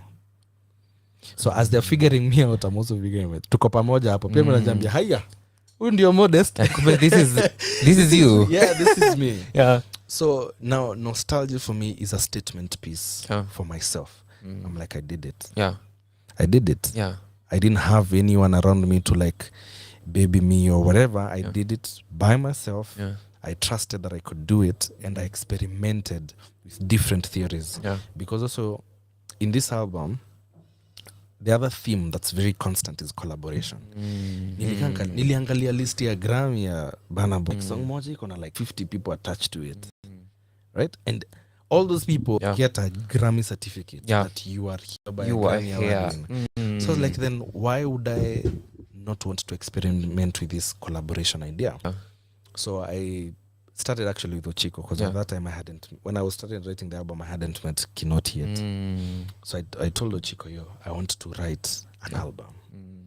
And I know I can do it by myself. But let's collaborate. Let's do it together. And then through that, I met Wire, who's also helped me write in the entire album. I also reached out again to Brand. I was like, I mean, you guys write some really dope music. Right? So why not come through in the album? And then I eventually met Kinoti and Hilda as well. And now the team kept on growing big. At that time, I didn't even have management. No, I didn't even. I just like the kawaida Modest, you know. I was doing everything. But then I was like, okay. Part of also like collaborating is you need to have management. So I reached out to a few friends of mine. I was like, you guys, let's do this thing together. You know, like, I don't know what we're gonna get out of this thing, but the more the people, the more the workload is distributed, and the more mileage you cover. Because then I don't want to win alone. It's very lonely. Impactful. You're being impactful.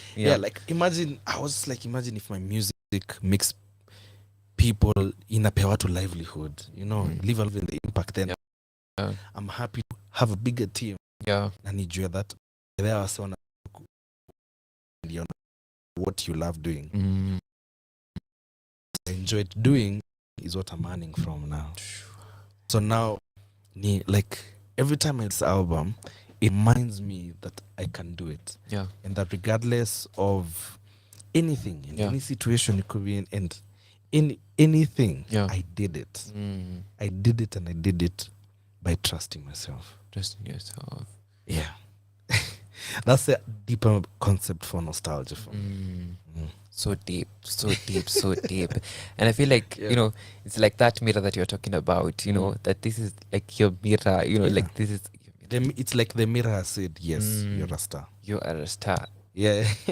Dope. Yeah. Let's talk about, in the album you've worked with superstars. How did you choose, this song? It goes to this. This one goes to this one. Na feeling kama unapaswa need another interview to talk about the stories of the songs. Because all the collaborations in that album, apart from Munju. Yeah. Munju is the one nilikuwa nimeambia Brandy. Yeah. Brandy you owe me a song. Yeah, you definitely. Even if you go and work with sijui Wizkid or Burna Boy, just know. Yeah. You owe me a song. Yeah. So Munju was the only feature that you had. That I had. In this album. Yes. So let's start with Try Me. Try Me, Yeah. the one with the Chico. Yeah. Chico tulikuwa studio. Chico alinitendanga lakini nisimwanike Hatukuandiki Uchiko. but ana chenye alifanya. Yeah.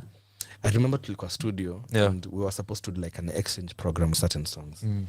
And UI was also in studio. And we were like, you know what? Okay, fine. This is a song. I like the verse. Let's do it. Yeah. That song, how it was written, hata ni funny. Yeah. I have mad respect for UI and Ochiko. They're dope writers. Because they freestyled the whole, like I had only written my verse. Yeah. Chorus na verse ya Ochiko nilikuwa nasikia tu try me. Penzi tamu nikulish. Kwanza UI entire chorus once. It's like try me yadi yadi. It was that easy. I know. Na sayo mimi nimeandika sijui song the last G2 months. I know. Which is the funniest one? Shiva. Oh my God. Shiva. That's the song another with beautiful Kinoti song. Gosh. was also, I want to say a mistake. We were in A studio. good mistake. A good mistake now that we look back at it. I was Yeah. in studio. I was Yeah. so bored. Tulikuwa mimi na Kin. Studio I was trying to do some corporate work which but bills have to be paid. Of course. So while tuko hapo na Kinoti, I was just like, okay, fine. Kinoti, let's just create a random beat. Yeah. At that time nilikuwa nimejua hata album imeshaisha by the way. Yeah. Let's create a random beat. We'll see what to do with it. Yeah. So while I'm creating, Kinoti just goes in and anajificha in a corner with a guitar. He's like, okay, I'm writing. Then he shows up like an hour later. He's like, okay, so let me just play for you what I've written. Please don't judge me. Yeah, he's So like, judge me. he plays the verse and I'm like, bro, What?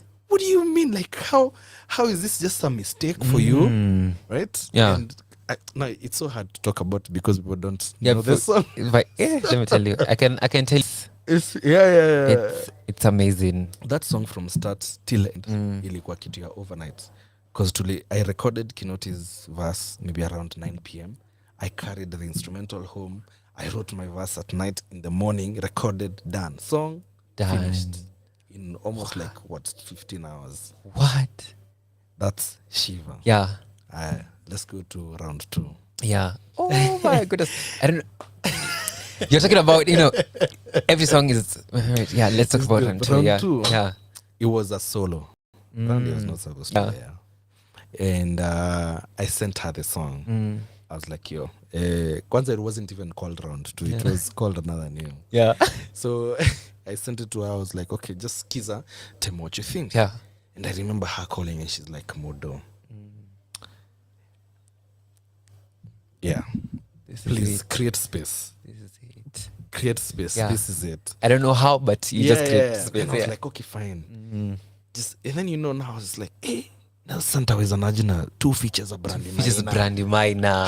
Where do I even begin? Yeah. She sends the verse and I was like, wow. Stop it. Wow. Stop it. I was like, fine.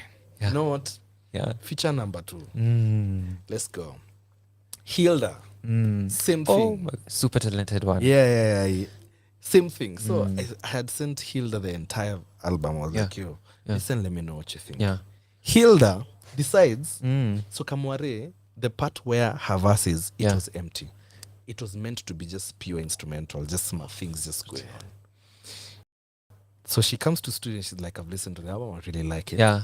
But if you're looking to do a remix for Kamware, I have a verse. Yes. I was like, oh, okay, sir. Let's do it. Let's do it. Yeah. And I listen and I'm just like, wow. Surely. Excuse me. Excuse me. Yeah. So I have 2 Brandy Maina features. I have Kinoti. And you have I have Uchiko. And now here you are.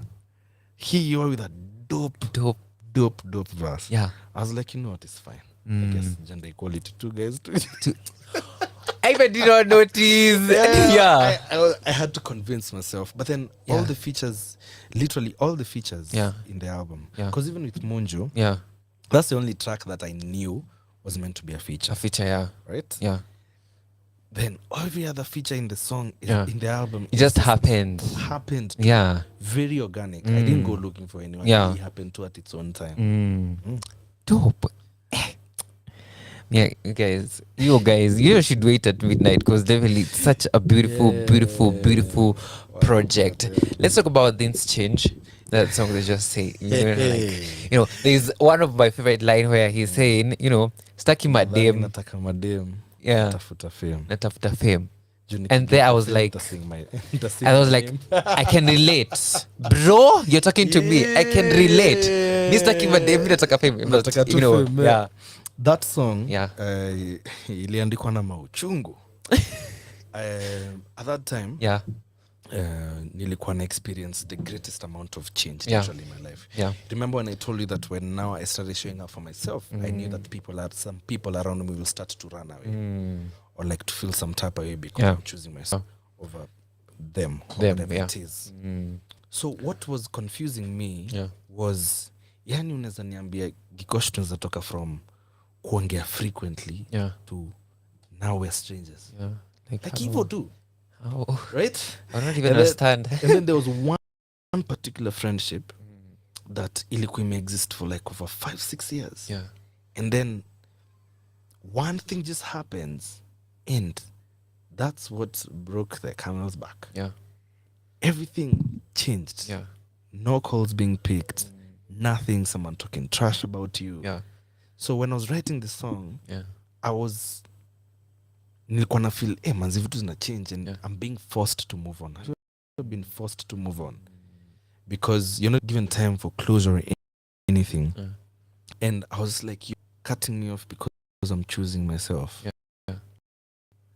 How? Why? Doesn't make sense. Doesn't make sense. So me, when I compute. Remember when I told you logical person? It wasn't making sense to me, like how you just cut, drop, move. So now when we were writing that song, because we wrote it also with Troy. Troy is really Ochiko. I need to remind myself. Ochiko has written a lot of the songs. Nakumbukia tukiwa studio, nilikuwa tu nampea tu your story too. I'm like, I'm not even mad. I'm just surprised that things just change. Like a chameleon too. Steps say it's red, here it's black. Like that. That's the story really of fixing. And then now I was like, you know what, it's fine. I'm gonna work on this thing. Unafikira ni madem nataka, I really just honestly, it's a very, your line hata sio very metaphorical. It's straight. It's unadhani nataka madem. Honestly, mimi natafuta fame. Juu nikiget the fame, you will say my name. Sure. I know it sounds very egotistical, like, but it's, I was affirming myself. I was like, you know what, I'm working towards something. And you will hear my name until you get tired. So ignore me now while you can. That's, you'll remember me. Love it. I feel like we should talk. No, we have like more few minutes to go. We should come back, talk about, you want to talk about the other songs? Yeah, sure. We come back, talk about the other songs. But for now, this is the last song. Now, tunawatolea tu kwa album. This is, another one. Another favorite of mine, it's a feature. So, because I played a solo, I play a feature. It is called Munju. And I hope you, umepewa juju, and all those kind of things. Because definitely, this song is such a beautiful song. The whole project, you guys, me, I cannot insist like enough. Here is Munju by the one and only Modest Chabari, featuring the one and only Brandy Minor exclusively. I must insist because, it's not every day that you get exclusive. For sure. Right here on Radio 254, and I just hope you enjoy it.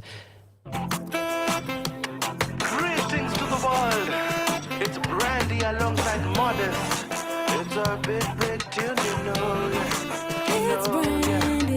Don't know what it is, but there's something about you, babe. Kwanzaa can say my name, you make me feel risky. You give me that, you give me the one. Slow.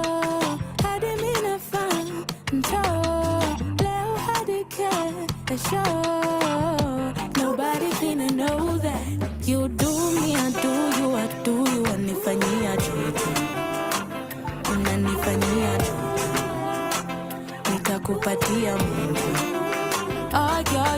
You do me, I do you, unanifanyia juju, umenifanyia juju, ai, nitakupatia Mungu. Yeah, yeah, yeah, yeah. Ni kama ulifanya juju pia, juu vile minasikia hadi goosebumps za apia. Napenda kile umenifanyia, yeah. Juu chini chini, ukiona mini mawazo yamejaa kichwani, kimi pili pili, baby how to dance kwenye floor, tuna dance kwenye ceiling. I say do me, I do you, umenifanyia juju, yeah. Umenifanyia juju, nitakupatia Mungu. Boy, I say do me, I do you, umenifanyia juju, yeah. Umenifanyia juju, nitakupatia Mungu. Juju, yeah. All night for me to catch your vibe. Oh, I wait all night for me to catch your vibe. Yeah, say you do me, I do you, do me, I do you. Oh, umenifanyia juju.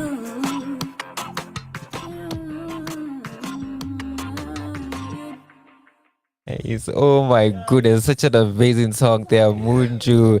And it's just what to expect from, the whole project, that is dropping, midnight. And I hope you guys are ready. Bando zako, Wi-Fi, everything, because, you must turn up this project, 'cause it's amazing. It's special to you, like, it's so special to you. And, okay, you're still with Gosh the Captain, in case, you're new. And, of course, the one and only Modest Chabad.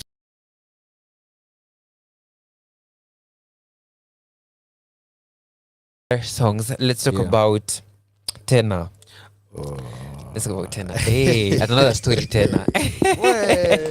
Hapo okay. Nime hit there. The spot. Yeah. Tena is a very sad song for me. Honestly. Yeah. Okay, I like it, but I don't like it. So what happened is back in 2021, I lost an uncle of mine. Sorry. And from my mother's side. Yeah.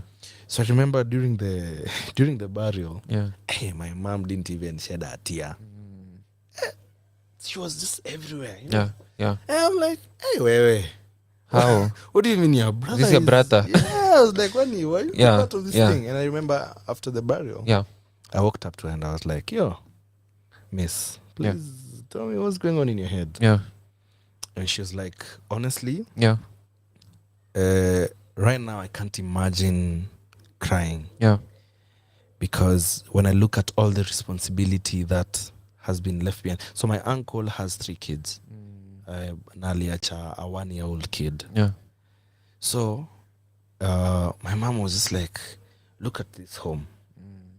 I have to be the one to take care of all these people now. Because I used to do it, my uncle and my mom, they used to now take care of the rest of. Yeah. So now he's gone, and now all this responsibility lies your mom. My mom. Yeah. And she's like, now imagine going to a 1-year-old kid doesn't know what just happened. Yeah. You have to wait until like he's 5, 6, 7, 8. Yeah. To tell him what happened to the dad and try to paint an image of the dad to the kid. Right? And then now the other thing that she said, she said, when I think about all these things and just imagine this man literally has left and never to be seen again. Yeah. Like the last image you saw of him, that's the last. That's the last one, Until now when you then reunite again. So, and she was like, I can't cry. Yeah. Because there's nothing to cry about here. Yeah. Because what he's left behind is a doesn't lot require crying. It's something that I will forever deal with until also when my time comes. Yeah. So I remember now when I was driving back to Nairobi, I was just thinking about that scenario that they actually people say that the burial starts when people leave the homestead. because realize all this time the family is taking care of you guys, trying to Yeah. ensure the event is going on. Yeah. Yada, yada. Now after people leave and they tell you Yeah. condolences, that's when your journey now begins. Yeah. So now this song was inspired by that situation. Because it's like, wow. Being in my mother's head, like just seeing how she's processing this whole thing. That's what now brought that song. That song. Such a deep, deep, and but that song is, but it carries weight. Yeah, it carries weight. But I hope you guys enjoy it when and I hope you appreciate it. Let's talk about "She Loves on Me." She Loves on who Me. be this? Okay, She Loves on Me. Yeah. We wrote it the same day that we were writing "Try Me" with Kina, Iwaya, and Ochiko. Now I wanted to write a sensual song. I was like, okay. I was also, when I look back to all the songs that I was writing about love, I was like, mudo tumeandika about heartbreakiwa, kukrashia mtu, kupenda mtu, but there's so many things that come with love that I needed to explore. Also, I came across an interview that Chris Brown did, and he was being asked, why are you the most successful like R&B artist? Like, cut across all generations, like you're still relevant to date. He said it's because of women. Like women sell music. So if you write music, if this music doesn't go straight to ladies, what are you're you gonna have doing? a hard time. If it's hip hop only inasikizangwa kidogo tu. In phases, and it's mostly guys and it's young guys like between like 18 to like 25, 26. After that, guys wanaendanga tu penye mademo wako. So I was like, okay, fine. We have to experiment with this song. And I wanted to write a song that speaks to the ladies. The ladies. Literally, when you're trying to describe how you're going to give her attention, like how she makes you feel, like how she's special to you. And not in a, I don't want to say romantic way, because it's not very romantic. It's very suggestive way, but tastefully. That's really the story of She Loves Me. I wanted a song where someone feels like, you appreciated it. Appreciated, I like the way she loves me. For sure. Heri wao. Ni akina nani hawa Modest? Ni akina nani hawa? Who are this? Heri wao. Oh my God. Heri wao. I wrote it, the chorus at least. Wrote it during some sad hours. Ilikuwa weekend, I'm home. I don't have anything to do. And I remember nilikuwa naingia tu IG, watu tu wanapendana. Wana flex. Sijui, oh my boyfriend has done, oh my girlfriend. I'm like, shut up. Pia mimi, then nilikuwa nasikia pia mimi manze nataka mtu. I mean, I don't, unajua when that weekend uko peke yako, and you're not busy. And you just want to be around someone. So I took the guitar and I was just jamming to it. I was like, hey, Heriwa. And that's really where the song came from. The whole concept of Heriwa. I shared it with Kinoti and Ochiko, and we just ran away with the whole idea of just Heriwa. And I know most people will relate to that song. Heri wao. Heri wao wapendana. So ukasema heri wao, then it seems like you found love. Ukasema love me right. Because, so do... When I was writing Love Me Right, nilikuwa nimekufia mtu. Nilikuwa nimekufia mtu sana. Now I'm a very tricky person to be with. Because I exist in my head a lot. I overcomplicate things. So now when I was writing this song, I was like, manze anakaa amekuwa mgentle na mimi sana. I have to unlearn my terrible ways of how I view love and relationships and try to love someone that try to writing that song. I was knowledge very beautiful and everything, but often I have to figure out how to really love you right. Because then if I don't, you're gonna walk away. Natashinda nikisema heri wao. And to be a teen, heri wao. Yeah, for sure. That's pretty much the story of Love Me Right. Okay, let's talk about Aheri Njeri. I love this song because you brought your Kimeru. So again, in the album I also wanted to pay homage to Kimeru. In Meru, manze, it may take a long time before like musicians from Meru like really like cross over to Nairobi. You get? And now I was like, I don't want to also write like purely Kimeru because then itakuwa sasa locked to a certain geography location. I was like, it's very possible for different tribes to exist in a song because that song is written in Kimeru, Kijaka, and Kikuyu. So I was like, these three people can help each other say the same thing. You know? So and then I also wanted to do like a rumba track. My dad was like, he said it specifically. Ukifanya hii mziki yako, niekee rumba yangu hapo moja. Tafadhali. Niekee tu moja. Nikuwe na dance tu. Yeah. So that's really, for me, Aheri was an experimentation. That this there's a mix as many languages as possible. And that's what we have right now. Pimia. Pimia is a song for overthinkers. I can also overthink. I am an overthinker. Yeah. Hey guys. Yeah, it's me yet again. Pimia, nilikuwa nasikiza a story of a friend of mine. So first of all, I write songs from people's experience. I don't like writing about my own things. Okay. I really don't, but I've tried with this album. So a friend of mine was like, mi sielewi, ona huyu mtu leo ananipenda. And all the loving and everything. Then kesho asubuhi, different. The same person who was just smothering you with all this attention is the same person tomorrow capable of giving you the worst nightmares. Right? So now in the chorus it says, kama unanipenda usinipimie, nionyeshe. Hakuna haja ya kunipimia hapa. Unanipimia kwa nini mawapima? What do you mean? Yeah, so really it's a song for overthinkers. And I was just trying to paint a picture, niseme okay, wacha kupimia watu penzi. Kama unanipenda nipende na unionyeshe roho safi. Wacha maneno mingi. Wenda kunitafuta ukiumelewa peke yake. Sasa ati hello. I just thought about you right now. About you. Where are you? I'm in the club. Where are you? I'm in the club. Mwache hizo tabia hizo. Hizo tabia, we. Mwache. Of course I included. Kamwari, let's talk about Kamwari. The song is out. Yeah, the song video. It's crazy. It's crazy. Yeah. Kamwari. Come closer. So my dad loves music a lot. Yeah. And he kept on challenging me. Yeah. Ako like, na wewe. So in his mind, anasemanga hii muziki yako haina drums. Right? To signify like he just wants a party track. Yeah. So he said Soon thought, bro. But indirectly.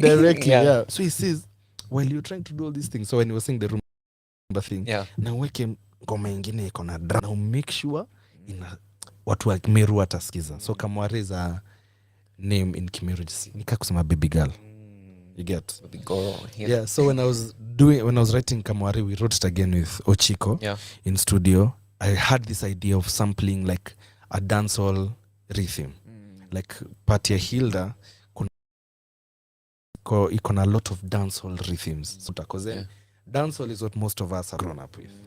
So I was like, if you listen to this song will definitely go home, because then now of the dance and also the way we made sure that the song is easy to digest. It's a very short song, and then also the video tunataka tu kitu flashy. And congratulations, just hit, manze 1,000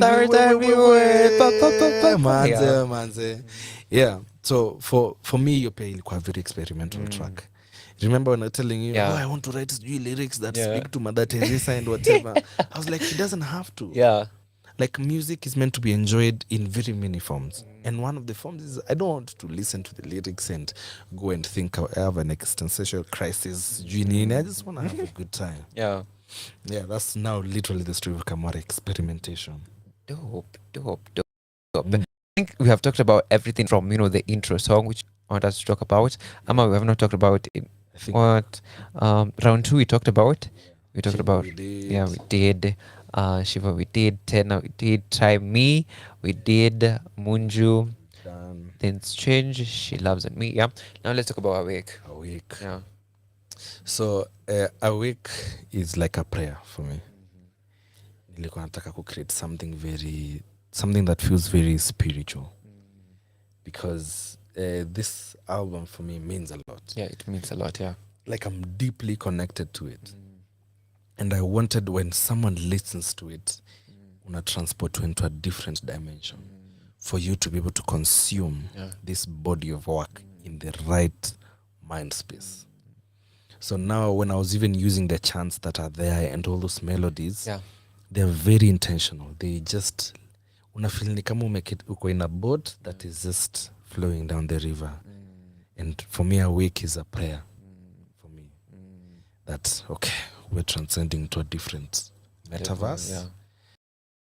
For you to consume this body work. Sure. Ish. You guys, intro zenyu, cause you know you cannot just give me like just an intro.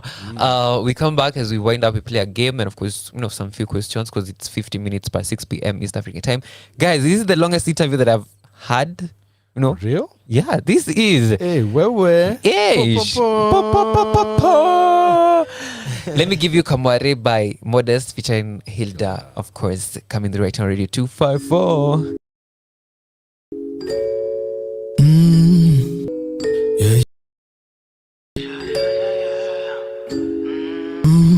Kamware, come closer, chukua moja, yeah.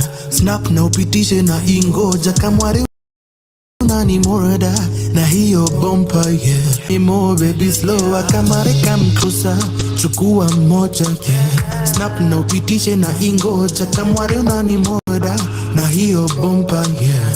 Drive for me more baby slower. Come on closer.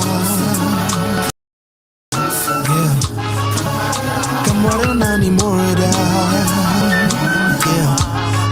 Ooh, come on, come closer, yeah. Come on, than any more of that, yeah. Kamare, unani driving you crazy. Put your lips on mine, let it do you play. High up on the place, burn it all down like we don't care. I've been trying to keep on my composure. Ungejua vile roho inagonga when you're closer. Kuna vile unanimaliza when you're closer. Unanimata when you're closer.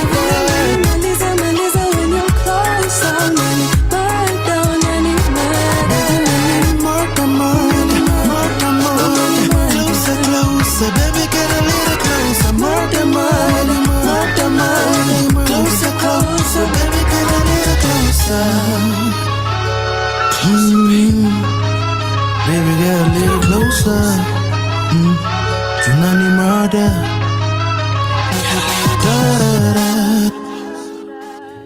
Such a dope project right there by Modest by featuring the one and Hilda Watiri. Coming through right here on Radio 254 exactly 53 minutes past 6 p.m. East African time, 7 minutes to the top of the hour. Before you leave, lazima tucheze game. Nimekuwa Meru, Nimekuwa game. Unataka kucheza game. Ni ile kitu ya kinoti game. Mawat? Ni mawat madhos? Ni mawat madhos? And let's talk. Let's play. 5 things that you cannot leave the house without.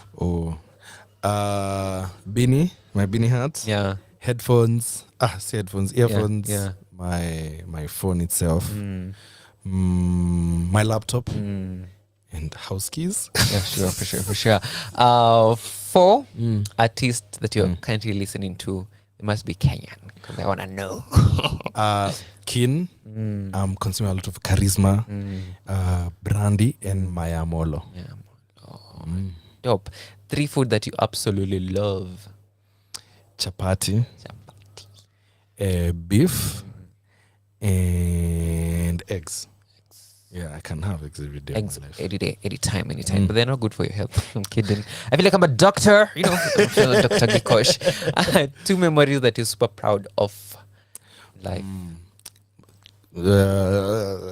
Kalasha nomination. And honestly, quitting my work. Quitting your well-paying job. Yes, disclaimer, yes, well-paying job. For sure. Dope, but bold, that bold movement. Yeah, for sure. If I ask you one last question, what should people expect, from this project? Someone who have not been tuned to the show, what people should expect from this project? A journey. It's a journey. And I think you need, what you're going to experience is a different taste of music. I don't know if that makes sense. That doesn't make sense, Modest. Does it? No. What someone should experience is, one, a journey through music. Right? A perfectly curated playlist that hopefully will be very hard for you to skip. Like all the songs have been put together in a way that your safari yote ina make sense at mwisho. Dope. So where can people stream, the album once it drops? So the album will definitely be available on all digital streaming platforms: Boomplay, Spotify, iTunes, Deezer, Tidal, Audiomack, name them. It's there, and also on YouTube it will be available. For real? Yeah. Dope. Chungulia pale muone maneno. Like, congratulations, by the way. Congrats. And this is such a special journey to you. Yes. And I want to appreciate you for choosing the people who you have worked with, because these are stars. Yeah. And it was a good move to work with these guys. Yeah. It was such a good move. I think I owe them a lot, for sure, because all these people came through for me just out of love. If I was to pay for the amount of work that has gone to this album, I think I'd be so broke right now. But just having people who care genuinely, na hakuna maneno kona mingi, that's something rare to find. And to everyone who's been part of this album, man, I have nothing but love for you guys. Even me, I got nothing but my love. Yeah, for sure. Love. Let's talk about, that one last question. What is that one thing that you love Modest Chabari to be remembered for? I usually say that when I die, I want to die empty. Every single thing that is in me that I was meant to live on this earth, I want to make sure that I've left it.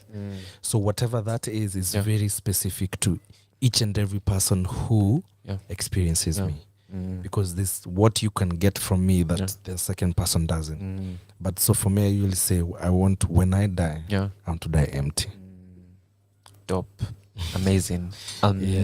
Absolutely amazing. Thank you much for coming through. And where should people follow you? Follow kwake, because you guys unaweza kuja hapa studio. On all socials, Modest Chabari. Yeah, for sure. On Instagram, on Twitter, on YouTube, on DSPs, I don't go Facebook. Everywhere. This is a question that I almost forgot. Yes. So unajua watu watakuja, are you single, are you dating, are you in a situationship, just I'm in a relationship with God. At the moment. At the moment, me niko very single. Okay. Very single. So should they shoot their shots ama kidogo? May the best person win. Yeah, may the best person win, guys. But you are the best person, so stream this music. Maybe that's his love. The music first, because the first question I love music. Yeah, have you? Okay, then now we can talk. Excuse me, we can talk. Thank you much for coming through. Definitely, I cannot wait to to experience the whole album with the other people, and of course well, lakini ulipewa leakage. Mtaniambia, na nimeona watu wengi walikuwa na leakage. Mtaniambia mlitoa wapi leakage?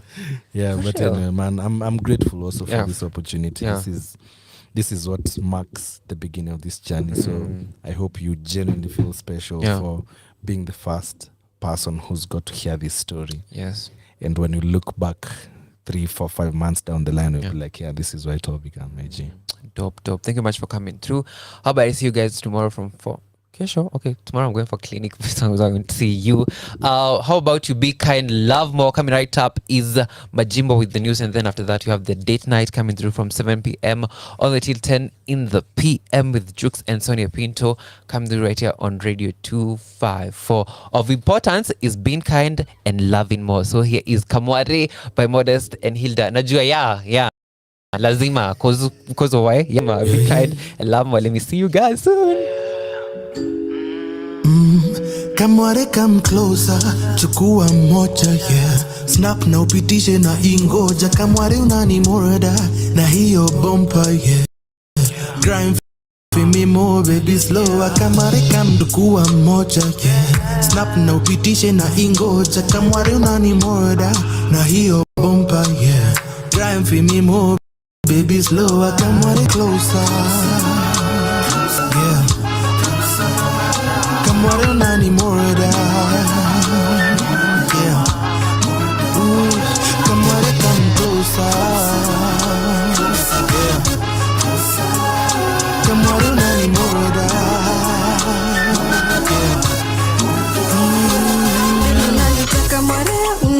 driving you crazy.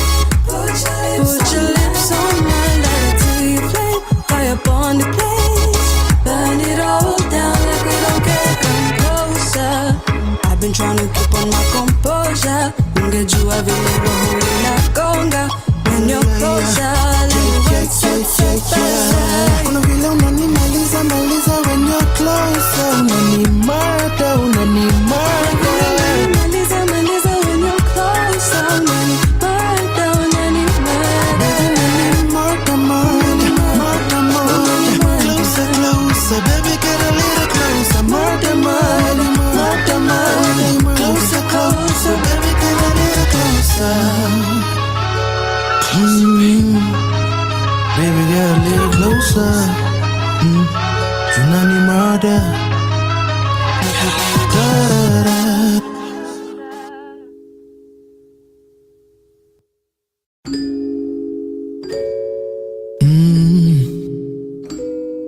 Yeah, yeah, yeah.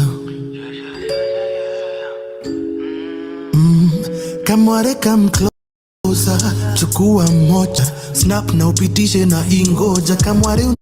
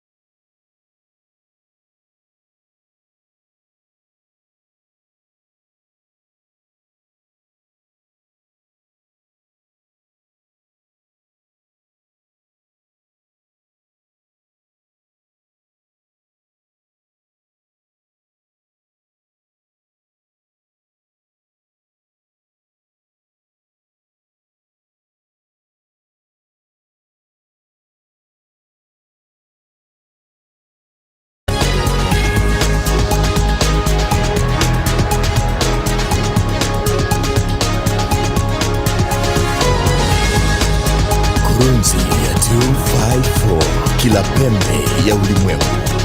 Unasikiza redio nambari moja, redio ya 254. Hii ni kurunzi ya 254 na majimbo kibayasi. Kurunzi ya 254, kila pembe ya ulimwengu. Unasikiza redio nambari moja, redio ya 254. Hii ni kurunzi ya 254 na majimbo kibayasi.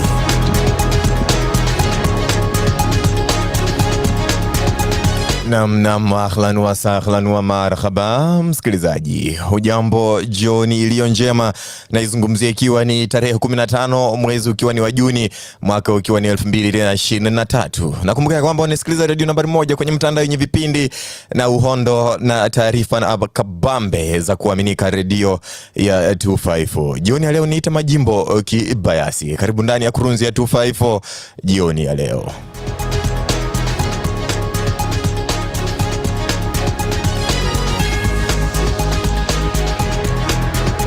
Kurunzi ya 254, kila pembe ya ulimwengu. Unasikiza redio nambari moja, redio ya 254. Hii ni kurunzi ya 254 na majimbo kibayasi.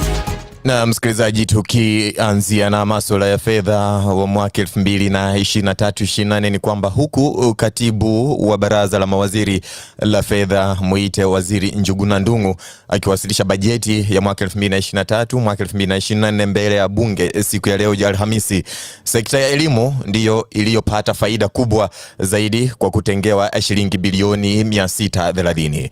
Hii ni asilimia 27.4 ya bajeti, huku utawala wa Rais William Ruto ukifuata kutoa elimu iliyo bora zaidi, ama ukitafuta kutoa elimu iliyo bora zaidi.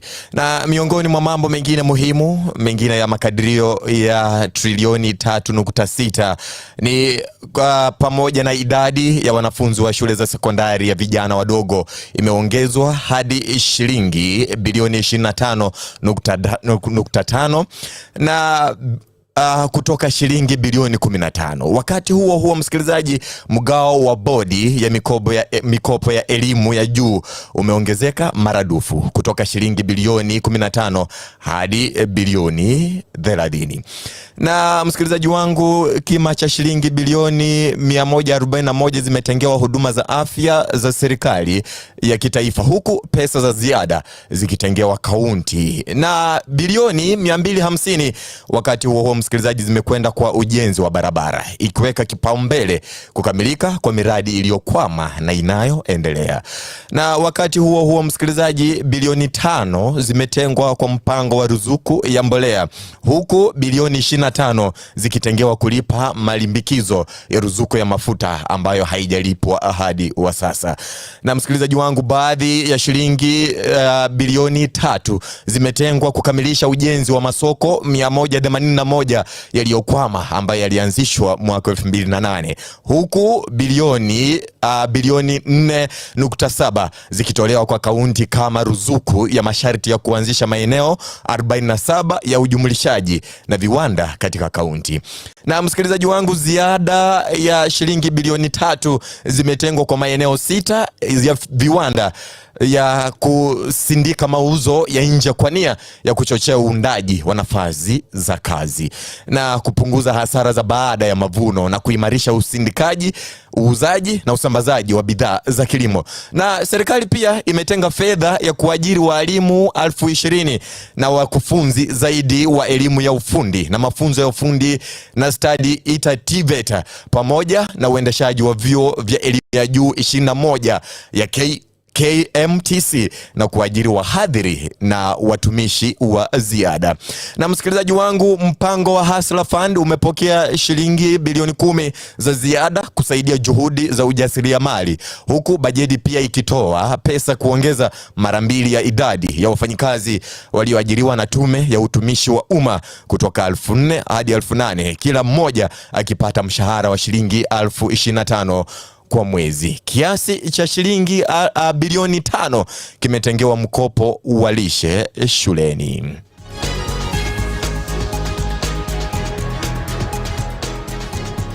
Na msikilizaji, kumbuka kwamba unazidi kusikiliza Kurunzi ya 25 na jioni ya leo, tukisalia kwenye masuala ya fedha ya mwaka 2023-25 ni kwamba wabunge wa Azimio la Umoja One Kenya waliondoka bungeni kwa hasira mara tu waziri wa fedha Profesa Njuguna Ndung'u alipoanza kusoma bajeti ya kwanza ya serikali ya Kenya Kwanza.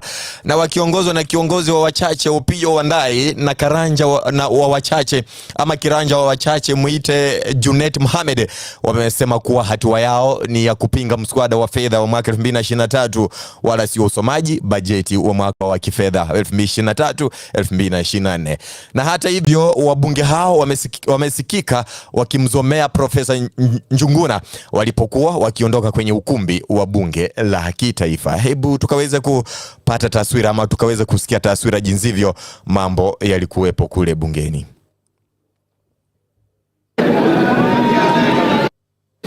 The first budget of the Kenya Kwanza administration had the order members.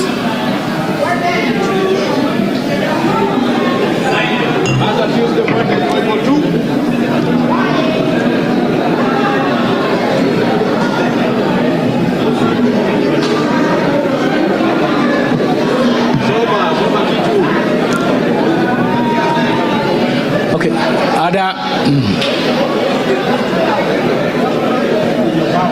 Na msikilizaji, hiyo ndio ilikuwa taswira kamili bungeni wa waziri Njuguna ama Ndung'u alipoanza kusoma ule mswada wa fedha wa mwaka 2023-2024. Na msikilizaji wangu, kwa upande wake bwana Junet alionekana kutabiri kutokea kwa fujo Jumanne wiki ijayo ama wakati ambapo mswada huo utajadiliwa kwa hatua ya 3. Naye mbunge wa Rarieda Otiende Amollo amesema kuwa spika Wetangula alikuwa ameahidi kwa mjadala huu wa mswada wa fedha wa mwaka 2023 ungeendelea kwa siku 2 na Jumatano ama siku 2 Jumatano na Alhamisi ikiwa ni leo. Na baada ya hapa akaelekeza bwana Amollo mswada huo ungepigiwa kura wiki ijayo. Na katika kura iliyopigwa mnamo Jumatano, msikilizaji wangu, Juni 14 mwaka 2023 ni kwamba ilikuwa ni majira ya usiku na wabunge wa Kenya Kwanza walifanikiwa kupitisha mswada huo katika awamu ya pili. Na hii ni baada ya jumla ya wabunge 176 kupiga kura ya ndio dhidi ya wenzao 81 waliopiga kura ya la. Na jumla ya wabunge 257 walishiriki katika shughuli hiyo ya upigaji kura. Hata hivyo, licha ya wabunge wa Azimio kuondoka ukumbini, waziri Profesa Ndung'u ameendelea na usomaji wa makadirio ya bajeti ya mwaka ya kitaifa ya mwaka wa kifedha wa mwaka 2023 mwaka 2024.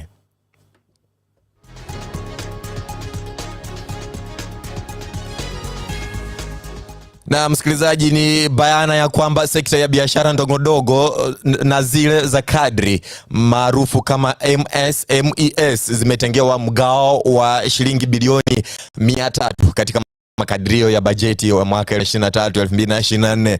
Hii inajiri baada ya waziri wa fedha na hazina ya kitaifa Profesa Njuguna Ndung'u alitoa tangazo hilo Alhamisi leo Juni ikiwa 15 bungeni wakati akisoma makadirio hayo ya bajeti ya matumizi ya serikali ya Kenya Kwanza.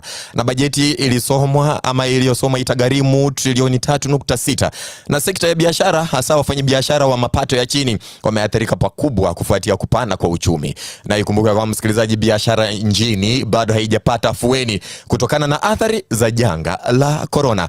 Na msikilizaji, tukisonga mbele ni kwamba waziri wa usalama na wa ndani Profesa Kithure Kindiki ameapa kukabiliana na tatizo sugu la mihadarati ukanda wa Pwani, akitumia nguvu sawa na zinazotumika kuwakabili wapiganaji wa Al-Shabaab na majangili wa bonde la Ufa.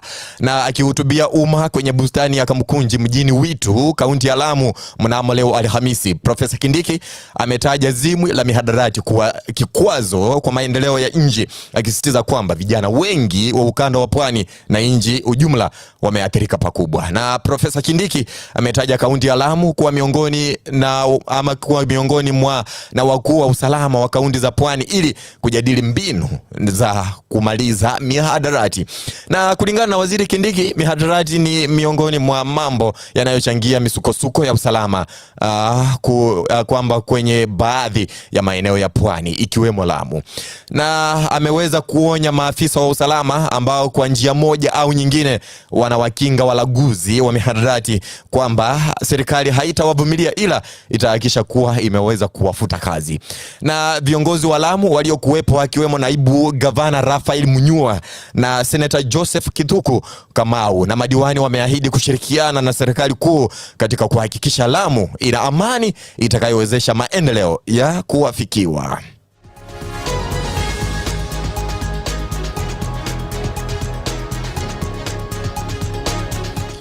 Na msikilizaji, ni kitia kikomo kurunzi ya 254 jioni ya leo ya kwamba siku zote ukistaajabu ya Musa utakuja kuyaona ya Firauni. Kwani baadhi ya wake kwa waume ndani ya mahaba ya sasa wanasusia kinga ya kondomu wakisisitiza kula peremende bila karatasi.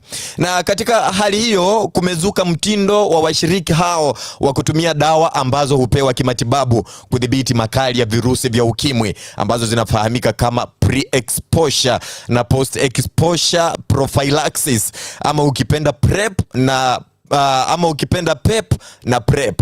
Na kwa mujibu wa mashirika ama kwa mujibu wa mshirikishi wa mikakati ya kupambana na ugonjwa huo eneo la kati, Daktari Francis Kidhae, tembe hizo hutumika katika hali ya dharura lakini zimeanza kutumiwa kama raha. Na Daktari Kidhae alisema kuwa utumizi wa dawa unafanywa kiholela pasipo ushauri wowote wa wataalamu. Na uchunguzi wa taifa ama uchunguzi kulingana na Taifa Leo Dijitali umebainisha kwamba dawa hizo huibwa kutoka hospitali za umma na kuuzwa mitaani katika madanguro. Na utaalamu huu ndio umefikia wakora wa kimapenzi mitaani, na ambapo hata bila kupitia kwa daktari wanajinunulia dawa hizo kuzimeza kama kidheri na kisha kufululiza hadi mangweni ya ngono na kujivinjari pasipo hofu yoyote ile. Hata hivyo, madaktari wanaonya kuwa hali hiyo ni hatari sana iwapo utatumia dawa hizo ukiwa tayari umeambukizwa virusi. Na mshirikishi wa afya kwa mahaba ama kwa makahaba mjini Thika, Miriam Maina, aliambia shirika la Taifa Leo ya kidijitali kwamba wengi watakuambia kuwa wanapendelea kinga ya dawa pasipo kondomu kufuatia ushindani mkuu wa wateja. Na Bi Maina alisema kuwa wengi ambao wamekumbatia kinga hiyo ya dawa kiasi kuwa wakiingia katika maeneo ya huduma za mahaba hutangaza wazi kwamba hawatumii kondomu na watalipa ada ya juu kuliko ile ya kawaida. Na Bi Maina alisema athari za ujeuri huu ni kwamba magonjwa mengine ya zinaa yamezidi kuongezeka, huko hata wengine wakipata mimba kiholela, na baada ya kujisahau kwamba hata wanapozingatia kuwepo kwa virusi vya ukimwi bado kuna athari zingine tele zinazotokana na ngono pasipo na kinga. Na msikilizaji, masuala hayo ya ujanja wa hao ambao wanatumia PrEP na PEP kwa masuala ya kingono bila kutumia kondomu, jamani, ni wito tu ya kwamba you will hide, yes, but for how long? Msikilizaji, kwa mambo kama hayo ninatia kikomo kurunzi ya 254 jioni ya leo, lakini kuambia kwamba mambo hapa katika 254 Radio ni mambo chekwa, ni mambo laini msikilizaji wangu.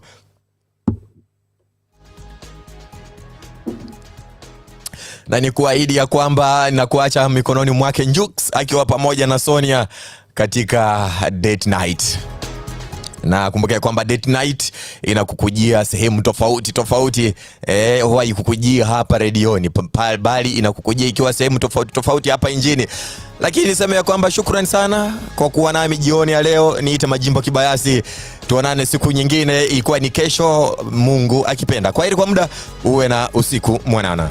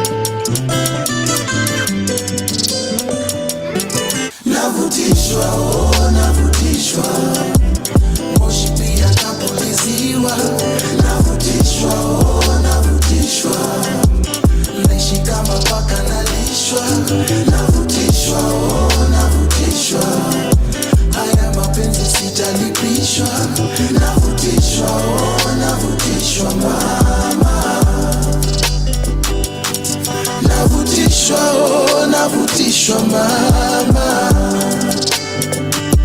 Sosi delivery, pombe kemikali, mapenzi halali, mapenzi legend. Nilikuanga silali hapo awali, Kanairo hakuna amani.